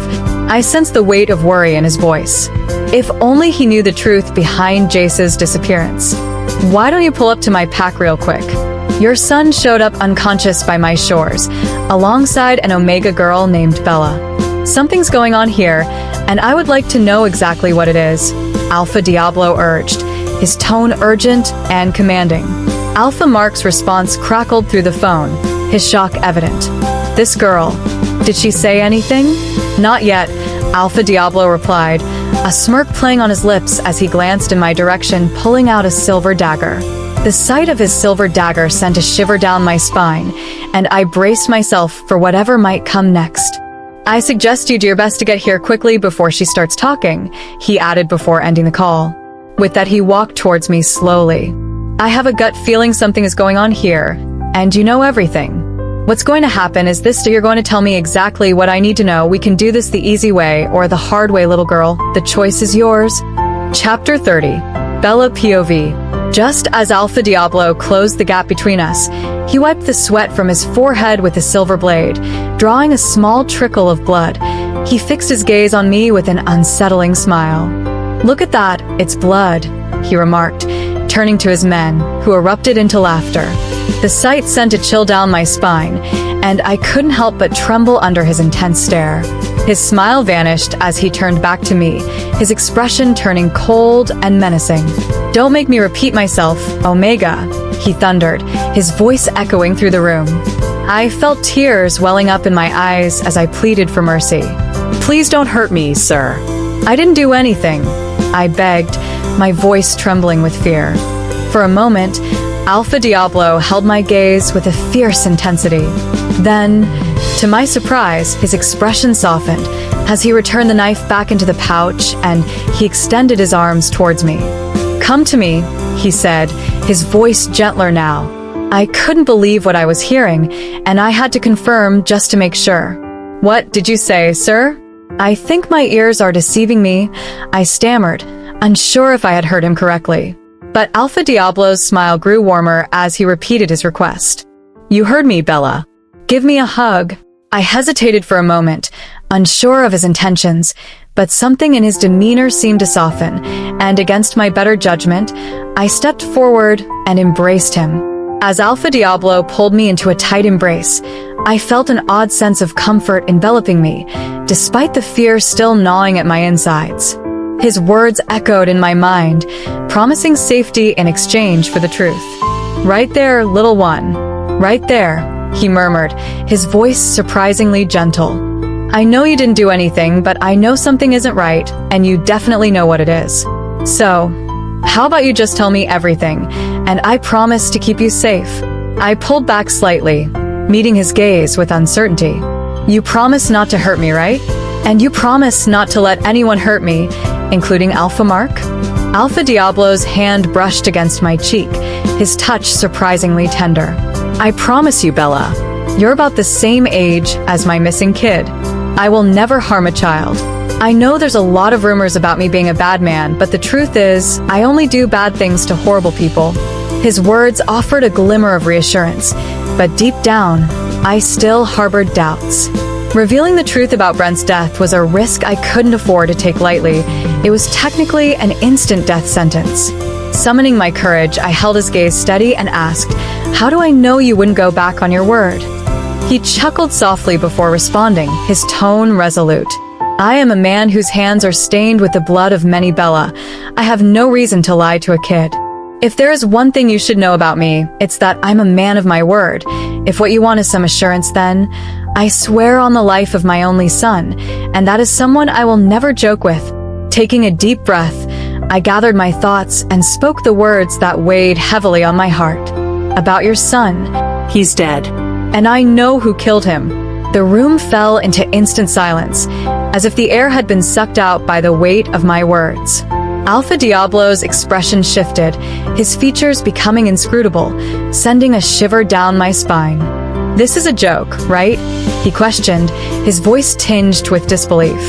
You seriously want me to believe that my only heir is dead? I took a deep breath, bracing myself for his reaction.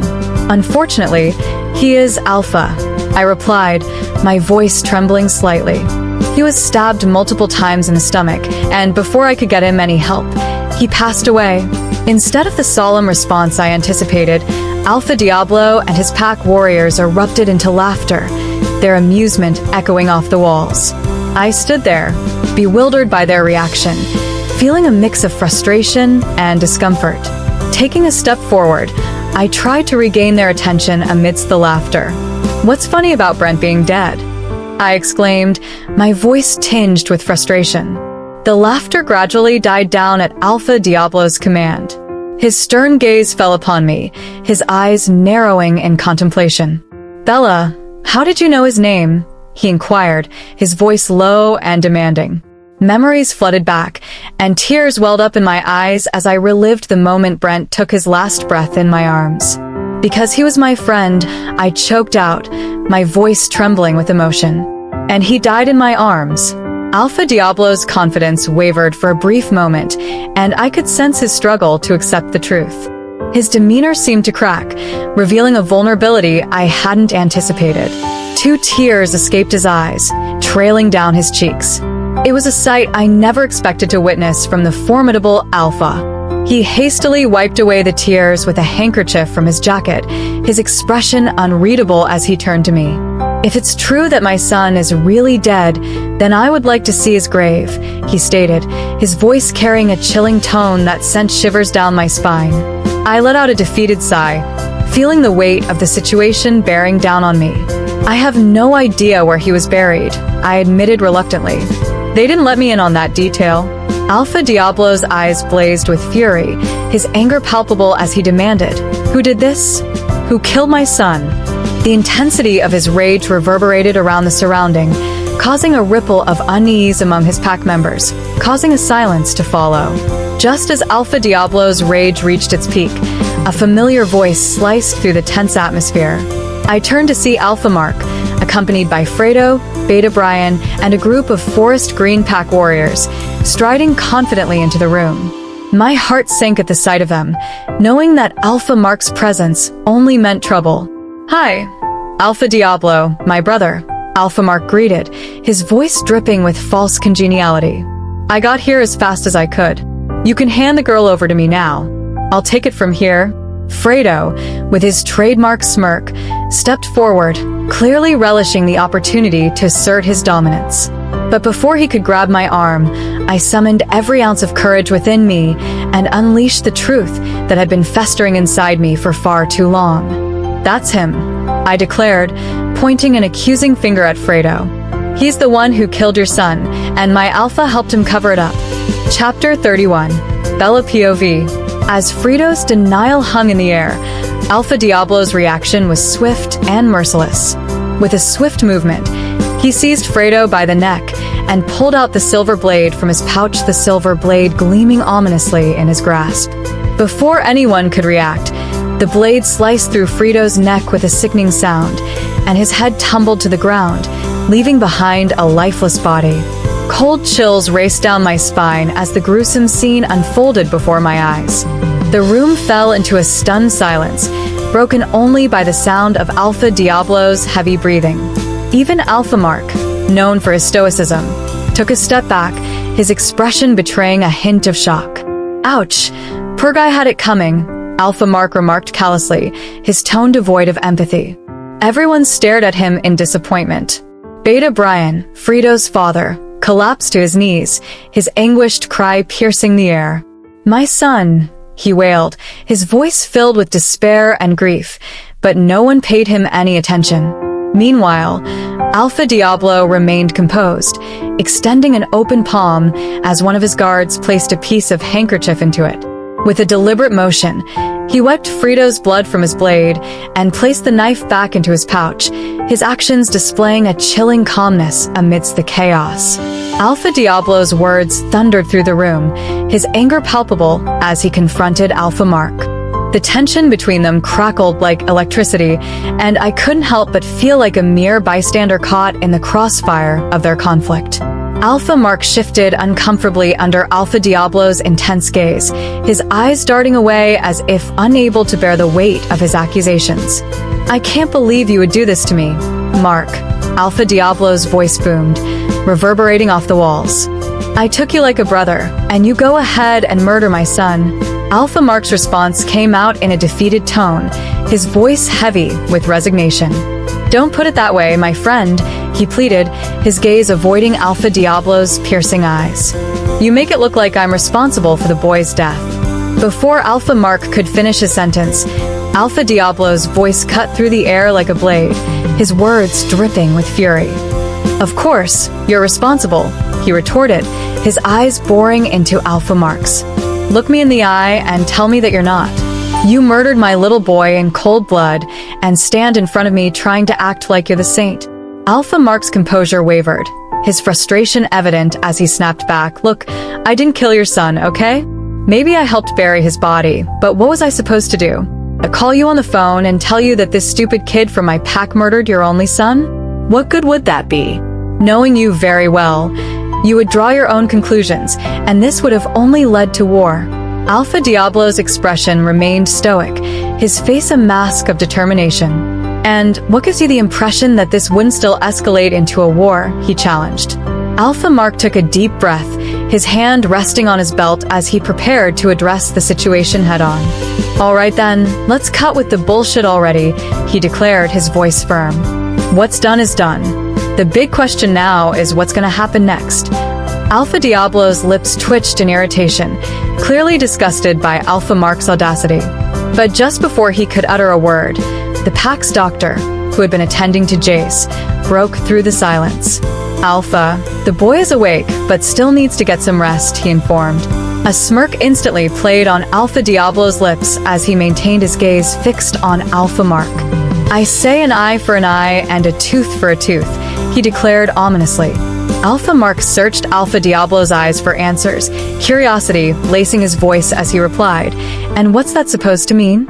Alpha Diablo let out a chilling laughter before responding, "You'll find out soon enough." With that, he turned around slowly, heading in the direction of the pack doctor, still surrounded by a few of the dead wolf pack warriors. But Alpha Mark wasn't about to let it go. "Where is my son? I demand to see him." His voice thundered through the clearing, making Alpha Diablo halt in his tracks. Turning back around, Alpha Diablo glared at Alpha Mark, his tone dripping with disdain. "Who do you think you are to make any demands?" he retorted, his words cutting through the tense silence like a knife. Pulling out a silver dagger of his own, its reflection glittering in the sunlight, Alpha Mark replied, "If what you intend to do is hurt my son, then you must already know that I'm not just going to sit around and watch that happen, right?" Alpha Diablo responded with chilling laughter. "Your sense of humor has improved, my friend, I must admit. And what exactly are you going to do? Try to stop me?" Alpha Mark maintained his stance and replied, "There's only one way to find out. I mean, it doesn't have to end like this, but you give me no choice." Just then, Jace staggered forward, with support from the dead wolf pack doctor, intercepting the two men. His steps were barely stable, one hand placed to his chest. Immediately, my eyes fell on him, and it felt like half the weight of the world had been lifted off my chest. Ignoring the confrontation around me, I dashed towards him and embraced him in a tight hug. Amidst the hug, my eyes met Alpha Mark's glare of disdain. Suddenly, he thundered, "Keep your filthy hands off my son, you dirty thing," as he advanced towards me, the dagger still in his grip. Alpha Mark reached out and grabbed me by the neck, pulling me away from Jace, and lifted me off the ground, my feet swinging in the air. "This is all your fault, you stupid witch, and today you shall meet your end." Just as he was about to stab the dagger into my abdomen, a loud cry of pain sliced through the atmosphere. Alpha Mark's grip on my neck instantly loosened, and I fell to the ground, struggling for breath. As I fell, Alpha Mark's lifeless upper body collapsed beside me. Shocked, I looked up to see Alpha Diablo wearing a confident smirk on his face, gripping his silver blade, which was still dripping with blood, and he remarked, "An eye for an eye." The voice of sorrow followed, breaking my heart and sending a jolt of pain to my chest. Jace's voice interrupted the tension with a scream. "Father, no, you can't be dead." Chapter 32. Jace POV. I fell to my knees, disbelief coursing through me as I gazed at my father's lifeless body. It felt like a nightmare, one I desperately wanted to wake up from. Glaring at Alpha Diablo, my eyes burned with pain and rage. What have you done? You madman!" I thundered, my voice shaking with emotion. Alpha Diablo regarded me with a cold stare, his demeanor unyielding. "Choose your words carefully, young lad. Your father had this coming. He brought this upon himself." I couldn't believe what I was hearing. Fury surged within me, and I felt the urge to shift into my wolf form and put an end to this nightmare once and for all. But as my claws began to appear, a sharp pain pierced my chest, and I slumped to the ground, clutching at my chest as I struggled to breathe. Through blurred vision, I saw Bella dashing towards me, concern etched on her face. "My love, be careful," she urged, reaching out to touch me. But at her touch, a surge of anger and irritation washed over me. "Don't bloody touch me, you stupid witch," I spat, my words laced with frustration and pain. Bella recoiled, shocked by my reaction. Tears welled in her eyes as she looked at me, her hand still hovering in the air. "Jace, my love, what is going on with you?" she asked, her voice trembling with concern as she tried to reach out and cup my cheeks. But before she could close the gap between us, I barked at her in a thunderous tone. I said, "Don't bloody touch me, you stupid witch." My eyes shot daggers at her, filled with a dangerous glare. She stared at me in disbelief, her expression pained. "Jace, my love, this isn't you," she pleaded, attempting to come a little closer. But before she could, I lost my temper. My hand shifted into my wolf claws and I barked, "Don't bloody dare me, Bella, or I swear on my father's lifeless corpse, I will snap the shit out of your NEC." Before I could finish my sentence, Alpha Diablo's voice cut through the tension. "You will do no such thing, or else." "Or else what?" I snapped back, my anger boiling over.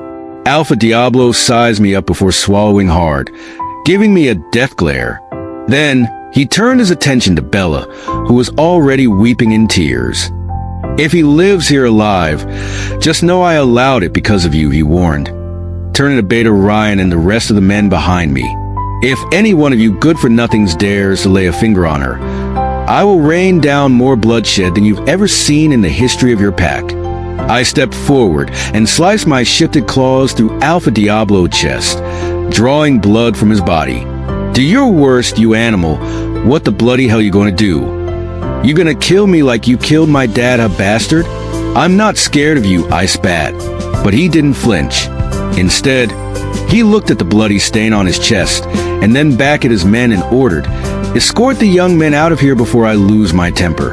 With that, he turned around and left us. As Alpha Diablo walked away, I couldn't hold back my anger. "You haven't heard the last from us, you degenerate." I shouted after him. "That's enough. Kindly take your leave now," one of his soldiers interrupted, cutting off any further exchange. With that, I gave Bella one last death glare before being escorted out of the dead wolf pack. The drive back to the pack felt like hours, my mind swirling with questions and emotions. What would be my next move? How would I face my mom? What about Bella and the resentment I felt towards her? It wasn't entirely her fault, but I needed someone to blame, and it was easier to blame her. As soon as we arrived at the pack, I stormed into the Alpha's mansion. Swinging the door open, I locked eyes with my mom sitting in the living room. She sprang to her feet and rushed towards me, arms outstretched. "Jace, my baby, where have you been?" "I've been worried sick." Avoiding her embrace, I responded coldly, "I'm not in the mood, Mom. Leave me alone." She looked at me in shock and concern. "What has gotten into you? And why are you covered in blood? What is going on, my baby? Talk to me," she demanded, her worry evident in her voice. Ignoring her, I continued walking, making my way towards the stairs. "I demand some respect, Jace," she barked, feeling offended. "And by the way, have you seen your dad? I've been looking for him all day." "He's dead," I replied coldly. With that, my mother collapsed on the spot. I didn't bother looking back at her before she hit the ground. Some of the Omega maids, who were also friends of Bella, rushed to her rescue and caught her just in time. Arriving in my room, I quickly took a shower to clean up the blood stains on my body and change into fresh clothes. Thankfully, the injury on my chest began to heal slowly. Staring at the bottle of whiskey on the table, I contemplated taking a quick gulp. Despite knowing it was bad for my health and could slow down my healing, I went ahead regardless. Stepping out of my room, I heard voices and murmurs echoing through the hallway. Approaching the stairs cautiously, I arrived in the corridor to find the sitting room overflowing with pack members of all sorts. They were clearly expecting answers or some sort of speech from me, but I was in no mood for an interrogation or press conference. Deciding to avoid the crowd, I made my exit from the mansion through the back door. As I made my way to the pack pond, I found it empty and took a seat on one of the stone benches. Taking out a stick of cigarettes from my jacket, I lit it up and took a puff. Just as I was there, enjoying my own company, a voice rang out from behind me. "Is this it? You're just gonna sit there and smoke it all away and act like everything is okay?"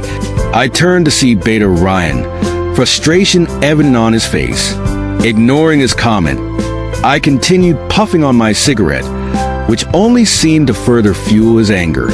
He grabbed me by the jacket and barked, "I'm talking to you, Jace. Look at me." Pulling out of his grip, I smashed my fist on his face, breaking his nose, making it bleed on the spot. "It's Alpha Jace to you from now on, imbecile." Chapter 33. Jace POV.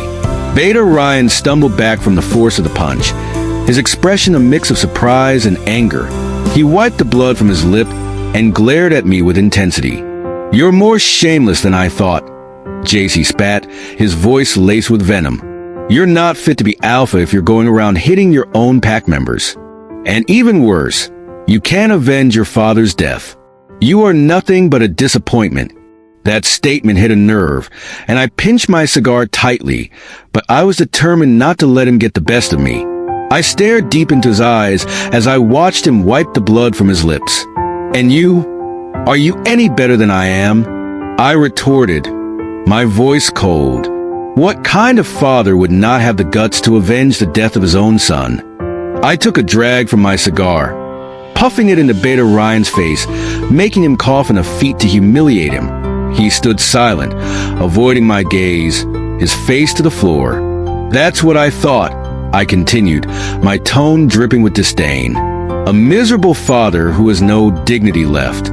You watched Alpha Diablo take your only son's life, and you stood still and did nothing.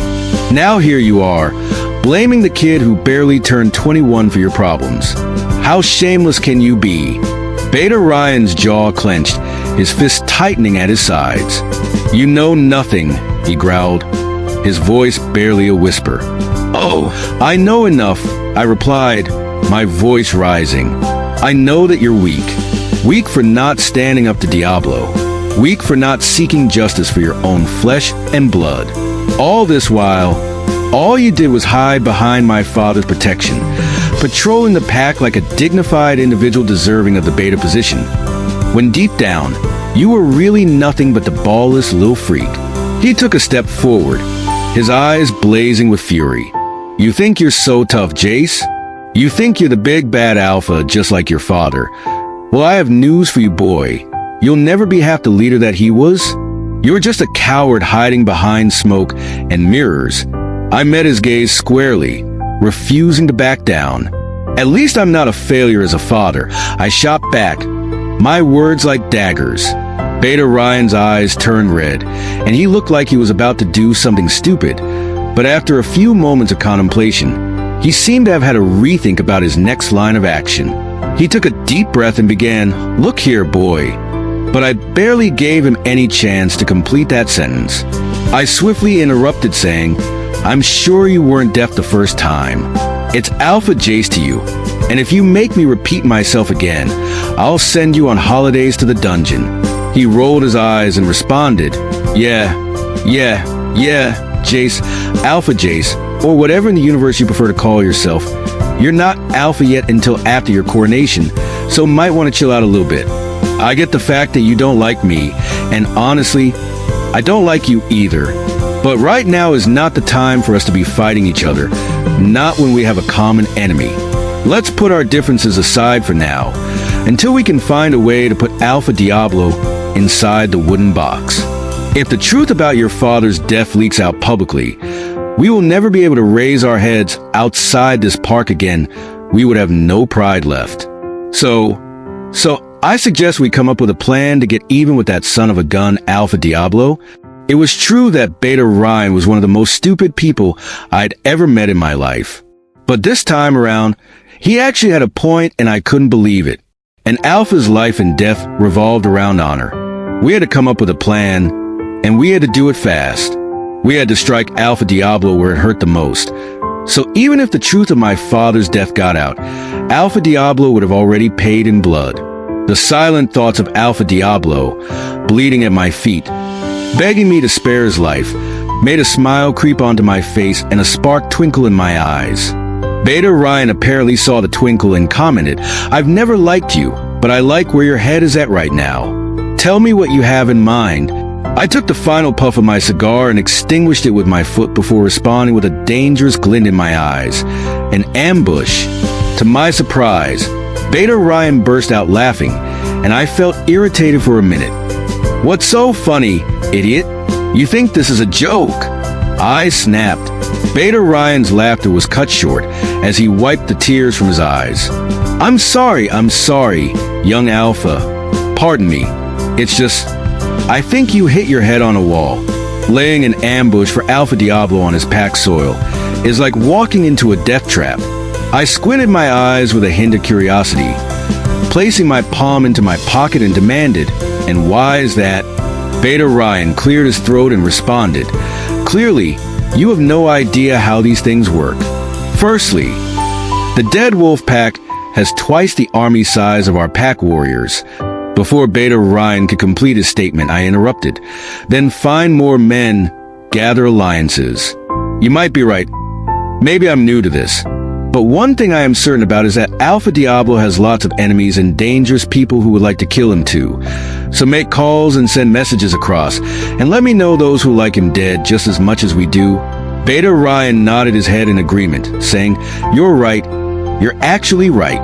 I will do that immediately." With that, he bowed his head and left me alone by the pack pond.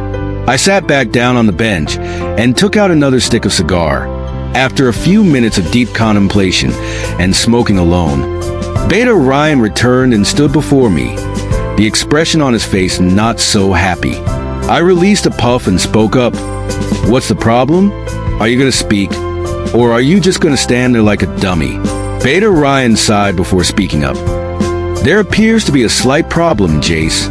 I was done, and I lost my patience.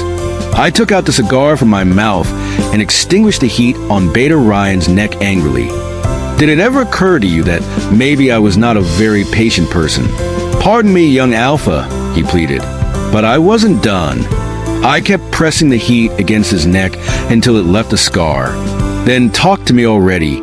The coward in Beta Ryan slowly began to emerge as he panicked, fidgeting between breaths. "It's just that all the people I reached out to don't want to get involved in the ambush. They say it's suicide and a bad idea, unless for the Red Wolf Pack." I was really starting to lose my patience, but as soon as he mentioned the Red Roof Pack, I felt a sense of relief. Even though it was just a glimmer of hope that someone had agreed to collaborate with us and put an end to that tyrant. Just as a smile was about to escape my lips, Beta Ryan added, "But it's not going to be for free." Alpha Jack said it's only going to be on one condition. Taking a few steps back, I demanded, "And what's that?" "That you claim his daughter Bianca as your mate, and the both of you become one family, just like he originally discussed with your father." Chapter 34. Jace POV. "That makes no sense." I barked out loudly as I paced around angrily. How could he make such a selfish demand of me? I added. Beta Brian cleared his throat before chiming in. "It's not such a big deal, Jace. Besides, I think she's a lot better looking than Bella. I've seen her once when she came around for dinner the last time, and she's gorgeous, with those puppy eyes and that skin like milk. A man like me would give anything to have her in my bed. You're so lucky." I stopped in my tracks and gave Beta Brian a death glare, making him shift uncomfortably as he visibly swallowed hard on his saliva. In a low, chilling tone, I threatened with a glimpse of rage and annoyance. "I swear if you don't shut the hell up, I'll dig my claws into your chest." "Pardon me, young Alpha," Beta Brian pleaded, bowing his head in homage. I ignored his stupidity as I continued pacing around in contemplation. Thoughts about Bella began running through my mind, about our hopes and dreams. We could have really made a lovely couple, myself and her. Too bad it all ended up getting flushed down the toilet. Just then, the voice of Matthew interrupted from a few meters away. "There you are, Jace. I've been searching for you all over." Impatiently, I responded, "Why? What for?"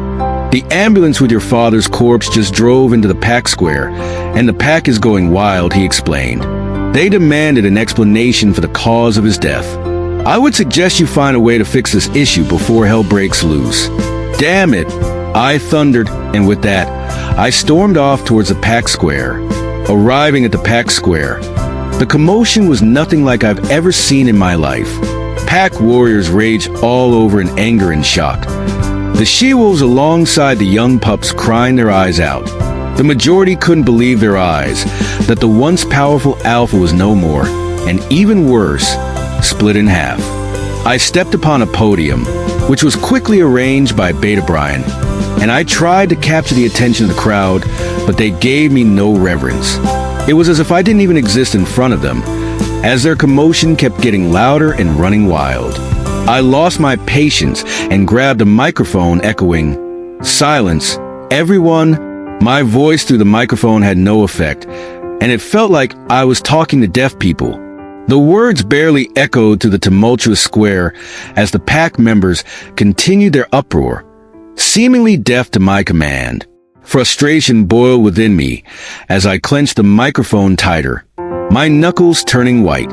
"Listen to your Alpha," I roared, the force of my voice cutting through the chaos like a blade. Slowly, the noise began to diminish, heads turning towards me. One of the pack elders stepped forward and challenged, "Young Alpha, how sick of you to stand before us and declare yourself as Alpha when your father's corpse had split in half inside of that ambulance. Clearly, you murdered him so you can take over the Alpha position." Hearing him say those words felt like a thunderbolt just hit my brain. I gave him a death glare saying, "How dare you?" He held his stance as he looked me in the eye. "Of course I dare. Your father was in a council meeting with the rest of us when a call came in from Alpha Diablo saying you showed up on his pack territory unconscious, making your father rush there. And now he returns dead? The big question is, what were you doing on the dead wolf pack, Jace?" The question smashed into me like a sledgehammer, and I swallowed hard on my saliva. I didn't know how to respond. This elder was clearly looking for trouble, trying to set me up against the pack. One wrong reply from me, and this whole situation would escalate into chaos. I had to be smart with the response. Clearly, I couldn't say the truth, or this elder would have solid points to back up his argument. Quickly, I thought of something and came up with a response. I was chased by rogues, and somehow I ended up there. "Liar," echoed a voice somewhere in the crowd, taking everyone by surprise. I traced my eyes to the direction of the voice and found one of the men on my father's payroll, the one who hit my car during the chase. He stepped forward, creating a pathway for himself through the crowd. The young Alpha isn't telling the truth. He was chased by us, and not by Rouges as he claimed Alpha Mark gave the command, because he refused to leave that stupid Omega girlfriend of his alone. The accusation hit me like a punch to the gut. My heart raced, and a cold sweat broke out on my forehead. The truth was threatening to unravel, and I had to act fast to maintain control of the situation. Summoning all the authority I could muster, I spoke into the microphone, my voice firm and unwavering. "Enough!" The word echoed across the square, cutting through the tension like a knife. I will not stand here and allow baseless accusations to tarnish my father's memory and my leadership. The crowd murmured uneasily, some casting doubtful glances in my direction, while others seemed to rally behind my words. But amidst the uncertainty, I saw an opportunity to redirect the narrative in my favor. "Let me be clear," I continued, my voice projecting strength. "My father's death is a tragedy that has shaken us all.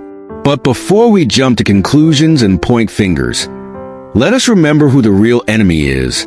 I paused for effect, allowing the weight of my words to settle over the crowd. Alpha Diablo. The name hung heavy in the air, eliciting a collective murmur of agreement from the assembled pack members. "He is the one responsible for this senseless act of violence," I declared, my tone unwavering. "And mark my words, justice will be served. But now is not the time for division. Now is the time for unity. We must come together as one pack, united in our grief and our determination to see justice done. Will do everything within my power and go to any length to confirm Alpha Diablo as a dead man." As I spoke, I could feel the tide of sentiment shifting in my favor. The murmurs grew louder, more animated, and I knew that I had succeeded in rallying the pack to my cause. But just as I began to feel a glimmer of hope, a voice cut through the crowd like a knife. "And what about Bella? Are you equally going to kill her when the opportunity presents itself? Or are we going to act like she didn't play a role in the Alpha's death?" Chapter 35. Jace POV. The question took me by surprise, and it felt like a bucket of cold ice was poured over my head. I swallowed hard and stammered, "Bella?" The silence that followed was deafening, and the elder stepped forward with a smirk on his face. "What's the matter, Jace? Cat got your tongue?" I muttered, struggling to find the right words to respond with. But just before I could find the right words, the elder struck again, satisfaction in his eyes. Clearly, he had me right where he wanted me. Or maybe you didn't hear the question clearly the first time. Allow me to repeat it then. Are you going to kill Bella when you get a chance? Yes or not? With a smile on his face, he continued, "It's really not such a difficult question when you think about it, you know. Not only did she contribute to the Alpha's death, she has taken sides with the enemies, or am I wrong? The crowd was starting to give me doubtful glances and questioning looks. I was really getting uncomfortable to an alarming extent. And if I was going to say something, now was probably the right time to do so.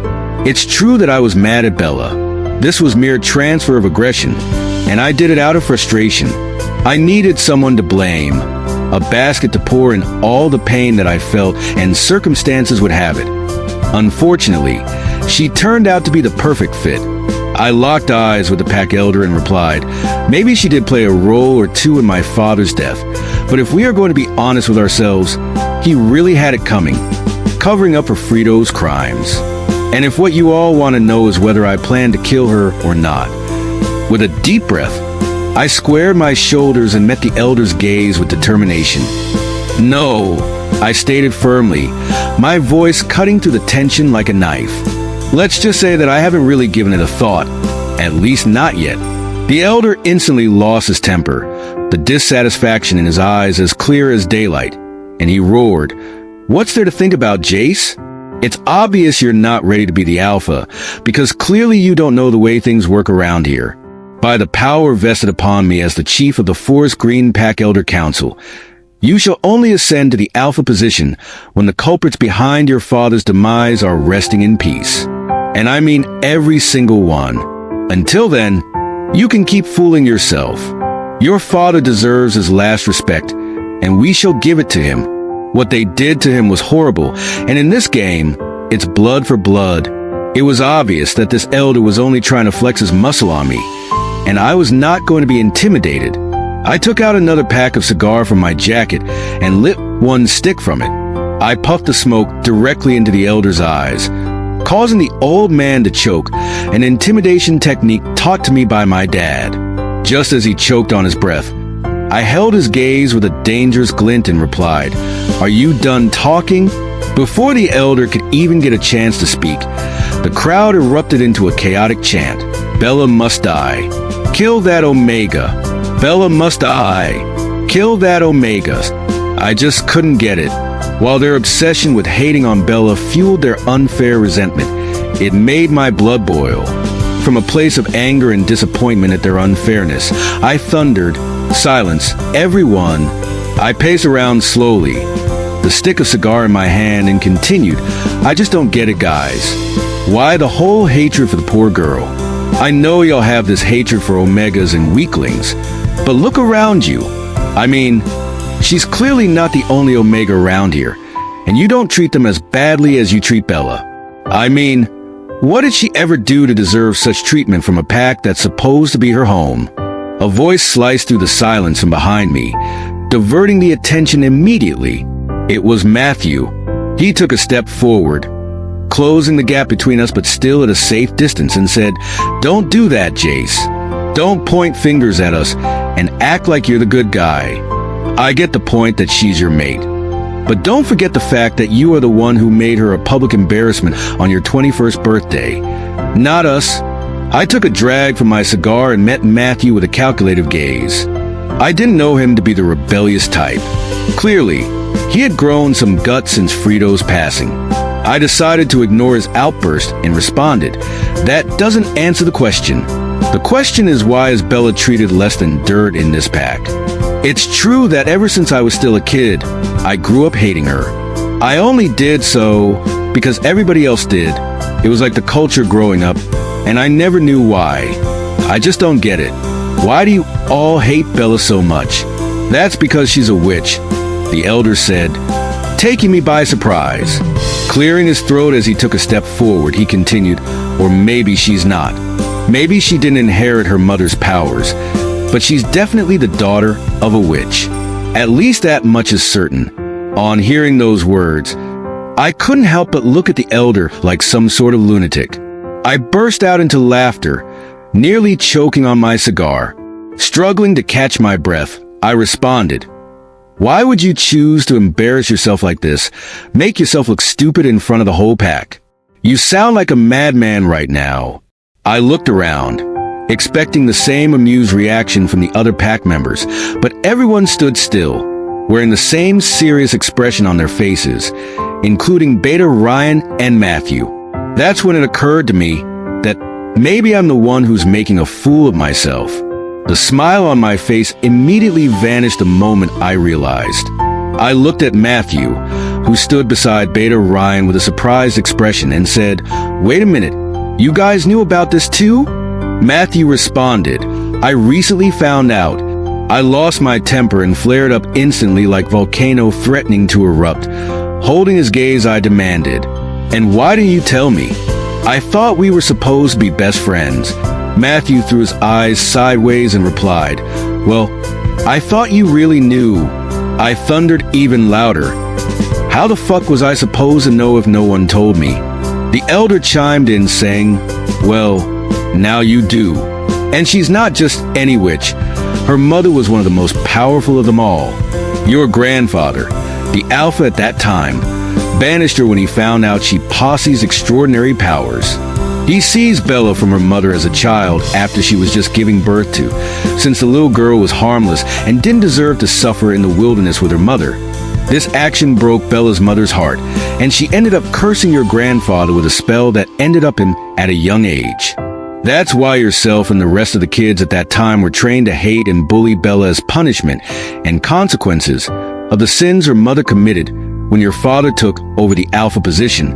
I couldn't believe my ears. It was all adding up. The dots were all connecting. The more I thought about it, the more it made sense, and I just couldn't believe it. "Tell me this is a lie. Tell me you are just joking," I demanded, grabbing the elder by his arms. The elder, struggling to find his voice as I grabbed him tightly, replied, "I'm telling you the truth, Jace. Killing Alpha Diablo is the least of our problem right now. You better find Bella and kill her before her mother does, or we are all doomed." Chapter 36. Bella's POV. It had been a few days since the incident which happened between Jace and I, and it still felt like it happened just yesterday. My heart had shattered into pieces when Jace gave me a sharp glare and called me a witch. It was horrible having him glare at me like he used to do in the past, before we discovered that we were mates. Even though they were random times when some people in the pack called me a witch and made fun of me, I never expected that Jace would ever call me that, not when we acknowledged the fact that we were mates. Alpha Diablo's guards had led me to a room that night, and I must say, he kind of treated me better than anyone ever did at my former pack. Since I had been staying here, he had made my stay comfortable. He wasn't all the rumors had painted him to be. He was quite a very hospitable man. But then, I couldn't feel the joy I was supposed to feel, because Jace, whom I loved, had left me, and returning to the pack after Alpha Mark's death wasn't even an option. I let out a deep sigh as I stared at the window which was illuminated by the bright moon.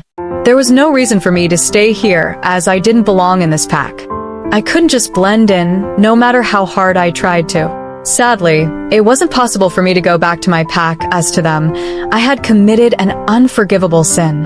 I rose to my feet and stepped out of my room, then went down the stairs which led to the living room, hoping to meet Alpha Diablo. "Good evening.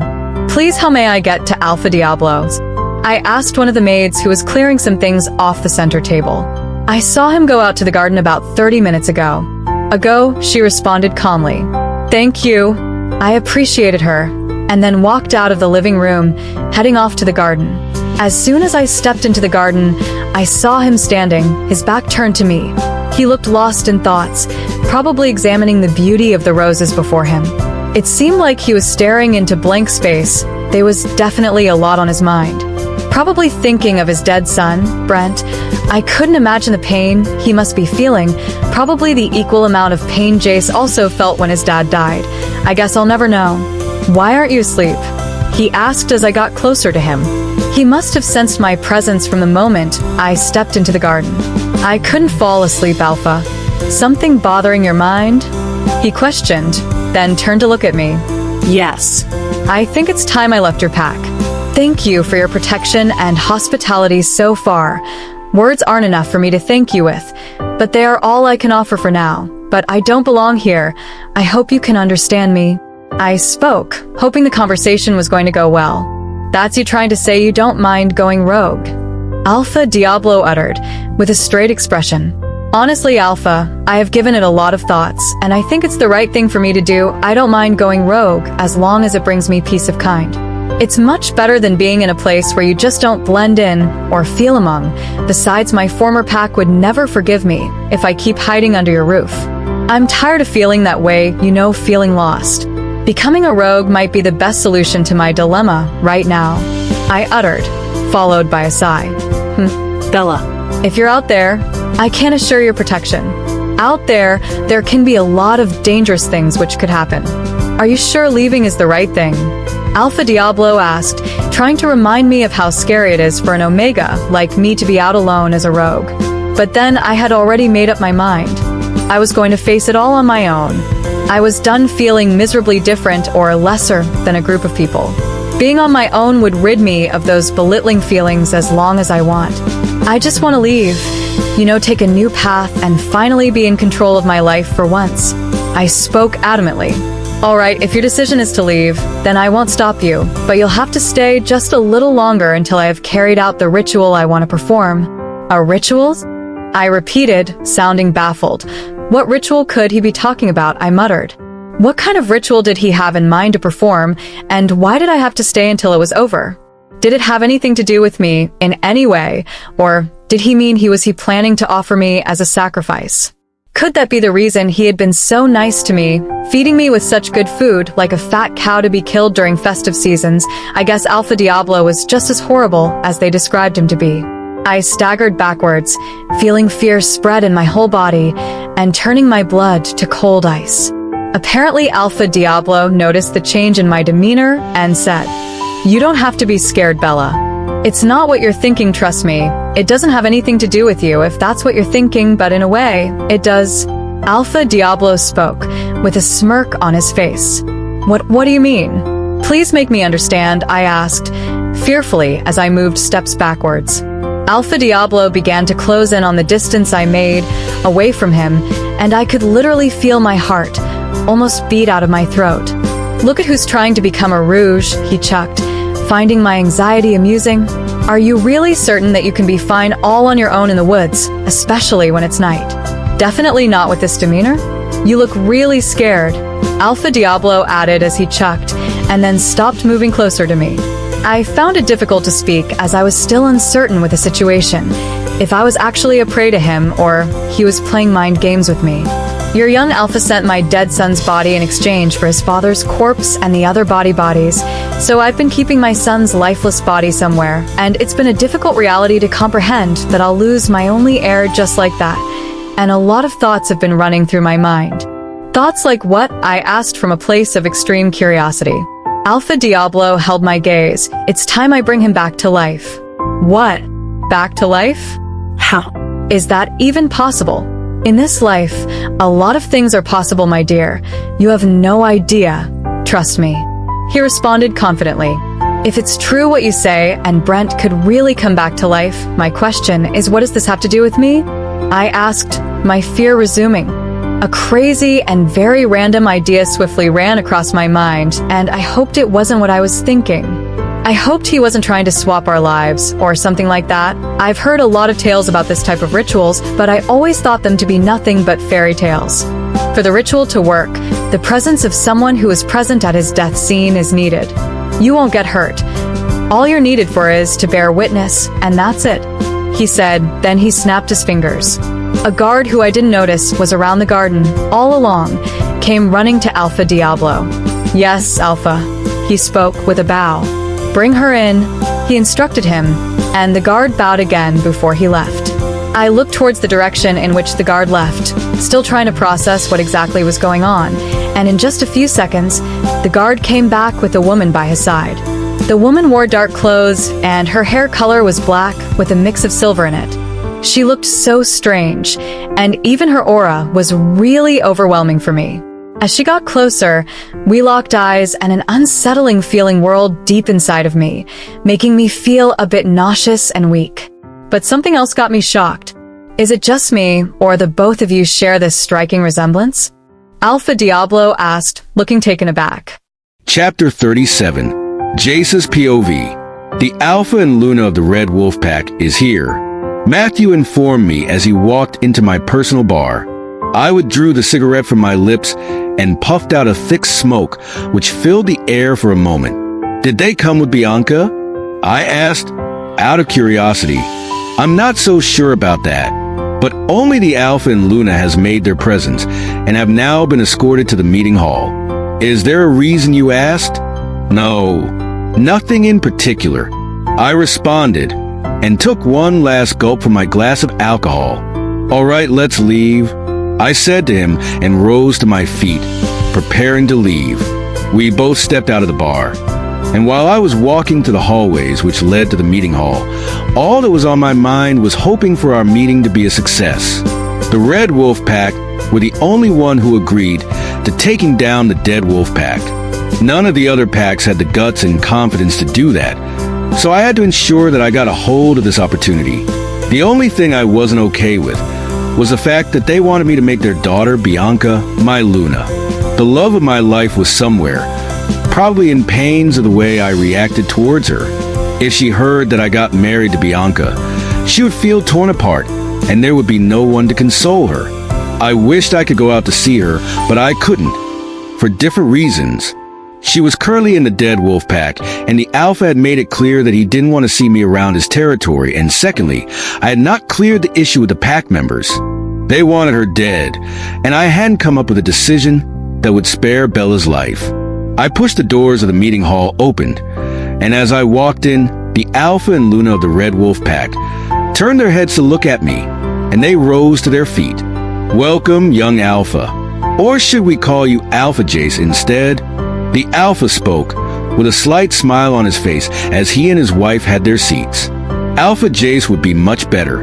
I am my father's heir, and it is only right that I become the pack's Alpha. I heard that the elders in charge of the coronation aren't ready to make you the Alpha. Do you need some show of power to make that happen? Anything I can help you with? He asked, looking willing to help me with whatever I needed. I didn't want to be indebted to him that much, so it was best for me to decline. At least, if he agreed to help me to take down Alpha Diablo, it wouldn't be more like a debt. After all, so many packs hated Alpha Diablo, and it was their wish to also have him turn to dust. Just that they didn't have the guts to do such. No, it's a minor thing. It would be sorted out in no time. How about we talk about what we're here for? Oh, yes. So, we were actually pleased to hear that you are willing to take down the Dead Wolf Pack and would do all it takes to avenge your late father, a remarkable Alpha. I'm with you on this. But have you considered the terms we wish you to approve of? I knew just what he meant, and to be honest, I wasn't ready to have such conversation with them. But due to their hesitancy, it seemed this topic wouldn't be lost in a sea of other topics we could talk about. We want you to get married to Bianca. She is a lovely woman, and before your father died, I could already see that you both were making quite the connection which both packs were happy about. We want you to rekindle that fire, and we promise to give you all that you need to win this war, he assured, looking confident and serious. I let out a deep sigh and clicked my tongue. The Alpha of the Red Wolf Pack was known to be adamant and always have his way. So I should know that the only way he would be able to help me was to get married to Bianca. Well, I guess I would have to play along. Once the war has been won, I'll find a way to end the contract without causing war between us. It also meant that I would avoid touching her in order for her not to bear my children, which can be a strong hold on me. All right, I agree to this.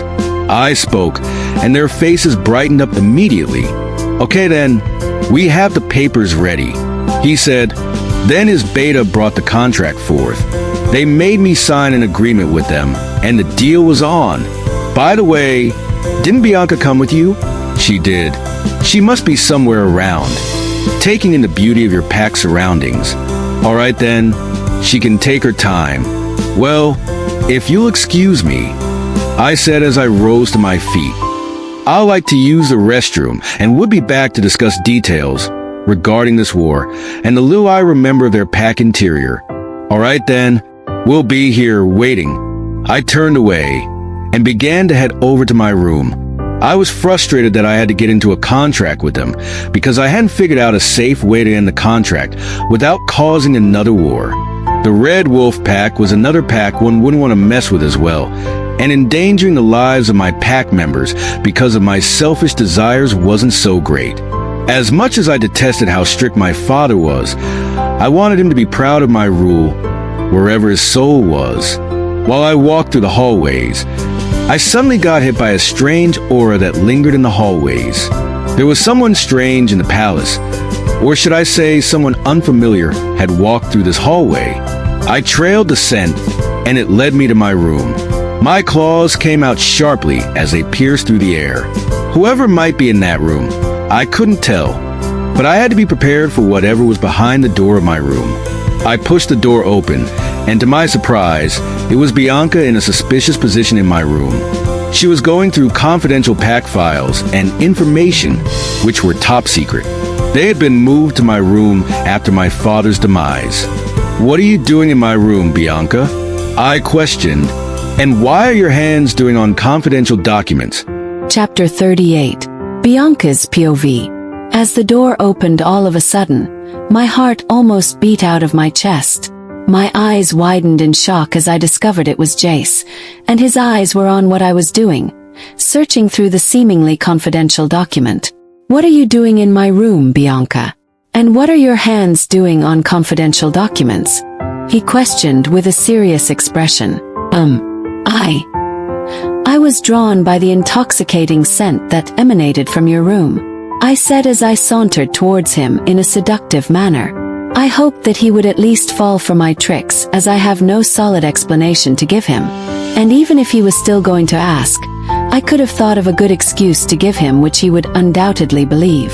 Jace looked at me like he was trying to figure out what I was up to, but before he could say another word, I drew closer to him and wrapped my arms around him, then leaned my lips to his ear. "You don't know how happy I am to be with you," I whispered to his ears and placed a deep kiss on it. Jace withdrew from me slowly like he wasn't trying to make things look rough. "What's wrong? Don't you see me as a woman? Don't you desire me?" I asked him as I drew closer to him again and caressed his broad chest. Then I tried to lean over to kiss him, but a knock interrupted us. "Come in," he urged as he walked away from me. "I'm sorry if I interrupted anything, but Alpha Logan and his wife are still waiting for you at the meeting hall," Matthew reminded him. I scanned him from head to toe. He looked like he was Jace's beta, but what I couldn't tell if he was a loyal one or not. Well, only time would tell. As for now, I'll focus on Jace. "Let's leave," Jace said to me, then stepped out of his room. I followed after him as I didn't want to cause any more suspicion.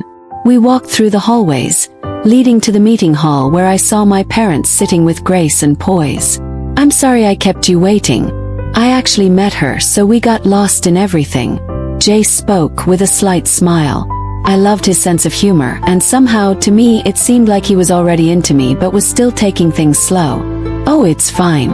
As long as you're with our daughter, your wife-to-be, it's fine. By the way, how about get straight to the mating ceremony? We can just hold a small ceremony consisting of a few of the important pack members, and all. It would be simple and quick." My father spoke, and exchanged pleased glances with my mother. I blushed, and then glanced at Jace, whom we were all waiting for a response from. I didn't expect the mating ceremony to happen this fast. "We don't have much time, Alpha Jace. Everything needs to be settled quick so we can get to business. Alpha Diablo is getting stronger day by day, and we can't afford to miss the chance that comes with overpowering him." My father spoke, looking concerned. Jace sighed deeply, then tapped his fingers on the table like he was thinking critically of the right response to give. "All right then. We have the mating ceremony tonight," he voiced out with a mind-blowing aura coming from him.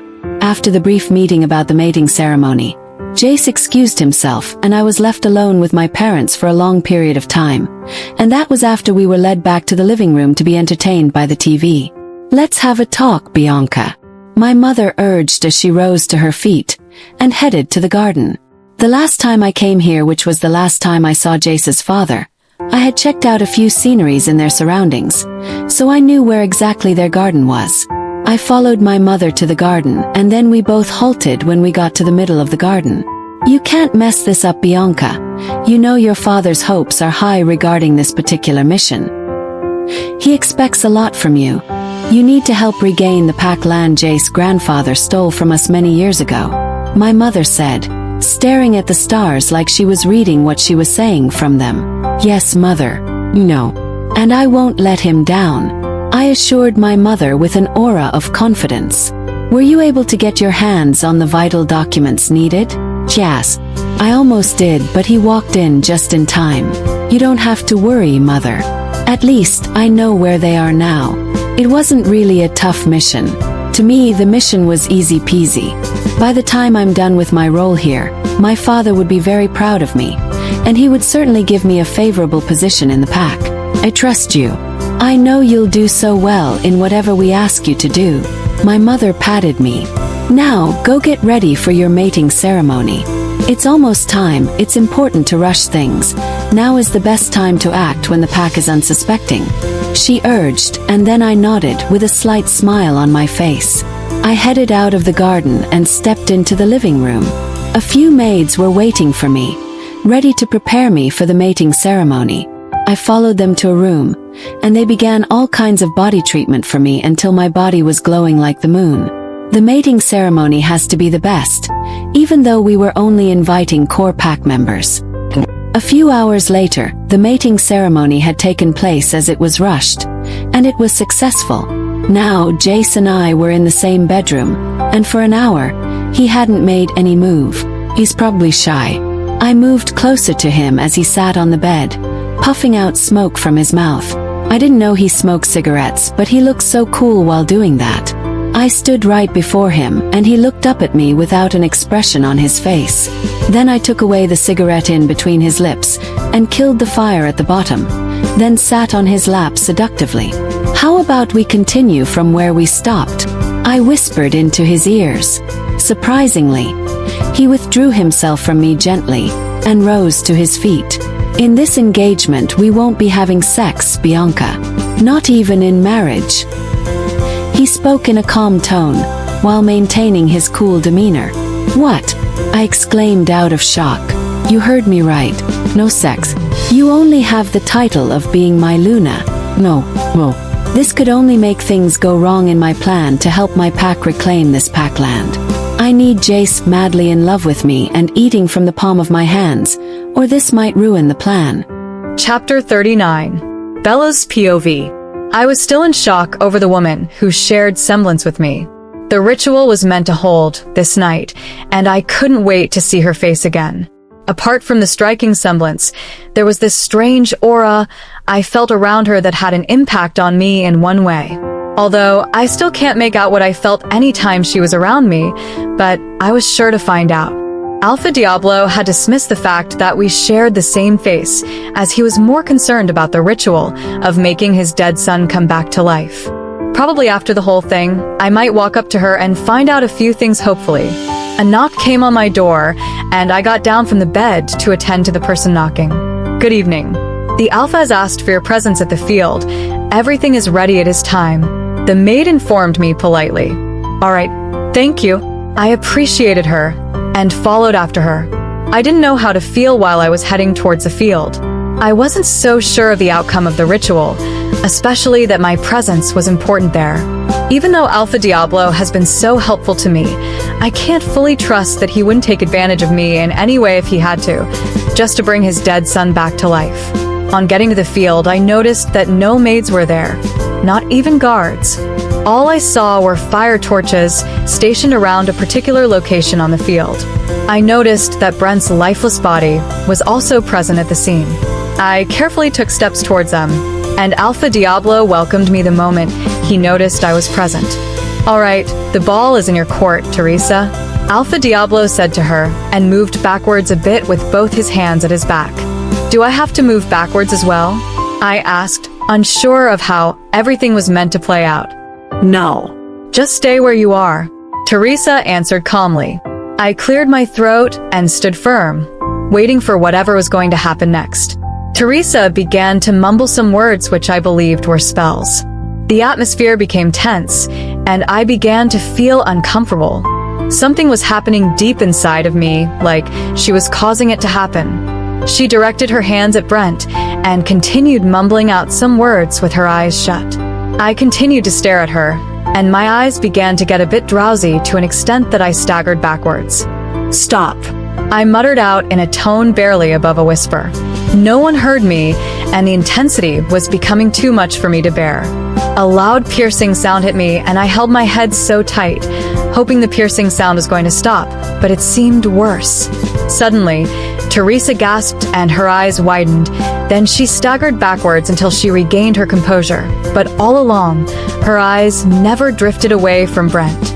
I felt relieved and breathed out heavily.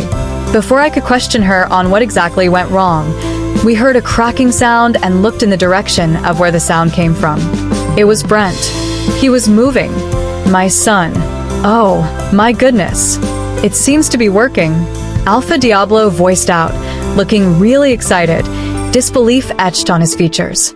"Something feels wrong," I uttered, staring at Brent, sensing a strange aura from him. Alpha Diablo moved closer to Brent and helped him sit up, although Brent had stopped moving. I don't think you should get too close, Alpha Diablo," I spoke, still feeling uncertain about the whole situation. Teresa also held a facial expression that showed she also felt the weirdness I felt in the air. All of a sudden, Brent's eyes glowed up and he began to make weird noises. His bones were also cracking and he was acting weird. "Brent, are you okay?" Alpha Diablo asked, looking really concerned about him. "I think you should move away from him," I warned again as I moved a few steps backwards. A scream tore into the air, and it caught our attention. "Help! The undead are alive!" I heard a woman scream in a distance, shouting for help. I turned to look at Brent, and then he began to attack Alpha Diablo. Alpha Diablo, who still didn't understand what was going on, held Brent and shook his shoulder. "If this is a joke, stop it, Brent," he voiced out and then turned to Teresa. "Can you explain what's happening?" he demanded strictly. "I think the spells worked the wrong way." Teresa responded with a straight expression. I couldn't tell if she was filled with fear or not, but then, whatever it is she felt, I hoped that she could do something about it. "Arf." Alpha Diablo grunted as Brent dug in his fangs into his body. Soon, he began to shake, reacting to the bite. Then, he stopped moving like he had given up the ghost, but in a minute, he stood right up with a glow in his eyes while making raspy sounds. "Oh no. I have made a mistake. The undead are coming back to life, but as zombies," Teresa said, and she turned away to leave immediately. "Hey, wait up," I yelled, but she disappeared into thin air. I looked back and saw both Alpha Diablo and Brent coming towards me like they were going to tear me apart. "Oh no," I muttered out my fear. As I turned to run far from here, I spotted some other zombies running strangely towards me.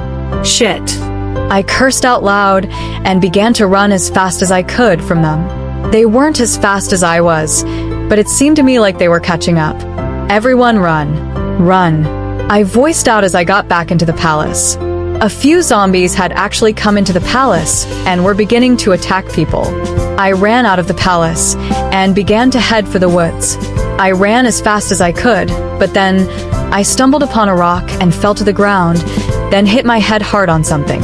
My eyes became fuzzy and I was beginning to blank out. Oh no, not when the zombies are almost catching up with me. Chapter 40. Jace's POV. I walked out of the room as I wanted to leave Bianca to process the reality of this false engagement by herself. Moreover, staying in the room with her after letting her know I wouldn't be having anything with her could only make matters worse and cause her to start asking questions which could get me frustrated. I headed off to the lounge as that was the perfect place right now to be alone, and of course, I would puff away the dampened feeling I had for accepting to marry Bianca. On getting to the lounge, I sat and helped myself with a pack of cigarette and a bottle of alcohol.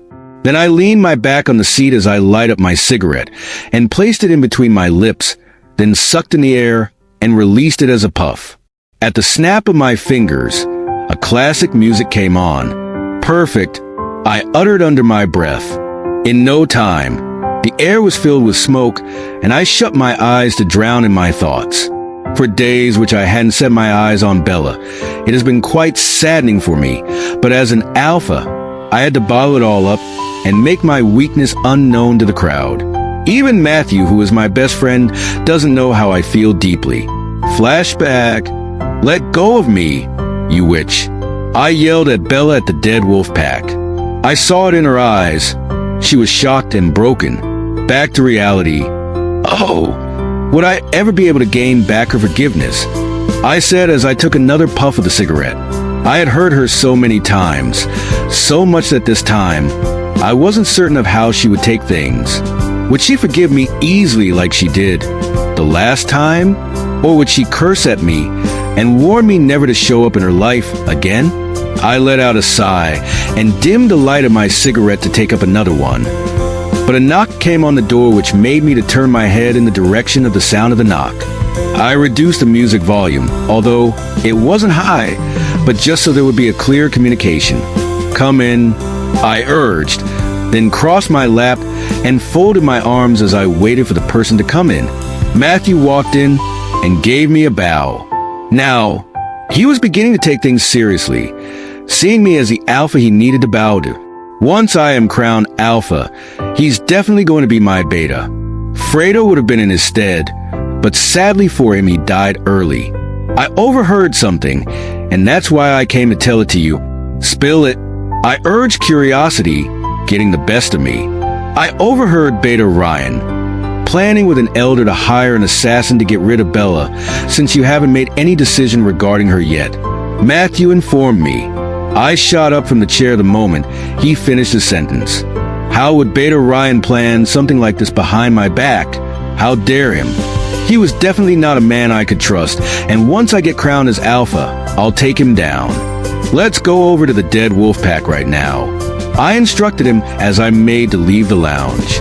Matthew followed after me, and then while we passed by the palace, I noticed something strange in the atmosphere.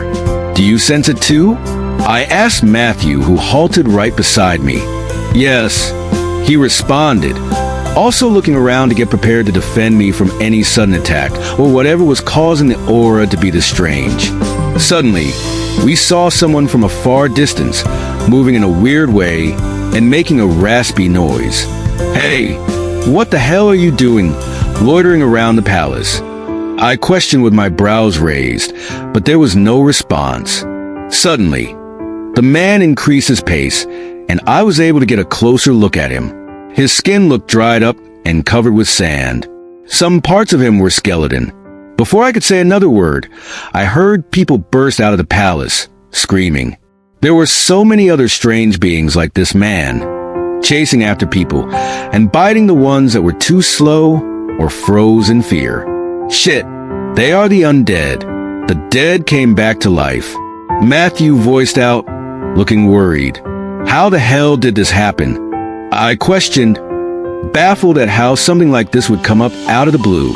When the zombie came close, I gave it a double flip kick and punched its neck, which made its weak head fly off. More began to run towards us, and some of them were chasing the people around. Jace, you should go find Bella. I'll take care of these zombies alongside our warriors, he said to me, and ran towards the other side. I looked at the zombies. There was no way I could take all of them down without them biting me. My attention was brought back to the first zombie I killed. He had risen up without his head and was heading in the wrong direction. These things never die. I muttered under my breath and turned away. I ran as fast as the wind could take me, grabbed a car from the parking lot, and sped off to the dead wolf pack. On getting so close to the dead wolf pack, the gates were empty. Without any guards in sight, only a few blood stains on the floor, I turned off the car headlamp and drove for the pack as quietly as I could, observing the surrounding with my impeccable wolf eyesight. Suddenly I noticed someone in the distance running from a pack of zombies. I squeezed my eyes tightly for a more precise look. It was Bella. Shit. I cursed out loud as I stepped out of the car and dashed out towards her, but I was still far away. I hoped deeply that I was going to catch up with them quickly, even if it was by a miracle. Logically, I couldn't take them down, but at least we would be able to run from them. running as fast as my feet could fly. I miscalculated my steps and tripped to the ground. Then a zombie jumped on me, trying so hard to bite me. I growled out loud and pushed it away, then punched it several times until it fell to the ground, lifeless. I knew it was only a matter of time before it came back to life, so I ran from the scene. Unfortunately, Bella and the zombies were no longer in sight. I kept running and searched around the places she could have run to, but still, there were no traces of her. Did they perhaps get to hers? The fear of that happening struck my heart like lightning, causing me to be in pain. I panicked and began to scream her name, but I got no response. My wolf began to go crazy in my head. I sniffed around the surrounding until I picked up faint traces of her scent. I followed the trail until I found her lying unconscious, her head bleeding, beside a rock, a pack of zombies surrounding her. As soon as they spotted me, they turned around to face me, blocking me from getting access to Bella. I wasn't going to back down. I wasn't going to let them get their way with her. I picked up a log of wood, hoping to scare them off with a fight, but the zombies, or whatever they were, seemed immune to fear. Besides, I was totally outnumbered. It was a 20 versus 1. They ignored me and turned their attention to Bella, who was still lying unconscious on the floor, unaware of the danger surrounding her. I had to think smarter. I had to somehow find a way to divert their attention from Bella. Out of nowhere, an idea popped up in my mind. What if I lit the log of wood on fire? I immediately grabbed my lighter, which I used for my cigar, from my pocket, and set the log of wood ablaze. "Hey, why don't you bite me instead?" I yelled in an attempt to divert their attention back to myself. As soon as they turned around and saw the flaming log of wood in my possession, I could perceive the fear in them. The smaller-looking zombies immediately took to their heels, while the larger ones stood their ground. I maintained my stand too. The little I suspect about these creatures is that they are probably all wired the same way.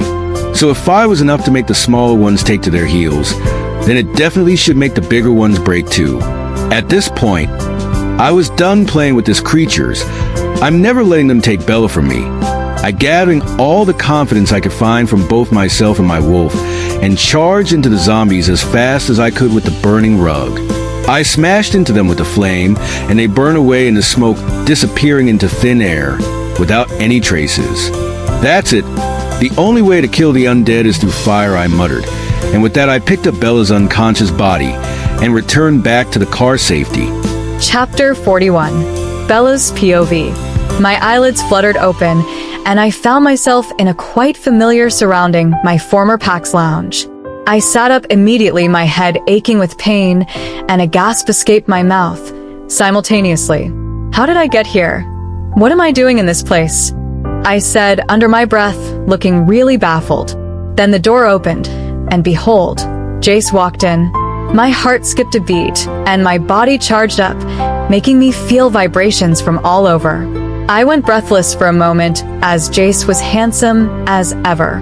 In fact, he looked more attractive since the last time I saw him. "You're awake. How are you feeling now?" he asked, with a look of concern on his face. I couldn't tell if that was real or fake because several times he had confused me. I didn't know if he was truly in love with me or not. "How did you find me? Did you see those zombies out there?" I asked, ignoring his question. Then he sighed. "I was able to find you miraculously. I kept searching until I began to hear the raspy noise which the zombies made, so I knew you would be around there somewhere. Before they got to you, I was able to grab you," he explained to me with a sober look. I let out a sigh of relief as I looked down at my fingers. Then I looked back at him. "Thank you." I appreciated him and looked around. "I guess the pack is free from zombies." "No, it isn't. The zombies have also evaded the pack, but the lounge seemed free, so I brought you here." "Oh no. It's spreading," I muttered under my breath. "Do you perhaps know what's going on?" Jace asked, looking curious. No, I don't. I only know they are also at the Dead Wolf pack, and Alpha Diablo is dead." I lied partially. I wasn't so sure if it was okay for me to tell him what had really happened. It was best for me to keep what happened from him and find a solution all by myself. "I see. A solution is needed for this, and we'll get to the root of this evil." "Yes." I uttered. By the way, how come you were at the Dead Wolf pack? I remember clearly that Alpha Diablo had warned you never to step foot in his pack again. I said, ignoring the fact that we needed to talk about the reason he acted that way to me the other day. Oh, that reminds me. I actually came here to warn you to be careful. The people at the pack are actually bent on eliminating you for playing a role in the death of my father, although it was an indirect role, but they're bent on eliminating you. I managed to calm them down for them to wait for my decision regarding that, but I got informed that Beta Ryan and an elder have already sent an assassin to get rid of you. So, I came there to avoid that. Before all of that happened, I felt broken. Once again, the pack where I came from showed how much hatred they had for me. I didn't know what I did to deserve this, but there was nothing I could do about this. They already made up their minds from a long time ago. There's no point trying to change it now. So many times, I tried to be a better pack member, but my efforts were disregarded. If they really had it in mind to eliminate me, then they certainly would try their best to ensure that would happen, considering the depth of hatred they had for me. I stared back at Jace. He had come to protect me, but instead of feeling good, I felt quite little uncomfortable and sad. He had probably felt he had to come help me, since I couldn't fight against anyone, much more an assassin. I felt like a mere responsibility he had to carry out, and I couldn't allow that to take over my mind. You didn't need to. I can take care of myself. Look, I know I hurt you by saying those things, but it was from a place of hurt and pain, and I know it's going to make it difficult for you to take help from me. It could hurt your pride and all, but all these aren't as intentional as it seems. Besides, there is something about you which you don't know of, and that's the main reason the whole pack mistreated you since day one. Jace spoke. What? I exclaimed softly, trying to understand what he had just said. Then he held my hand and moved closer to me, but I withdrew my hand from him. Just speak, no touching, please. I urged him. All right. You are a witch, Bella. What? You bring me here just to insult me? I retorted. No. It's not what you think, Bella. You don't understand. You are an actual witch. You come from a lineage of powerful witches, and your mother, Teresa Knight, is one of the most powerful witches in the book. She was feared by all, and because of that, my grandfather, the Alpha, at that time, sent her out of the pack, but took you from her as a child. He felt you didn't need to suffer with her growing up in the wilderness with a single mother. But your mother cursed him, which made him experience an early death. Because of this, the whole pack transferred their hatred for your mother to you as punishment, because they felt you'll turn out just like her. Jace narrated, looking into my eyes like he needed to know how I felt deep inside. Did you just say Teresa? I questioned, beginning to connect some dots. Yes. Does that have ring a bell? Ever heard of her? If my mother's name is truly Teresa, it made things seem a bit suspicious. The witch who caused the dead to come back to life was also named Teresa, and she also shared a striking semblance with me. I gasped as I covered my mouth in shock. This explains everything. This explained why I felt weird around her, and like something was activated in me. Teresa is my mother. I met my mother. I don't believe it. Bella, talk to me. Do you know something? Jace asked, looking worried. I rose to my feet immediately. Suddenly, I began to feel like I finally found a place where I belonged in this cruel world, and I needed to find my mother. She is the only one who can explain all I need to know, the only one who can stop the chaotic situation right now, and the only one who can love me genuinely without fault. I must go now, I voiced out to Jace, with a determined heart, ignoring the obstacles that could be on the way. Besides, the assassins or the undead were the least of my worries right now. Chapter 42. Jace's POV. Bella, come on. What's going through your mind? You can't leave. Not when the undead are roaming around and an assassin is after your life. I voiced out, making my concern known to her.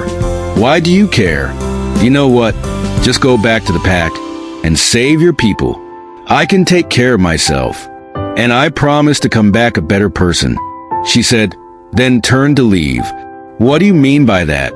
I grabbed her hand, unable to let her go, considering the danger that awaited her. Just let me go, she yelled, and a strong force of air pushed me back, making me hit my head lightly on the wall. Ouch! I winced a little and glanced at her. What was that? She looked shocked and a bit confused. Then she shook her head lightly with teary eyes. I'm sorry, I've got to go, she said, then ran out. I tried to stand at that moment, but my head felt heavy. Shit, I cursed under my breath. I managed to get on my feet, and immediately I got out of the lounge. I sighted Matthew. Jace, we need to do something about this. So many people are dying. Matthew voiced out breathlessly. I looked towards the direction in which Bella could have gone off to, but I didn't see any sign of her. That strong force of air definitely came from her. Probably her powers were now activated. At this point, she could be dangerous to anyone who poses as a threat to her. Although, I didn't want to leave her, but the life of my people was at stake, and this was more like a chance for me to show them how capable I am of being an alpha of the pack. Jace, Matthew called out to me sharply. Then I turned to him. You need to get me the microphone and speaker. I have a plan. All right then, Matthew said, and we both ran back to the palace, fighting off any zombie that came our way. As soon as we got to the palace, I waited for Matthew to get back to me with a microphone, and in no time he did. I collected the microphone from him, and he held the speaker. Listen up, everyone. Wherever you're hiding, or however you're doing, I want you to be fearless. I'm sure you all know the way to the dungeon. If you don't, the doorway is right at the palace's backyard.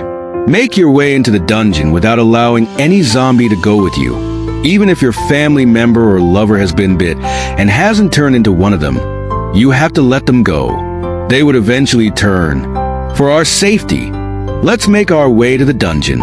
I'll pass the necessary information when we are all present there. As soon as I was done with the announcement, I sighted most of our warriors heading towards us. I was glad they managed to get unaffected. Alpha, they all voiced out and bowed. Now, I want you to help the weak pack members and lead them to the dungeon. Note, I want you all to come back alive. I instructed them. Yes, Alpha, they all responded in solidarity. I watched as they all disengaged and went to do what I had asked them to do. Then I turned to Matthew, who was packing up. We do the same as well. I ran into the palace, and about 2 zombies came for me. I yelled as I charged towards them and dug my claws into one of them, while I twisted the other zombie's neck. Dark blood gushed out of both of them, and it almost made me puke. Disgusting. I headed towards a bedroom and opened the door only to meet Bianca, pacing up and down, looking worried. Jace. She voiced out my name with an expression of hope on her face.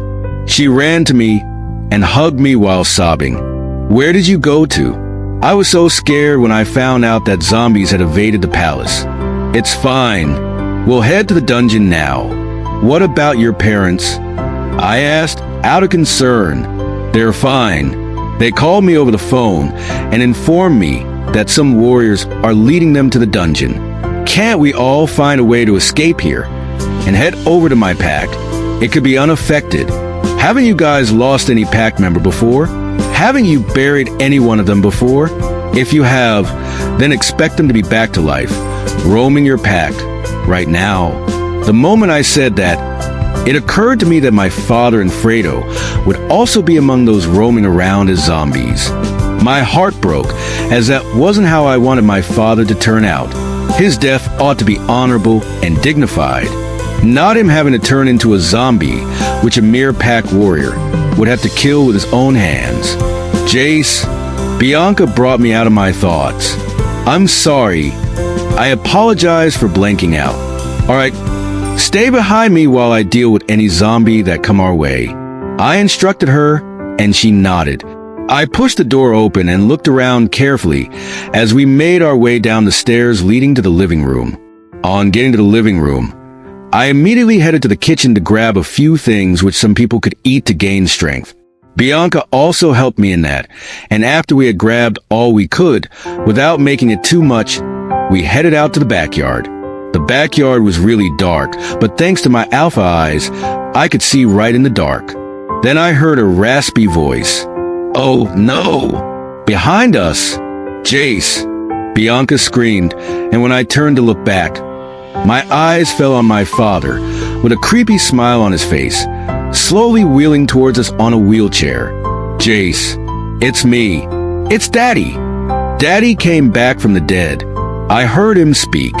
Father, Jace, don't fall for it. It's an illusion. He's dead. Let's go. Bianca tugged at my clothes, but I withdrew from her sharply. I couldn't believe my eyes. Was my father really alive? Chapter 43. Bella's POV. The first place I headed to was the Dead Wolf Pack. Since they were the one who invited Teresa, they would definitely know where she came from. As soon as I got to the Dead Wolf Pack, I spotted a few zombies at a particular place in the palace, so I avoided going through that place as I needed no distraction. I looked through the hallways when I managed to get into the living room. It was so quiet, like many people had been taken away from here. Oh, come on. There has to be one person alive here. Who are you?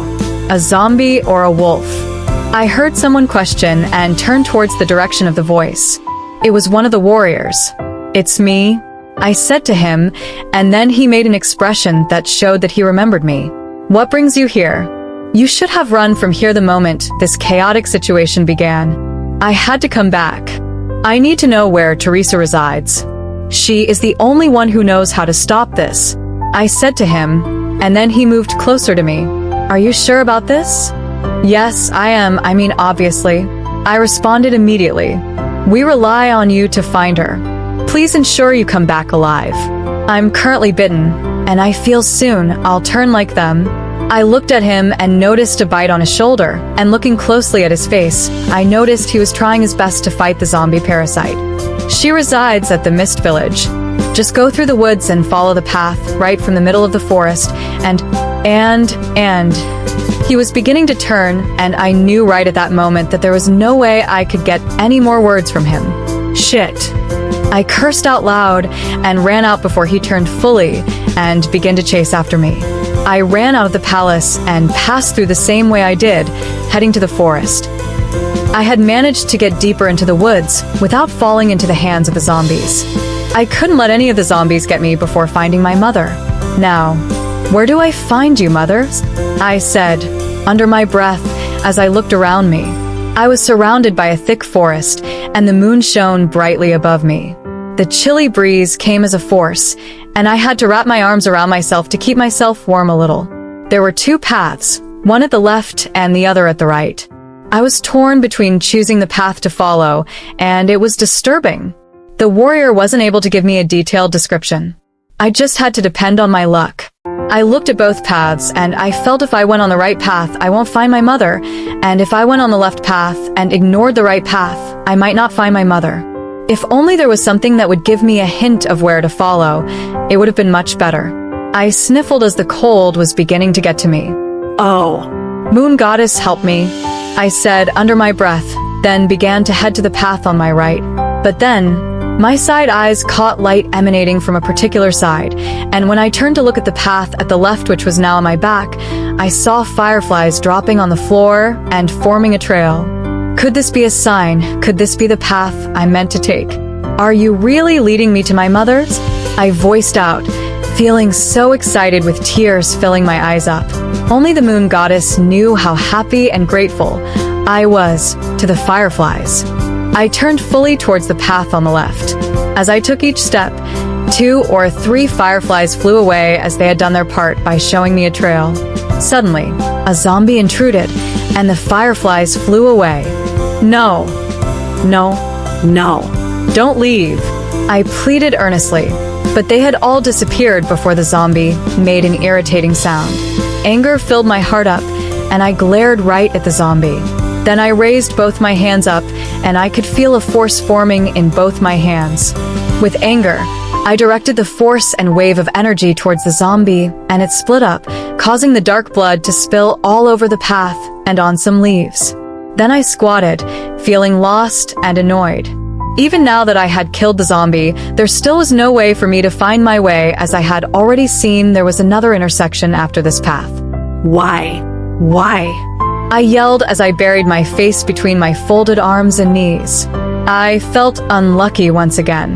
I thought things had changed for me when I figured out I was a witch, but it seemed like I was still the same unlucky girl who never really had things go smoothly for her for a long time. Suddenly, I felt an icy touch on my shoulder, and I looked sharply over my shoulder and at my back, but no one was there.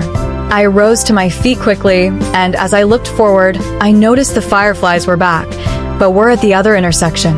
My face brightened up with an excited smile. "Oh my goodness," I uttered under my breath, and I covered my mouth, feeling overwhelmed and loved by nature. I hurried my steps towards the fireflies before something else would disrupt the beautiful moment. When I got close to them, I walked gently so as not to startle them. They might be here for me, but they can still get startled if I acted too rough, and who knows, they might never come back for me again. Thank you, fireflies. I appreciated them as I took steps forward, following their every trail. I followed their constant trail until I got to a foggy location. I turned back and noticed the fireflies had disappeared. They had done their task, and they couldn't probably help me in this fog. If I walked right into the fog, I may not see well, and hopefully, I wouldn't fall into a hole or go in the wrong direction. As I walked right into the fog, I tried to clear them with my hands, and it was helping a bit. Thankfully, the fog wasn't a thick one that spread to a wide path. Soon, I was out of the fog, and behold, a creepy scene. There were different old houses that looked like those used in horror movies, and everywhere seemed a bit cold. Although, the leaves that were at the side of the one path that led right into the village were green, but I felt I had to be careful and at alert in a place like this. I continued walking on the path and looking left and right, wondering where my mother could be in a place like this. "What are you doing here?" I heard a familiar voice question me, and I turned to the back in the direction of the sound of the stern voice. "Teresa." "No, Mother." I spoke softly, with my eyes sparkling with grateful tears. "What? You must be mistaken. I'm not your mother. I lost my child years ago. Isn't it obvious? We share a semblance. And I'm also a witch like you are." Then I noticed an expression of realization and surprise. She moved closer to me and checked the back of my ear. "You truly are," she said softly as she moved away and stared at me. I felt happy and moved towards her to give her a deep hug, but she raised her hand, indicating me to halt.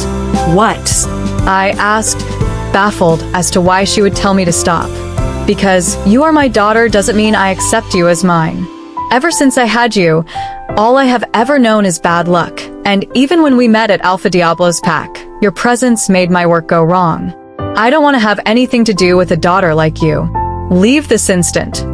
Teresa voiced out harshly. I felt pain strike my heart like lightning. For a moment, it felt as if the whole world had turned away from me, and I was all alone again.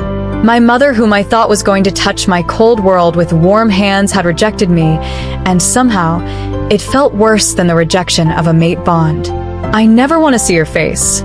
So, go back to wherever you came from, but regardless of my presence or not, you should undo what has been caused. Zombies are roaming free and infecting others. You need to do something about you. Teresa moved closer to me with a glare. In case you didn't hear me well, I'll repeat myself, which I don't do often. I don't want to have anything to do with you. The zombies can keep on spreading. That's none of my business. They all deserve it anyways. The next time you come here, I'm going to strike you with lightning and send you back to the moon goddess, she threatened me, with a white glow in her eyes. Chapter 44. Jace's POV. "Jace, I don't think you can trust him." Bianca yelled out to me, but I ignored her. My father, whom I loved very much, was back to his senses. Why would I run from him? He was right on a wheelchair due to the slash he got from Alpha Diablo. I didn't notice that Fredo was right behind him, helping him push the wheelchair, and lastly, I was shocked to see Alpha Diablo behind him as well. My father seemed to be the one with the authority this time, and it was quite satisfying that Alpha Diablo was under my father this time. For someone as powerful as him, who would have ever known that he could also be killed by the zombies? I moved closer to my father, not minding the other zombies around him. So I bent to him and wrapped my arms around him, hugging him tight, almost feeling tears build up in my eyes. Then he began to laugh hard. His voice was still raspy, and I withdrew from him and looked at him. "Father, why are you laughing? Is it joy?" I asked him out of curiosity, but then he grabbed me and tried to hold me down as he leaned closer to bite me. I growled out loud as I tried to release myself from his strong grip. It seemed like he still had his wolf strength even as a zombie, and it was quite difficult to release myself from his grip. Bianca then hit his head with a log of wood, and that made him stagger, so I was able to release myself from his grip. Thanks. I appreciate her, and we ran, heading towards a dungeon. I was still shaken by what had happened. Who would have thought that my father would try to bite me? But he recognized me. After them, I heard my father command his zombie men. "Hurry, they could be faster." I urged Bianca. Different baffled thoughts went through my mind until we got into the dungeon. Everyone had gathered, and I was glad that even as the zombies had bitten many people, we were still left with a considerable number of people. I knew they were all waiting for me to speak, so I had to shake off the sad feeling that settled deep in my heart. Listen up, everyone. I understand that the chaos outside has made us lose important people in our lives, and even the ones who have been dead are making our hearts hurt because they are making the last beautiful moments we had with them to be replaced by this horrific moment. But as I have found a way to make them die, I assure you that we would take them down while most of you are in the dungeon. I addressed the people, hoping they would be calm, hearing this. Alpha Jace, if I may speak, that won't be possible. An old woman whom a way was parted for her to walk up to me. I wondered how she was able to survive as she walked with her staff. But then, I saw the mark of a soothsayer on her forehead. "May I speak with you in private?" She requested politely. If she is a soothsayer, then she would be able to play a good role in helping the chaotic situation. I walked with her to a secluded place in the dungeon, and then she leaned on her staff, then released a sigh. Although, you might have found what repels these zombies, you can't take them all down with that. The zombies who can talk doesn't mean they are in their right senses as well. They are now new beings whose aim is to take over the world. But with what I have foreseen, there's a young lady who is destined to save this kingdom from the zombies. She is a witch, and I know you already have an idea of who I'm speaking about.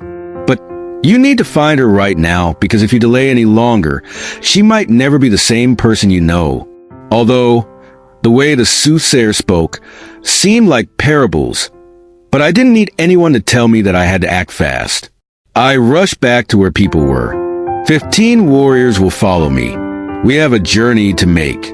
A journey that would determine the end of these zombies. I voiced out to them, and I could see relief on their faces.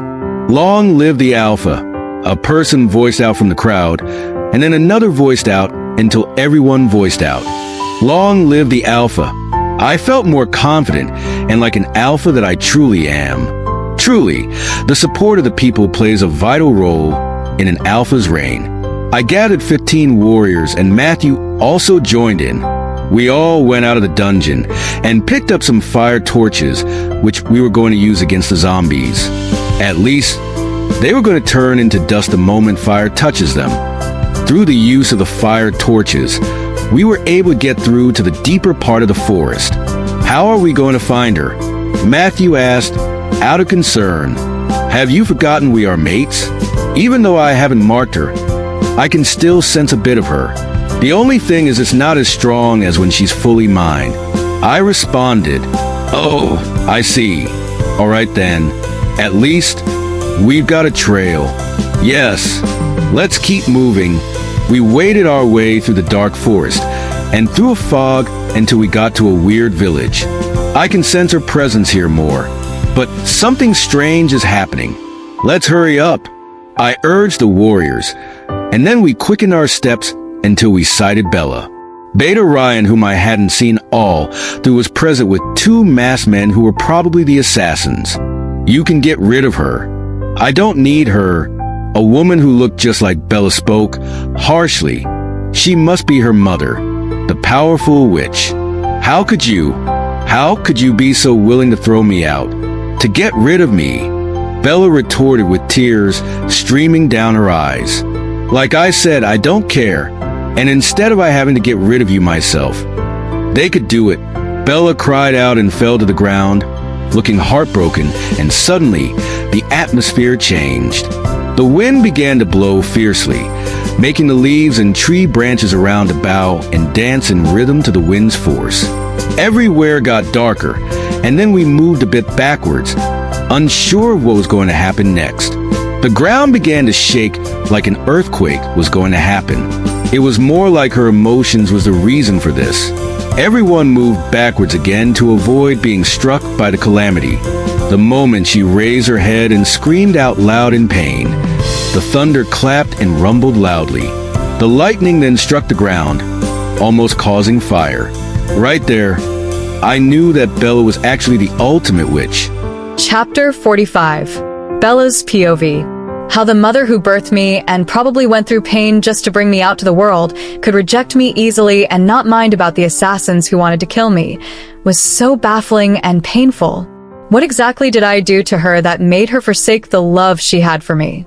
Why did she have to cause me so much pain without caring how I felt?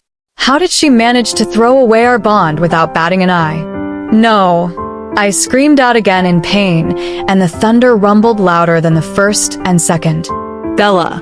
Bella. I heard Jace's voice, and then I raised my head and looked towards the direction of his voice. He was moving closer to me slowly and reached out his hand to me. Go away, I said softly with tears filling my eyes up more. How do you expect me to leave you in pain? He said, looking at me with teary eyes. I sniffled and felt touched. Could it be that he still loved me as much as he did before? I watched as he got closer to me and enveloped me with his arm. I cried out, and he continued patting me. I felt my mother's presence was going off, which meant that she had left, without her heart broken to see me down.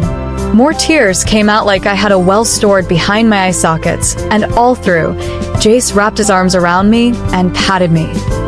Thank you. I appreciated him.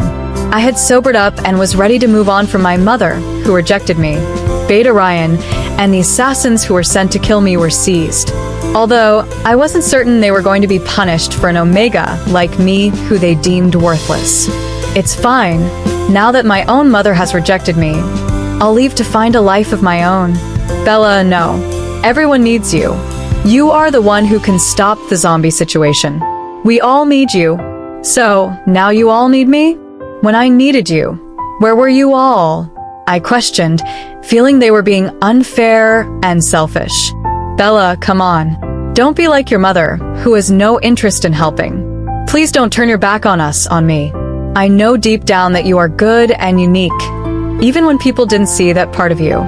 Please, let's do this together. Jace pleaded. Those words touched me, and truly, I didn't want to turn out to be like my mother since she was cold and stern. And I really didn't need to leave, since Jace seemed to be back to me. As long as I had him, I might be able to live better than I would live, with or without my mother. Alright, I don't know what exactly I can do, but I'll give it a try, I said, ready to leave with him. He nodded his head and held my hand, and then we headed back to the palace. While we were walking to the palace, Jace held my hand, and we both smiled at each other. Sometimes, parents can be annoying, but deep down, they actually wish they aren't that annoying to their children. I'm sure your mother would regret saying such words to you.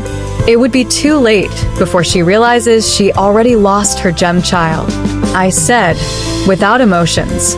I wasn't ready to forgive her for what she did, because I felt even when everyone turns their back against me, my mother shouldn't. Suddenly, I sensed a strange, dangerous aura around the forest. Hold on, I said immediately as I stopped Jace from moving further. What? Is there anything wrong? Jace asked out of curiosity. Don't you sense it? I asked, looking around carefully. Hold on. Yes, I sense something. Jace responded. Then he turned to the warriors. Everyone, stay close to each other. No one should part. Look around carefully. Jace ordered the warriors.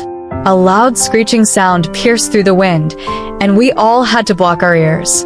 The wind blew against us, almost removing the clothes we had all put on. Move back, everyone. Whatever it is that is coming is close by, I voiced out in a warning tone. We all moved closer to each other, forming a close, tight circle, and we kept looking around.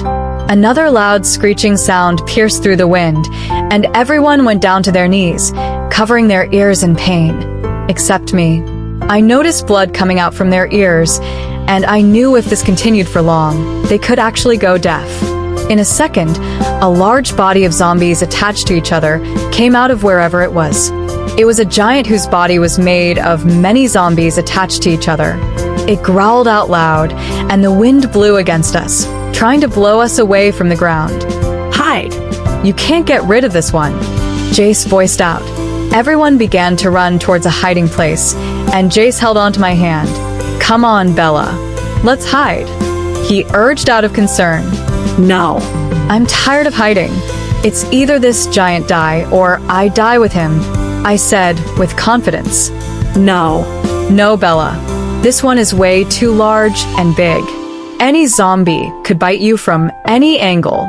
This is not a one-man thing." Jace tried to convince me. "No, Jace. Shit." He cursed out loud.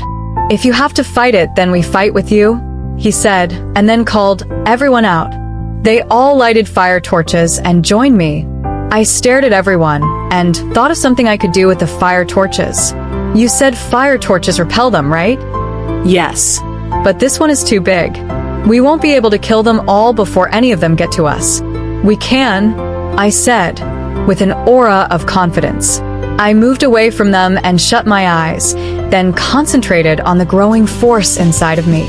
As I opened my eyes, I directed a force towards the fire torches, and the fire from every fire torch left and united as one huge ball of fire. Everyone moved away as it burned hot. Anyone who moved closer to it could burn in a second.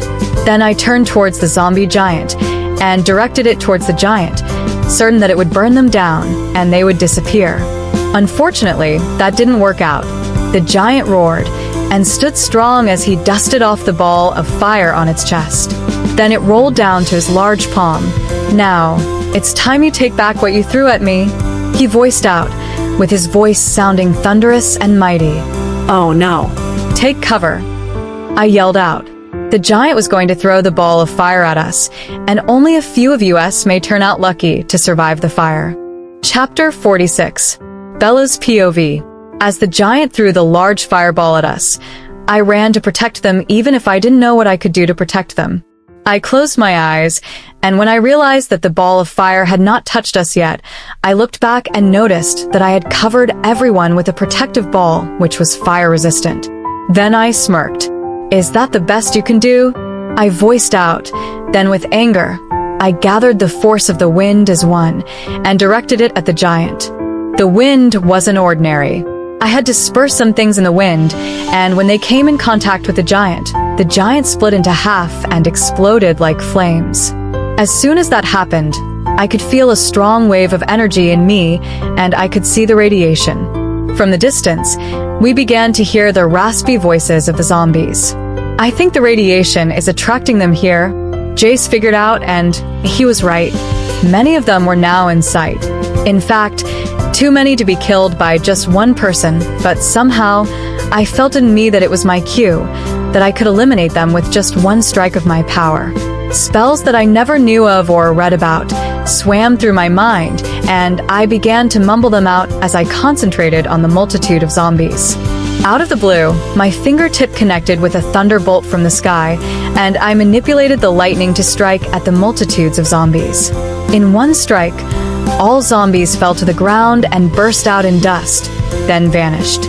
Everyone voiced out in joy and began to clap. They all carried me and sang chants which made me feel really good and important for the first time in my life.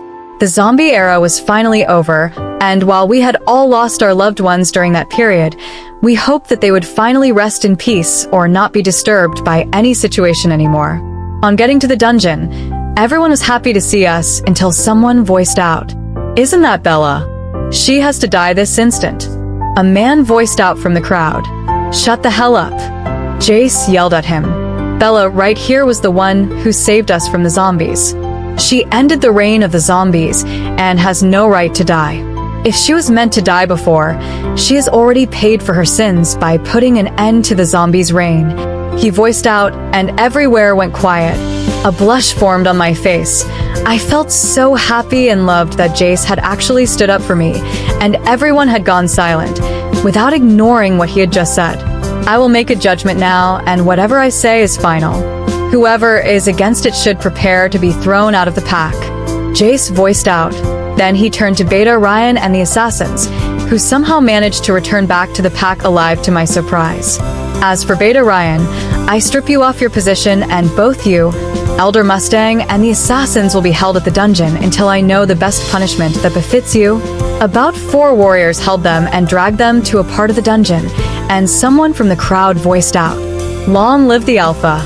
Before I knew it, everyone voiced out after him, and they all began to chant. I felt glad over that, and almost felt heroic.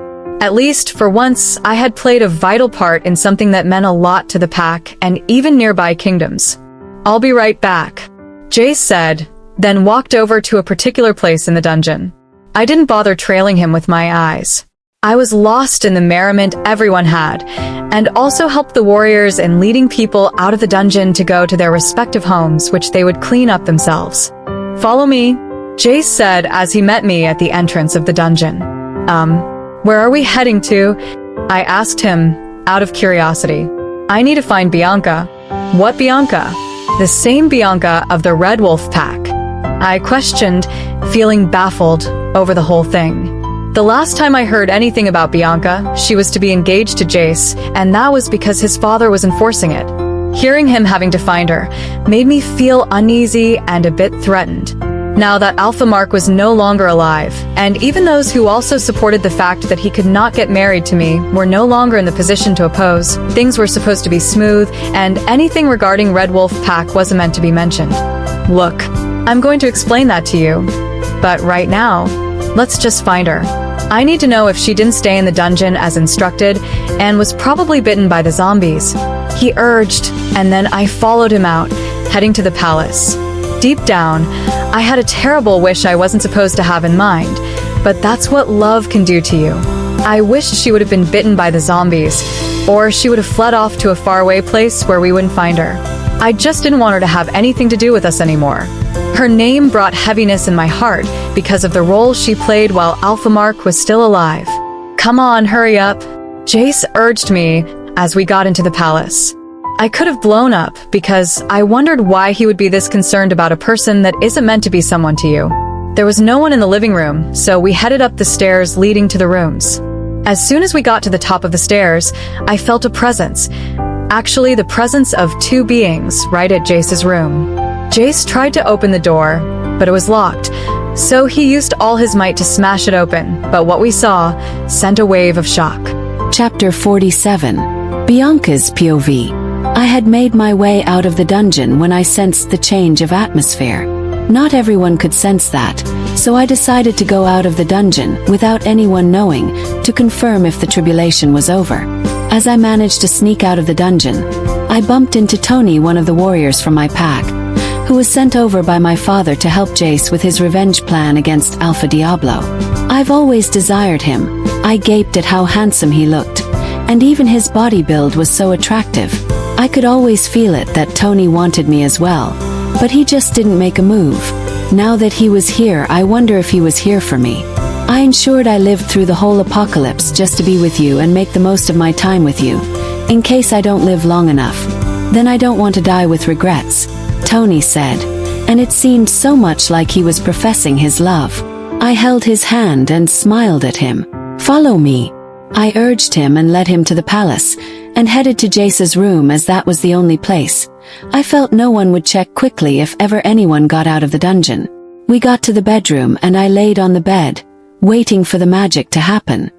He also moved closer to me, and smiled as he stared at me like he was amazed at my physique and everything that made up my being. His touch sent waves of signals to me, and this was irresistible. This was a wonderful offer that I couldn't resist. It had been a while since I wanted to have Tony in bed, and now that he found his way to me, There was no way I could turn him down, even in the pandemic going on. I turned to him and looked him in the eyes, and my right hand trailed down to his dick and I held it. Is it okay for me to test it out? Then a smile crept up on his face. Why not? Then he grabbed my ass and carried me. He placed his lips on mine and began to give me a French kiss. Damn, that was so hot. His hot packs and nice body build were a great bonus to getting me turned on as well. Then he slowly removed my gown and then my bra. Oh, this is amazing, he complimented. My breasts were protruding and were fully ready to be sucked. Immediately, he started caressing my right breast nipple with his tongue, and using his left hand to caress the other. Then his right hand trailed down to my pussy and he was caressing that too. Oh yeah, keep it going, I moaned as I bit my lips. Then he started sucking my breasts sweetly. I could tell he was good at it as he was making me want more of him every second. He removed his hand from my pussy and made his dick lean on my pussy so I could feel how hard his dick was. I widened my legs like I wanted his dick to go into my pussy badly. I want you in, I managed to say. Gradually, baby, he said, then kissed me again. He started tongue kissing me and exploring every bit of my mouth with his hard-working tongue. And his hands weren't idle. They were busy pressing my breasts in a slow pace, like he was massaging them. I moaned while kissing him. My breath had changed and I could hear both our breaths change pace. He continued massaging my breasts for a few minutes. Then he widened my legs. I was excited. Then he licked my pussy, which got me agitated. I just wanted him inside me so badly, but he was taking his time like he was torturing me. He continued licking it lightly in a way that made me want him to suck it. How rough can you fuck me? I asked lustfully. As rough as you want. He licked his lips, looking into my eyes sexily. Then fuck me. Not yet. Hold on a little, he whispered into my ears. He grabbed my breast and kissed me like he wanted to devour me for a minute. Then he withdrew his lips and widened my legs. Then placed his dick at the entrance of my pussy and thrust it in. Oh my, he was so big. And that was what I loved and enjoyed the most. He began to thrust in and out of my pussy, making me moan out loud. I was really lost in this pleasure that was hard to find. Oh yeah, yes, fuck me hard, I kept on whispering in his ear. Yeah, he grunted as he fucked me at a fast pace. He continued kissing me and held on to my head as he was giving me a very hard fuck. Ah yeah, give it to me, keep giving it to me, I moaned out loud. Then he covered my mouth with his hand as I began to make faces like I wanted to cry. I really loved this fast mode. Who would ever know I would have such a good time this soon? Then he raised both my legs up and pinned it to the wall, making my legs cover my face. Then inserted his dick again and went hard inside, pulling in and out. He was sweating already and was obviously enjoying it. After for what seemed like 5 minutes, he flipped me and thrust it into me from the back, which made me moan out loud. If this wasn't a mansion, everyone would have been getting a hint of what we were doing. He withdrew his dick from me and carried me. Then he inserted his dick in me that way, with my legs curled around his waist. Fuck me hard. Then he pushed my back to the wall, still carrying me, and began to bang me really hard. Our wet bodies were melting against each other, and this was getting me hotter. The sound of my wet pussy enjoying the thrusts of his big dick got me turned on the more, and I wished it would never end. Just after a few minutes, he brought me back to the bed and kept fucking me hard like this was never going to stop, until I felt his dick throbbing. Then he withdrew and gave himself a massage and poured out on my belly, while I kept massaging my pussy to make me squirt. He smirked, then bent down to my pussy and began to suck it like he wanted to clean every corner. I moaned hard and widened it more like I wanted him to dip his face in really good. Yeah. He continued until I began to throb and I squirted. Then he kissed me and looked into my eyes. I hope we do this again, he said with a smile, then walked into his bathroom. As he walked back in, he wrapped his hands around me on the bed and gave me a deep kiss. All of a sudden, the doorknob made noise and I noticed someone was trying to open the door. Before I could dress up or do anything, The door was smashed open and both Jace and Bella walked in, with shock expressed on their face. I'm doomed, thought to myself. Chapter 48. Jace's POV. Jace, please believe me.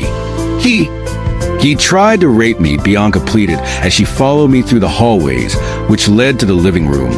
Oh, shut it, Bianca, who cuddles with a rapist. He tried to rape you or you already both had the sex. I voiced out, feeling irritated by the lies she was spitting out. I didn't really give a damn about her explanation or what really transpired between them. It was time to do the necessary, since everything had now come to an end. Is there something wrong? The alpha of the Red Wolf asked as I got to the living room. They had all settled down since everything was over and now at peace. I've come here to make an important correction, I said as I stood firmly. He looked at me like he was trying to read my mind, then he drifted his eyes to look at Bianca. I'll be ending the contract with you. Since Alpha Diablo is dead, there is no need for me to get myself entangled with her. We can now go our separate ways, I stated, and a look of shock appeared on their faces. Come on, Jace. You can't say that. I told you. I didn't have sex with him. Why don't you believe me? Bianca said, looking sober. Apart from you cheating on me even when we haven't gotten married, there's actually no need for us to go further on this. There is no love between us. Our parents only wanted us to get married. So, now, you can be free. I replied with a stern expression on my face. You can't just do this. You already signed the contract. You should fulfill your part of it, her father said angrily and rose to his feet. Why should I fulfill my part of the contract when the benefit you offered to me is no longer there and needed? Please, by tomorrow morning, you can leave the pack. We have some huge cleaning to do, I stated and then turned to leave, holding Bella by her hand. So, she is the reason you're dumping my daughter and have decided to neglect us, right? The alpha of the Red Wolf pack questioned, in a tone of anger. I turned to look at him. You are in my pack home. You should have some respect. I voiced out and then left for good this time, instead of going back to my room. I headed to the guest room with Bella, as I didn't want to stay in a room that reeked of another man's release. It was total disrespect for Bianca to have had sex with another man in my room. We haven't even had the wedding, and she already cheated on me. How would things turn out between us in the next 3 to 5 years if she started off on the wrong foot like that? I made Bella sit on the bed, and then she looked at me like she was asking for more explanation of all that went on without her presence. I know you were quite shocked and disturbed when I was looking for Bianca. Well, that was because back then, I had a responsibility of watching over her since she was my bride-to-be. But why? What made you get into something like that with the Red Wolf pack? Your father is dead, and there is no tangible reason for you to go on with her. So why? Bella asked, demanding for more explanation. I sighed and let out a sharp breath, then looked at her. From the brief discussion I had with them, you would have picked one or two things. But I'll give you the full details. I'm all ears, she said, looking more than interested to know what I was about to say. She was probably hoping I had a good reason for doing what I did, and I hoped she would view it as a good reason, because to me, I was in need of their help at that point. You know how pained I was when Alpha Diablo killed my father right before my eyes. I wanted to avenge his death, but I knew I couldn't do it alone. So, I sent a message to all packs, informing them of my desire to take Alpha Diablo down, and asking for alliance, but all of them were too scared to do that. It was only the Red Wolf pack who opted to help. They were the only one courageous enough to fight a war against the Red Wolf pack. So, they made you to get into a contract with them. Exactly. They said I had to get married to Bianca in exchange for their alliance. I had no choice than to comply with them, but I had it in mind that I was going to terminate the contract after I got whatever I wanted, and thankfully, the moon goddess didn't make me go through the stress. The zombie outbreak already did the job for me. A knock came on the door, interrupting our discussion. Come in, I urged as I fixed my eyes at the door. Matthew walked in and bowed a little. "I came here to inform you about something," he said respectfully. Since he couldn't say it out here, I knew it was probably something he needed us to discuss in private, so I rose to my feet. "I'll be back," I uttered as I turned to Bella briefly. She nodded, and then I went out of the room, and both Matthew and I headed to my study room. On getting to the study room, I had my seat and focused on him, now giving him my attention. The Red Wolf pack left. They said they couldn't stay and feel less of themselves. "But they dropped a letter for you," Matthew said as he handed the letter over to me. I opened it, curious to know what message they had actually left for me in their current state of emotions. "Alpha Jace, you dared end the contract without the fear or concern of how it made us feel. Your rejecting my daughter is like throwing dung at my face, and I will never forget such daring and annoying attitude. I won't let this pass, so prepare for war. Your reign only just begun, and now I am about to end it." Chapter 49. Bella's POV. I wondered what Matthew had called Jace for, but it was obvious it was for pack issues. It was expected that he would have to sort out some things, especially after the zombie invasion and what had transpired between him and the Red Wolf pack. Knowing the Red Wolf pack, I just hoped that things are going to go smoothly and there wouldn't be any cause for alarm or sort. It had been almost 30 minutes, and I was beginning to think if I should just quit waiting for him and lie on the bed until I sleep off. I wouldn't want to distract him from doing his pack duties. Everyone looked up to him as the alpha, so he had to live up to their expectations and plan the best for them. Just when I made move to lie on the bed, the door opened, and I looked towards the door. "I'm sorry I delayed you a bit." Jace apologized as he walked up to me and joined me sitting on the bed. "Oh, it's fine. You're now the alpha and the one everyone is looking up to, so I should understand all the necessary things that would be needed for you to do," I said, with a slight smile. "Thanks for understanding, Bella." He appreciated. "I hope there's no problem? I mean, what he called your attention for?" No, Everything is fine," he assured me. "All right, so back to our discussion." Yeah, That's how it happened between I and the Red Wolf pack. Now that Alpha Diablo is dead, I see no reason to continue with the contract because I'm not interested in their daughter. I'm still deeply in love with someone. When he said that, I felt adrenaline rush through my veins. With those words, I knew where he was heading to, and my wolf felt excited and restless. And she's right before me, looking like the most beautiful thing I have ever set my eyes on. He finally said, and I felt my cheeks go hot. It was difficult not to feel sweet, and I'm certain I wasn't doing a good job hiding my emotions. I'm so sorry, Bella. I'm sorry for all the pains I caused you, for the tears I brought to your eyes, for the moments I made you spend alone. I'm so sorry for everything. I do hope that regardless of all that has happened so far, you still believe that I love you more than you can ever think.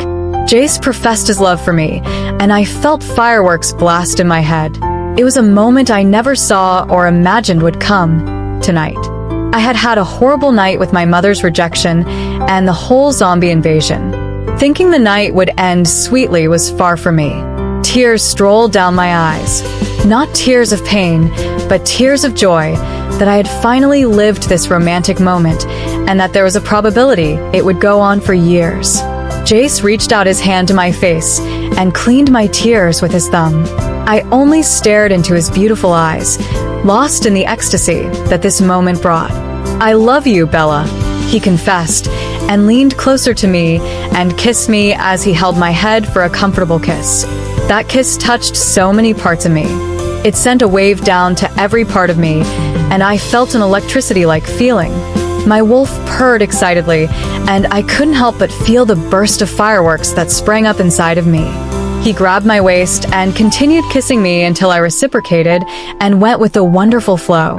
Then he laid me on the bed and began to unbutton his shirt, and after unbuttoning his, he pulled down his pants and underwear. My eyes widened as I saw his D***K for the first time. It was of a considerable length and looked as enticing as he was. "Are you ready?" he asked me softly. We both knew it was my first time, and I'm glad he asked to be certain if I was ready or not. I nodded in response, and then he got on the bed, and pulled off my gown slowly and gently until I was naked, and my breasts stood firmly. Jace stared at them in amazement, and I could see it in his eyes that he desired me. He laid on me and began to fondle with my breasts, making me wet down there. Then he sucked my nipples along with my areola, making me let out soft moans. I once thought I was going to be shy if a moment like this happened between us, but right now, all I felt was desire for him, and for this to go on for a longer period of time. As he withdrew his mouth from my nipples, he trailed his finger down to my pussy and then massaged it, making me move on the bed in rhythm to the sweetness he was making me feel. Oh, I moaned softly with my eyes closed. He continued massaging me down there until I felt his warm breath close to my pussy, and the next thing I felt was something wet playing with my PU***Y. Jace used his tongue to give me the best ecstatic feeling I have ever felt in my life until I felt my climax build up, and in no time, I squirted. Then Jace started all over again, and when I was back to being wet, he was ready to insert his D***K this time. I squeezed my eyelids as the sun rays shone directly at my eyes all of a sudden. Then I tried to open my eyes, which was a failed attempt the first time I tried.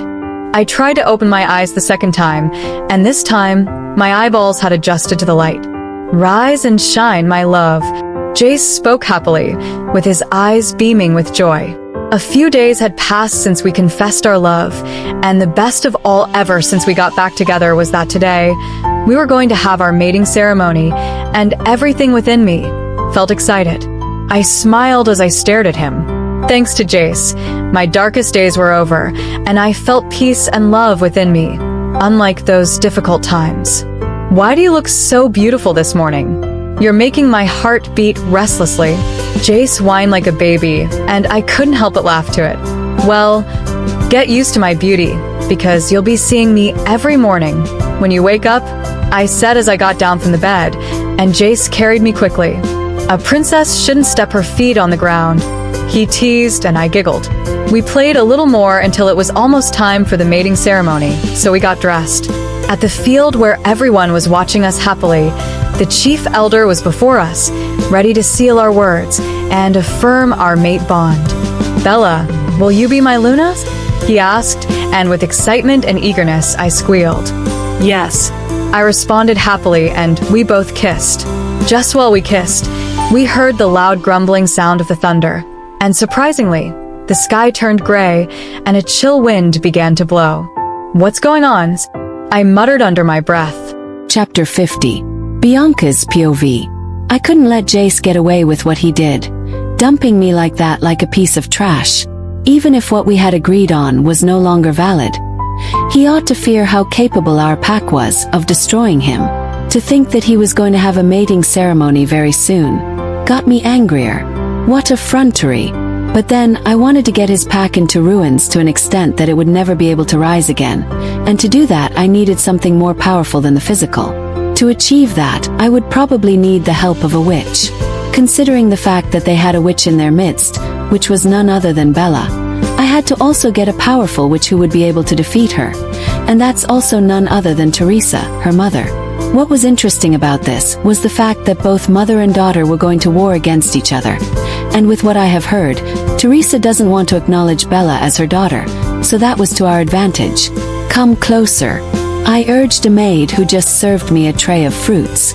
Yes, ma'am, she responded politely. Fetch Darko for me. I instructed her, and she bowed before she left the room. Shortly after she left, Darko knocked and walked in.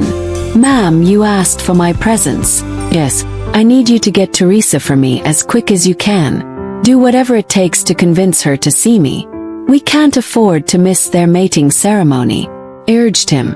Ma'am, regarding that, she is actually here to see you. He informed me respectfully, and I turned my head sharply to him. Did you just say Teresa is here? Teresa the witch. I questioned again to be certain I heard right. Yes, ma'am, he responded and bowed a little.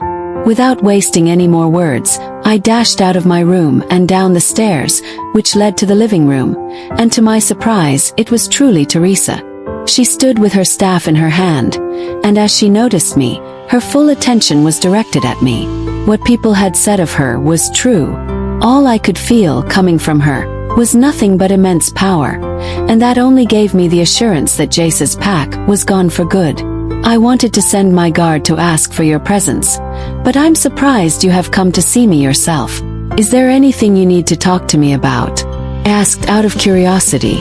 Well, I have foreseen that you will need me to do something for you, which is to destroy Alpha Jace's pack, and I will do so with pleasure. I laughed hysterically and moved closer to her. I will ensure to reward you immensely for this. I don't need your reward, but I will destroy them for you, including Bella. She assured me, and I felt joy like never before. Wonderful. Then we leave in an hour, I said with an evil smile on my face. An hour later, we headed over to Jace's pack after I finished taking a shower and freshening up, and could see that the whole pack's attention was directed at the mating ceremony. So, we headed to the location where they were currently having their mating ceremony. On getting there, my eyes fell on a sight that could almost tear up my insides out of anger. Then I turned to Teresa. Take over. I spoke, and anyone who heard me would say I sounded like a villain, which I actually was. I was going to be their darkest nightmare. I watched as Teresa raised her hand to the sky, and as she brought her hand down, abruptly, the sky changed suddenly. The thunder rumbled loudly, and everyone began to look around, wondering what was going on, including Bella and Jace. Bella's POV. Suddenly I felt a strange, yet familiar power. It felt dark because whoever it was, the person had dark intentions and was definitely around us. I looked around cautiously until I caught sight of Bianca and Teresa, walking towards us. Silence fell, and I moved forward with my brows raised. I didn't need anyone to tell me what was going on. Bianca had definitely partnered up with my mother to fight against us. What the hell is going on? Jace questioned from behind me. Well, you're about to understand what is going on, Bianca voiced out and laughed hysterically. I could feel immense power emanating from my mother, and she seemed really serious. Her lips began to move, and I was sensing she was commanding things to work as she tells them to. The wind began to blow fiercely, and as I sensed what she was about to do, I knew I had to act fast. Everyone, get behind me, I voiced out, and people began to scream and get behind me. The warriors also helped the elderly and the young children to get behind me. Behind me had enough space to take the whole pack, so all I had to do was to ensure their safety. Before I knew it, Teresa directed a wind of thorns at us, and I moved my hands, then created a shield over the people, then blocked the wind of thorns from getting to me, and hit it back to Teresa. But she was quick enough to diver it to the ground, which dug up a hole instantly. Give up, Bella, or I'll destroy you, she voiced out in a raspy tone, which would sound scary to most people. Never. These are the people who accepted me, so I will protect them, I retorted while glaring at her. Then prepare to die along with them, she threatened and commanded the lightning to connect with her palms. And not just that, a great whirlwind mixed with stones headed my way.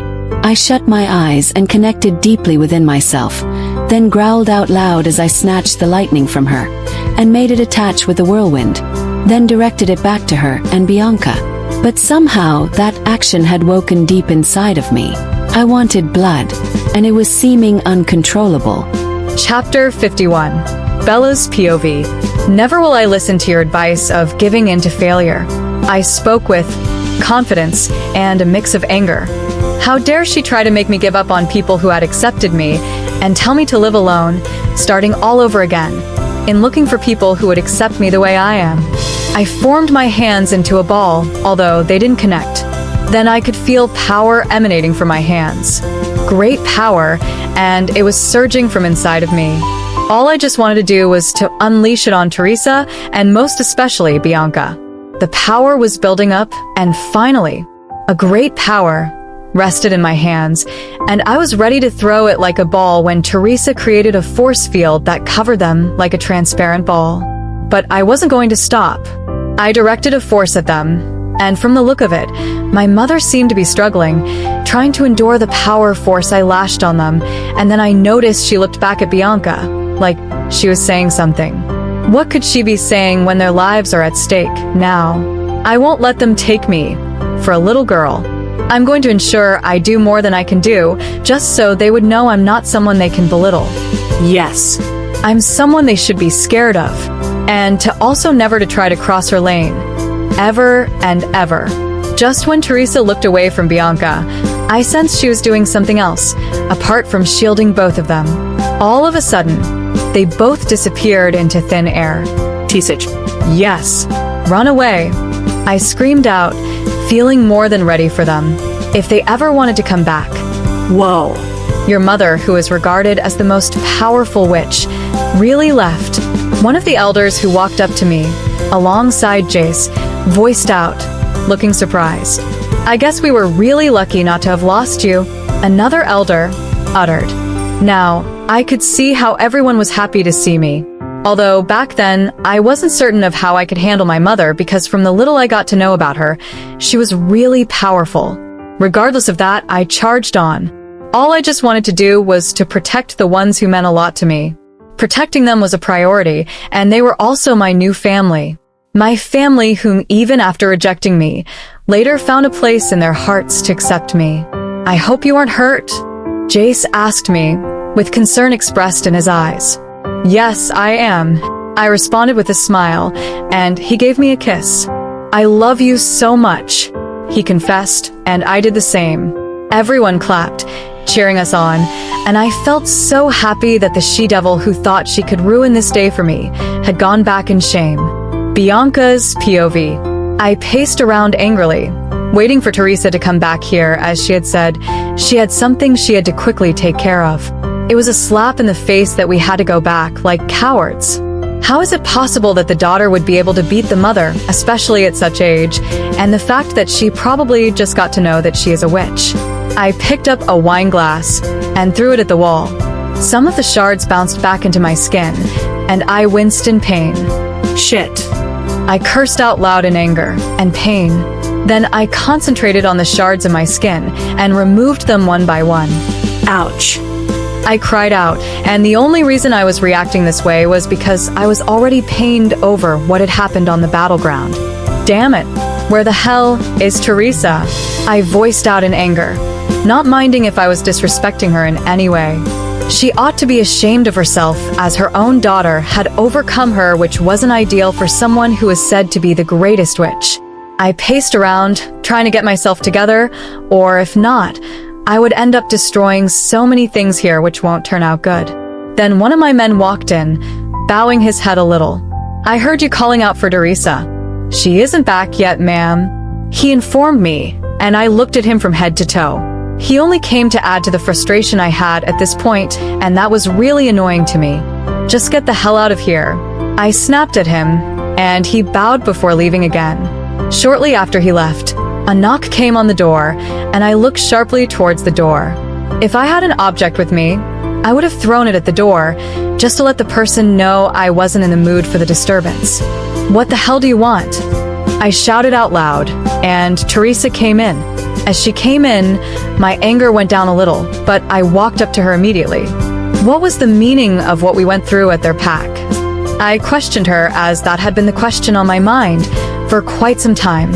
I'm sorry if I may have disappointed you, but I have no choice than to tell you that we can't defeat Bella if we go on a direct attack.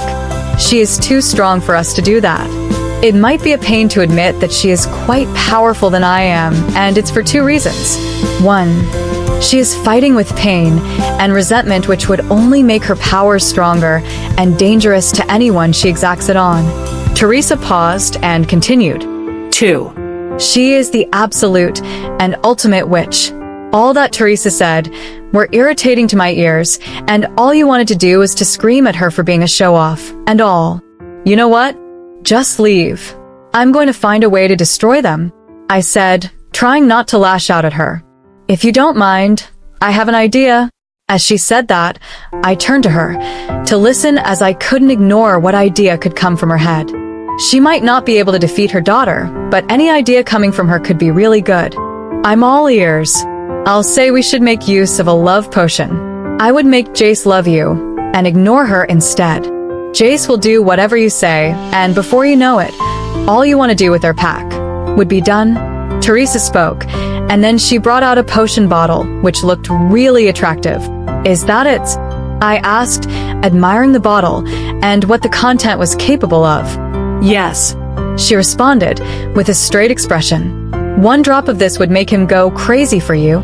I smiled widely as I loved the thought of it, but there was a problem regarding this. How was I going to get this into his system? Chapter 52. Bella's POV. The sun shone brightly on my skin as I stood at the balcony, with the intent of taking in vitamin D. Even the sun's brightness complemented my happy mood. To be able to overcome darkness or your enemy was one thing which made one feel very happy. Many people had always thought of Teresa to be the strongest witch, but ever since I came into the picture, that label had been washed off her. Good morning, my love. I heard Jack greet me as he walked into the balcony, and just before I could turn to look at him, his arms wrapped around me, and I felt butterflies fluttering in my stomach. All of me just wanted to snuggle in his arms, and if possible, become one with him. Good morning, honey. How was your night? I asked, with a smile as I looked at his hands, which were knotted right below my breasts. It was great, thanks to my love, who slept by my side. Jace responded, and I couldn't help but feel a burning sensation in my cheek. That's so sweet to hear. Well, how about we make breakfast together? I suggested, wanting more of his presence, before pack administration rid him of his break. Well, I think that's a great idea. Let's head over to the kitchen, then. He urged me, and we both walked out of the room, chuckling. Just as we got to the bottom of the stairs, a guard came to meet us. Good morning, Alpha and Luna. He greeted us with a bow. Morning. We both responded. Bianca from the Red Wolf Pack has asked to see you, and she also asked that you also call the attention of the Pack Council, as what she had to say involves them as well. The guard informed us, and both I and Jace exchanged looks. Is she here already? Jace asked, and the guard nodded respectfully. What do you think? Jace asked me. Well, let's hear what she has to say. I replied him and sighed. Only the moon goddess knew what Bianca was up to, but whatever she had in mind to do, I was ready to stand still and ensure nothing bad worked against us. Jace instructed the guard to lead her to the meeting room, while he instructed another guard to inform the Pack Council to come over. In about 30 minutes, everyone was prepared, including me. We all sat in the meeting hall, and there was silence for a while until Jace cleared his throat. So you asked for a meeting, and here it is. You know very well that you do not deserve any of this, and you are meant to be treated like a criminal, but we didn't. So, it's best you speak up right now. Jace spoke coldly. Bianca let out a sigh and sat up, looking ready to speak up. I'm here to apologize for that rash behavior of mine. I should have thought well about it before acting, but just because I was blinded by jealousy, I acted the wrong way. And that's why I called you all together, to apologize deeply for what I did. Bianca uttered. Bianca, you can't just walk in here to apologize for an action that could have taken a lot of lives. If a life had been lost, what were you going to say? Do you think it is an apology that would bring them back to life? One of the elders questioned her.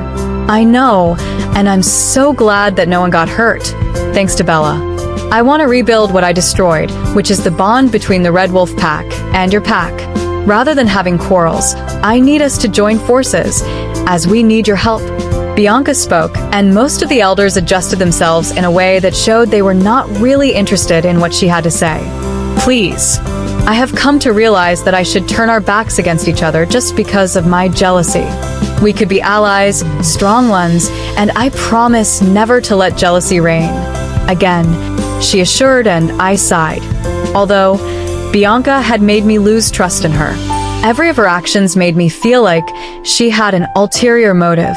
Besides, with all that she had done, bringing up a situation whereby we needed to help her wasn't meant to be.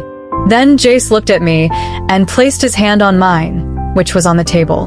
We have all heard all she said, but I want to leave the final decision in your hands. Something in me wasn't okay with the fact that she wanted us to be allies, but everyone deserved a chance, and as a Luna, I should portray good attitudes/qualities. A good lead for people to follow.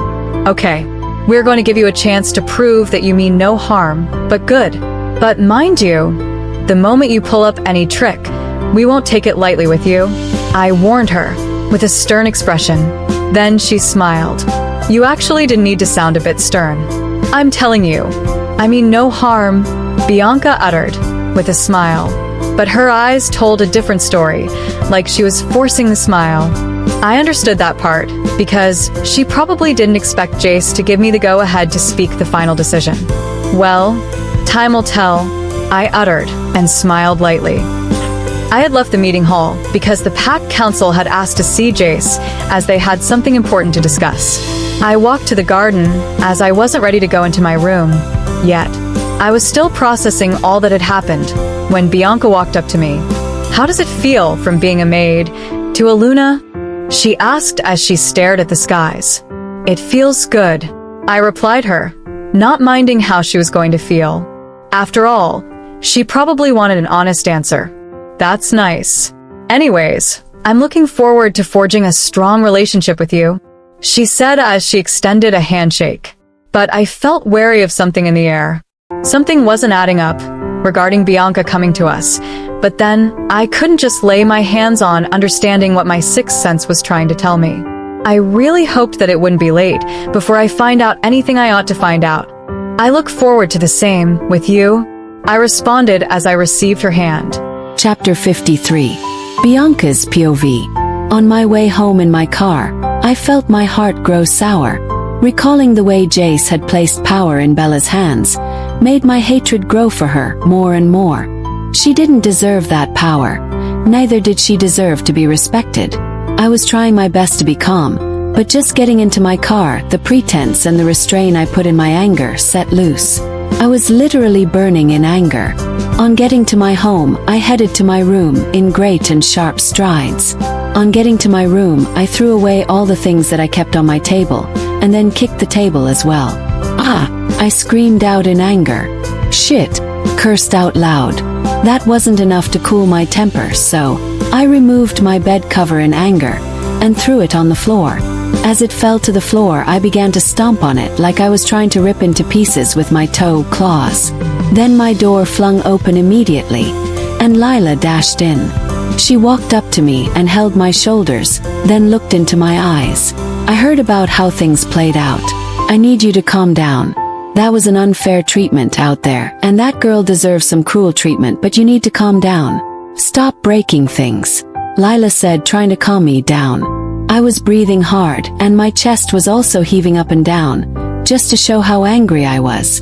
You don't understand how that hit me hard. How could she? Why would she be the one to be his Luna? I am the best fit, yet he overlooked me. For what reason? Barked angrily. At this point, if any maid walked in and annoyed her at this point, I could snap the person's neck into two. Just calm down. Feel your pain. Take a deep breath, Lila said to me, trying to make me act more rational. But then, I removed her hands from my body and began to pace around the room. Only the moon goddess can see what is in my heart.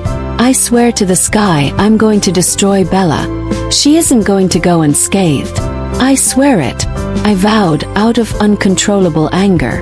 Then a knock came on my door, and Lila ordered the person to come in. Good day, ma'am. Teresa has arrived, and has asked for your presence, the maid informed. I let out a sigh.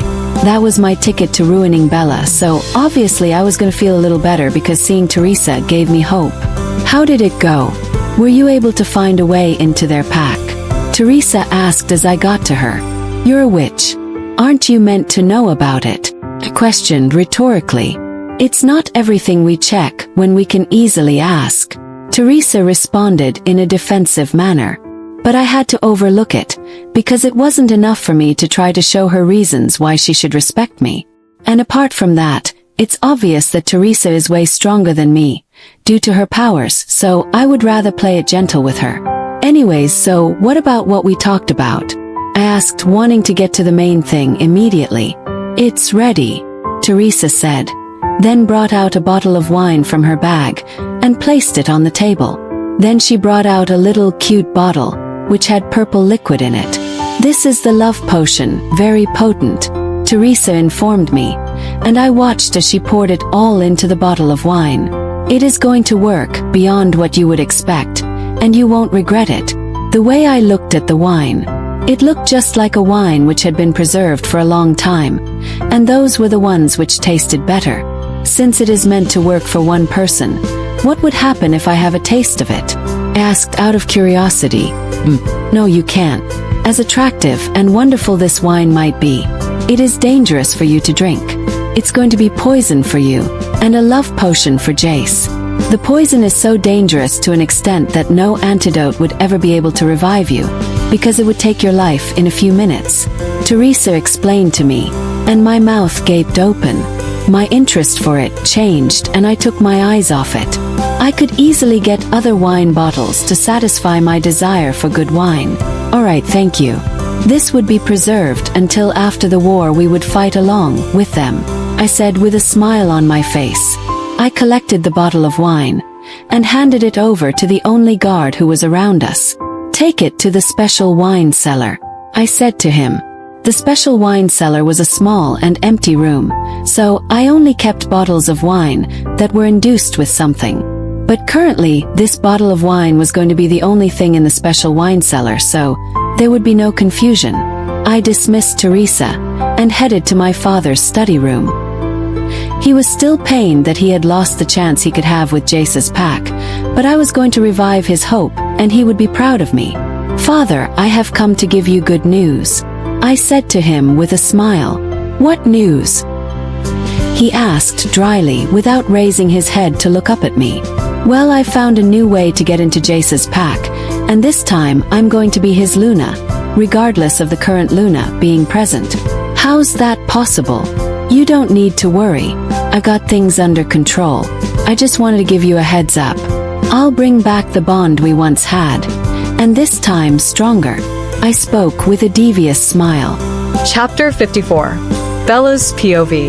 It had been 2 days now, and Bianca had been coming to our pack without being stopped. Although it was for the alliance reasons, but I wasn't still okay with her presence. The evening breeze blew past me, softly, and I let out a sigh. Hey. How long have you been here? Jace asked as he wrapped his arm around my waist. Maybe an hour or two. I responded with a smile, and then he gave me a kiss on my cheek. Oh, really? I've been looking everywhere for you, but it didn't come to my mind to check on this place, Jace uttered, with a smile on his face. Oh, really? Well, I've been here, sign you've been really busy with planning the war with Bianca and her people, I said, and looked back at the sky. Honey, I know you still aren't comfortable with her presence, but if it's left to me, I think she is much better now. She isn't giving this antagonistic vibe anymore, neither is she trying to seduce me. So, I'll say you should endure until the war is over, and I'm certain there'll be no business between us for a long time. Jace assured me, and I sighed again. I'm not trying to be the bad guy here. I'm just expressing my worry. I still don't feel good with her being around here. I understand. It will be over soon. Tomorrow, by dawn, we are ambushing them, and with all plans, strategies that we have made, including the weapons and manpower that we have, we will certainly win. Jace assured again, and I turned to him. Then he held my hands. All right, I responded, trying to understand that this was one of the things which pack administration entailed. Thanks, love. Then we both looked up at the stars, appreciating the beauty, until we were ready to sleep. The next day, by dawn, I helped Jace prepare a few things until they were all set for battle. I would have followed them, but Jace had convinced me that they could pull it off without me, and obviously, he wouldn't want the warriors to relax, now that they know they have a witch in their midst. I can't always be around them, so he was right. It was best for them to do it by themselves. I was done with a few of my duties as the Luna, so I literally had nothing to do while they were away at war. So, I headed to the library to spend time, so I wouldn't know when the clock would tick by so fast until evening when I expect them to be back. Hours passed by, and then night fell, but I hadn't even heard anything about them. I decided to come out of the study room, and then on stepping out, a maid rushed to me. They're back, Luna. They came back victorious. She informed me in a happy mood, and I jumped up in excitement. I walked briskly to the living room, and then the moment I set my eyes on Jace, I jumped on him and hugged him tight. "I've been so worried," I uttered and sniffled. "You didn't need to worry. You should know that I will always come back, victorious," he said as he snuggled up to me. I smiled, and when I opened my eyes, I noticed jealousy on Bianca's face. But when she discovered I was staring at her, she changed her expression into that of a smile. I'll leave you too to act lovey-dovey, but let's call tomorrow's evening a celebration evening," she suggested, and Jace nodded his head in support. "It's already late, by the way, so it's much better if you stay back. And instead of stressing you and your army of having to go back, tomorrow morning, you can spend the night and the night after for the victory celebration before you leave, the day after," Jace said to her. Those words tied knots in my chest, and I felt so uncomfortable with it, to an extent that I wanted to say no right away. But then I had to remain calm. "All right then. That's so thoughtful of you," she said with a smile. "Bella, why have you been pacing around since we got into the room?" Jace asked out of concern. "I just can't wait until she is out of here. I am only waiting because it is truly necessary to make a victory celebration. I know you aren't comfortable with her around, but she'll be gone soon. Trust me. One major thing which should give us joy is the fact that we currently have no enemies, as they have all given up on getting rid of us, including Bianca." I smiled, and then let out a deep breath to let go of all the tied knots in my chest. "All right, I'll go to take a shower now. Then I'll come back to you," Jace informed, and I nodded. I changed into a lingerie, waiting for him to behold the sexiness of my body. I sat on the bed to highlight the sexiness, waiting for him to come out of the bathroom. Soon after he was done at the bathroom, he climbed the bed and laid down, which got me surprised. "Jace," I called his name, showing how surprised I was. "I'm feeling so tired, Bella. Can we talk tomorrow?" he uttered as he buried himself under the bed covers. Although I was offended, but I decided to calm down and understand that he needed rest. The only thing that baffled me was that he had told me that he would come back to meet me, and what was more baffling was the fact that I could sense a different aura from him. There was something different that made me feel disturbed, and I couldn't pinpoint what exactly it was, but what was certain was that it wasn't something right. I laid back on the bed and wrapped myself under the bed covers and slept off. Dream state. Bianca was right in front of me, laughing hard like a wicked witch who got her potions mixed right. "I got you." She laughed out loud again. Out of dream state, I sat up, with beads of sweat trickling down my face. Although it wasn't a nightmare, but it was creepy as hell. My throat burned for water, so I decided to get a cup of water in the living room, and that's when I noticed that Jace wasn't in the bedroom. "Jace?" I called out to him and then opened the bathroom's door, but he wasn't there. I also walked up to the balcony, and he wasn't there as well. So, I stepped out of the room in search of him. While walking through the hallways leading to the stairs down the living room, I saw him coming from a far end. "Where are you coming from?" I asked out of curiosity. I was thirsty and drank water, but when getting out, I heard a disturbing sound from that end. So, I went to check it out, but it's nothing, he explained. Although he was sweating, but I decided not to ask any more questions, just so as not to sound like I was becoming a nagging wife and all. But one thing was certain. There was definitely something going on with Jace, and it was only a matter of time for me to find out. Final chapter. Bella's POV. The next day, I woke up to see that Jace was in the room as well. Already, his attitude since he came back from the war was beginning to piss me off. I had waited for a few minutes and hadn't seen him, so I decided to go to the living room to check on him. On getting to the living room, I walked down to the kitchen, only to find him making breakfast. This made my cheeks flush and burn. "I'm making breakfast, my lady, and it is done. It's just for me to serve it." I blushed and covered my mouth as I wanted to cover how much I was blushing. "I never expected you to cook," I said, with a smile, which revealed my teeth. "I know, right? But I was trying to make up for last night. I know I acted so strange, but I was really tired. So I'll be making up this way," he said and winked at me. I felt an adrenaline rush through my veins, and the way I stared at him, I could tell something was going to go on. I could see it in his eyes already. Then the atmosphere around us changed, and all that filled my eyes was love for him. He moved closer to me and held my hands, then stared into my eyes. At that point, I could feel myself get wet, desiring all of him. I really love you, Bella, and I will do anything in my power to prove that to you. I will ensure you never regret the day you became mine, he said as he grabbed my waist closer to him. A gasp escaped my throat, and bursts of pleasure like fireworks came from down there and sprang up to my head. Before I knew what was going on, he planted a deep-rooted kiss on my lips and raised his right hand to hold my head firmly to support the kiss. I willingly reciprocated and got lost in it. Slowly, he unzipped my skirt and it dropped down to the floor, revealing my panties.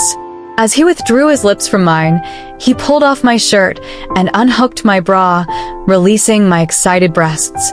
I also unclothed him as our breaths became heavy, filled with an intense desire for each other. He bent his head to my full breasts and began to suck my nipples, which made a blood rush of pleasure happen in my body. He didn't spend too much time on my breasts before he carried me and placed me on the counter, then removed my panties while I stared at his huge, likable dick. I licked my lips seductively, and then he kissed me again, making me feel the intensity of the intoxication in the air. His right hand trailed down from my belly to my pussy, and he slowly rubbed my clitoris with his index finger, making me whine my waist in rhythm to the pleasure he was giving me. Ah, I moaned softly, with my eyes closed. I love you, baby, he confessed again as he continued to rub my clitoris, increasing the pace more. His words in my ears made me feel more turned on, and I wanted it again. Say it again. I moaned out, I love you, baby. Then he removed his finger and placed his dick right on my clitoris and began to rub it slowly. I wanted him to go in so badly that I widened my legs for an easy penetration. Gradually, he began to insert his dick into my pussy, and my head swelled with pleasure. Oh, yes, baby. I moaned softly as he kept sliding in and out of my pussy. He raised both my legs up and placed it on both his shoulders. Then he leaned on me, thrusting into me with a faster pace that led to me screaming in pleasure. His dick felt so good in me that my legs were beginning to throb out of too much excitement. Our skin pores cried out sweat that dripped down to the corner. Then he lifted me up without withdrawing his dick from my pussy. I was literally connected to his waist, and he continued thrusting into me faster until I felt my orgasm build up, and in no time, both of us reached our climax and we leaned on the counter to catch our breath, staring at each other while smiling satisfyingly. I knew it right there that I loved every single thing about him, and I would stand by him whenever. After the sex, we both had breakfast and had fun at some point as well. Night fell, and everyone had gathered for the celebration, including the alpha of the Red Wolf Pack. Tonight, we are all gathered here to celebrate the victory we had the night before. It is one which would forever be told in history. Together, we defeated the enemy, and we shall conquer more. Jace voiced out, and everyone cheered. After making his speech, everyone went in twos, threes, and more, discussing different things, while I, Jace, and Bianca were together at a table. While we were discussing, Matthew joined in as well. Everyone was happy as a family. Then Bianca cleared her throat to attract our attention. I wanted to apologize again for trying to come in between you and Bella. I was blinded by love, but now I'm sane. I was meant to allow you be with your mate, but out of selfishness, I overdid myself. I'm so sorry. She apologized, and we all nodded our heads. Although I wasn't really taking all she said because somehow I felt something was weird in the air. The only issue was that I couldn't get what it was. So, I'm going to present this special bottle of wine to the Alpha, just to show that we at the Red Wolf Pack are now forgiven, Bianca said, then handed over a bottle of wine to Jace. She also corked open the bottle for him and poured him a glass. Thanks. Jace appreciated her, but before he drank it, one of the elders walked up to us. Alpha Jace, congratulations once again. he said with a smile, and Jace shook his hand. They talked for a while, and when the elder left, I watched as Bianca stared at the wine, and she seemed restless. Jace, you shouldn't keep your wine waiting, she said, with a smile that seemed sly. And why are you insisting on him drinking the wine? How about you drink first? I snapped at her because she was beginning to give me this weird vibe. Then she chuckled sharply. How? I don't need to have a taste of it because I've had a lot of it, and I brought it specially for him. She stammered, looking tense. It doesn't matter. Drink it up, I voiced out, and handed the glass of wine over to her. Jace and Matthew's attention were now on her, and she collected it from me. All right, she said, with a stiffened expression, and drank a little out of it. It seems you still don't believe me. Anyways, I've got to leave, she said as she turned away, but I held her back. No. Stay back, I urged her, with a straight face, and even while she tried to release herself from my hold, mine was stronger, because my magic was at work. Before I knew it, she coughed out blood, and fell to the floor, writhing in pain. This brought everyone's attention to her, and the alpha of the Red Wolf pack, her father, walked briskly towards us, with his warriors, ready to attack us. What did you do to my daughter? He voiced out angrily, and 2 of his men were trying to attend to her shaking body. Before anyone could respond, the 2 men shook their heads and looked up at the alpha. She's gone, Alpha, they reported to him, and he growled out loud in pain. No. What did you do to my daughter? He voiced out again, and then a warrior rushed to our midst. They weren't the one, Alpha. Actually, the wine which she had a taste of was given to her by Teresa. They had planned for Alpha Jace to take it in, and it would work on him as a love potion, which means he would only have eyes for Miss Bianca. But if anyone else took it, it would serve as poison, the warrior explained, and the crowd gasped in shock. No wonder. That was the weird feeling I was getting ever since they came back. What I felt was a premonition that something evil was going to happen. *T. Search for Teresa. Tonight, she dies. The alpha voiced out, angrily. She has to be brought here because she ganged up with your daughter to put our pack in danger. It's obvious that if I fell in love with her, she would cause chaos by chasing out my Luna first and changing a lot of things. Jace said, and Bianca's father couldn't say a word for a while. I apologize that my daughter planned to do such.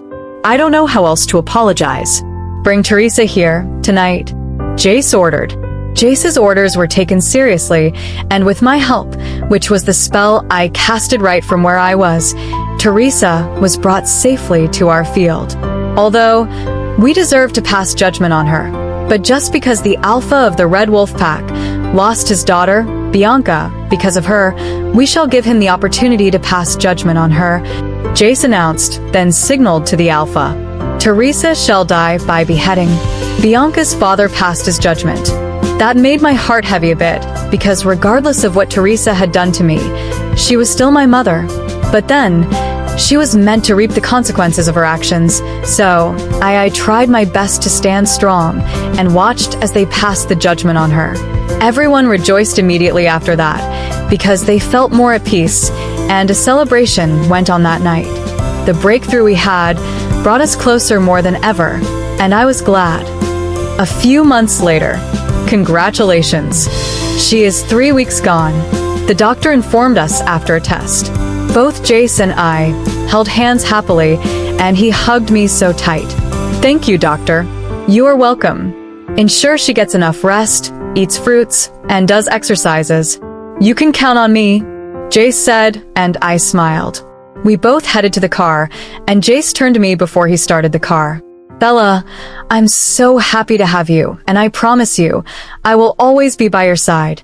He assured me, and I blushed just before we kissed. Right there, I knew we were going to have a beautiful marriage, and we would both rule the pack happily forever. The end.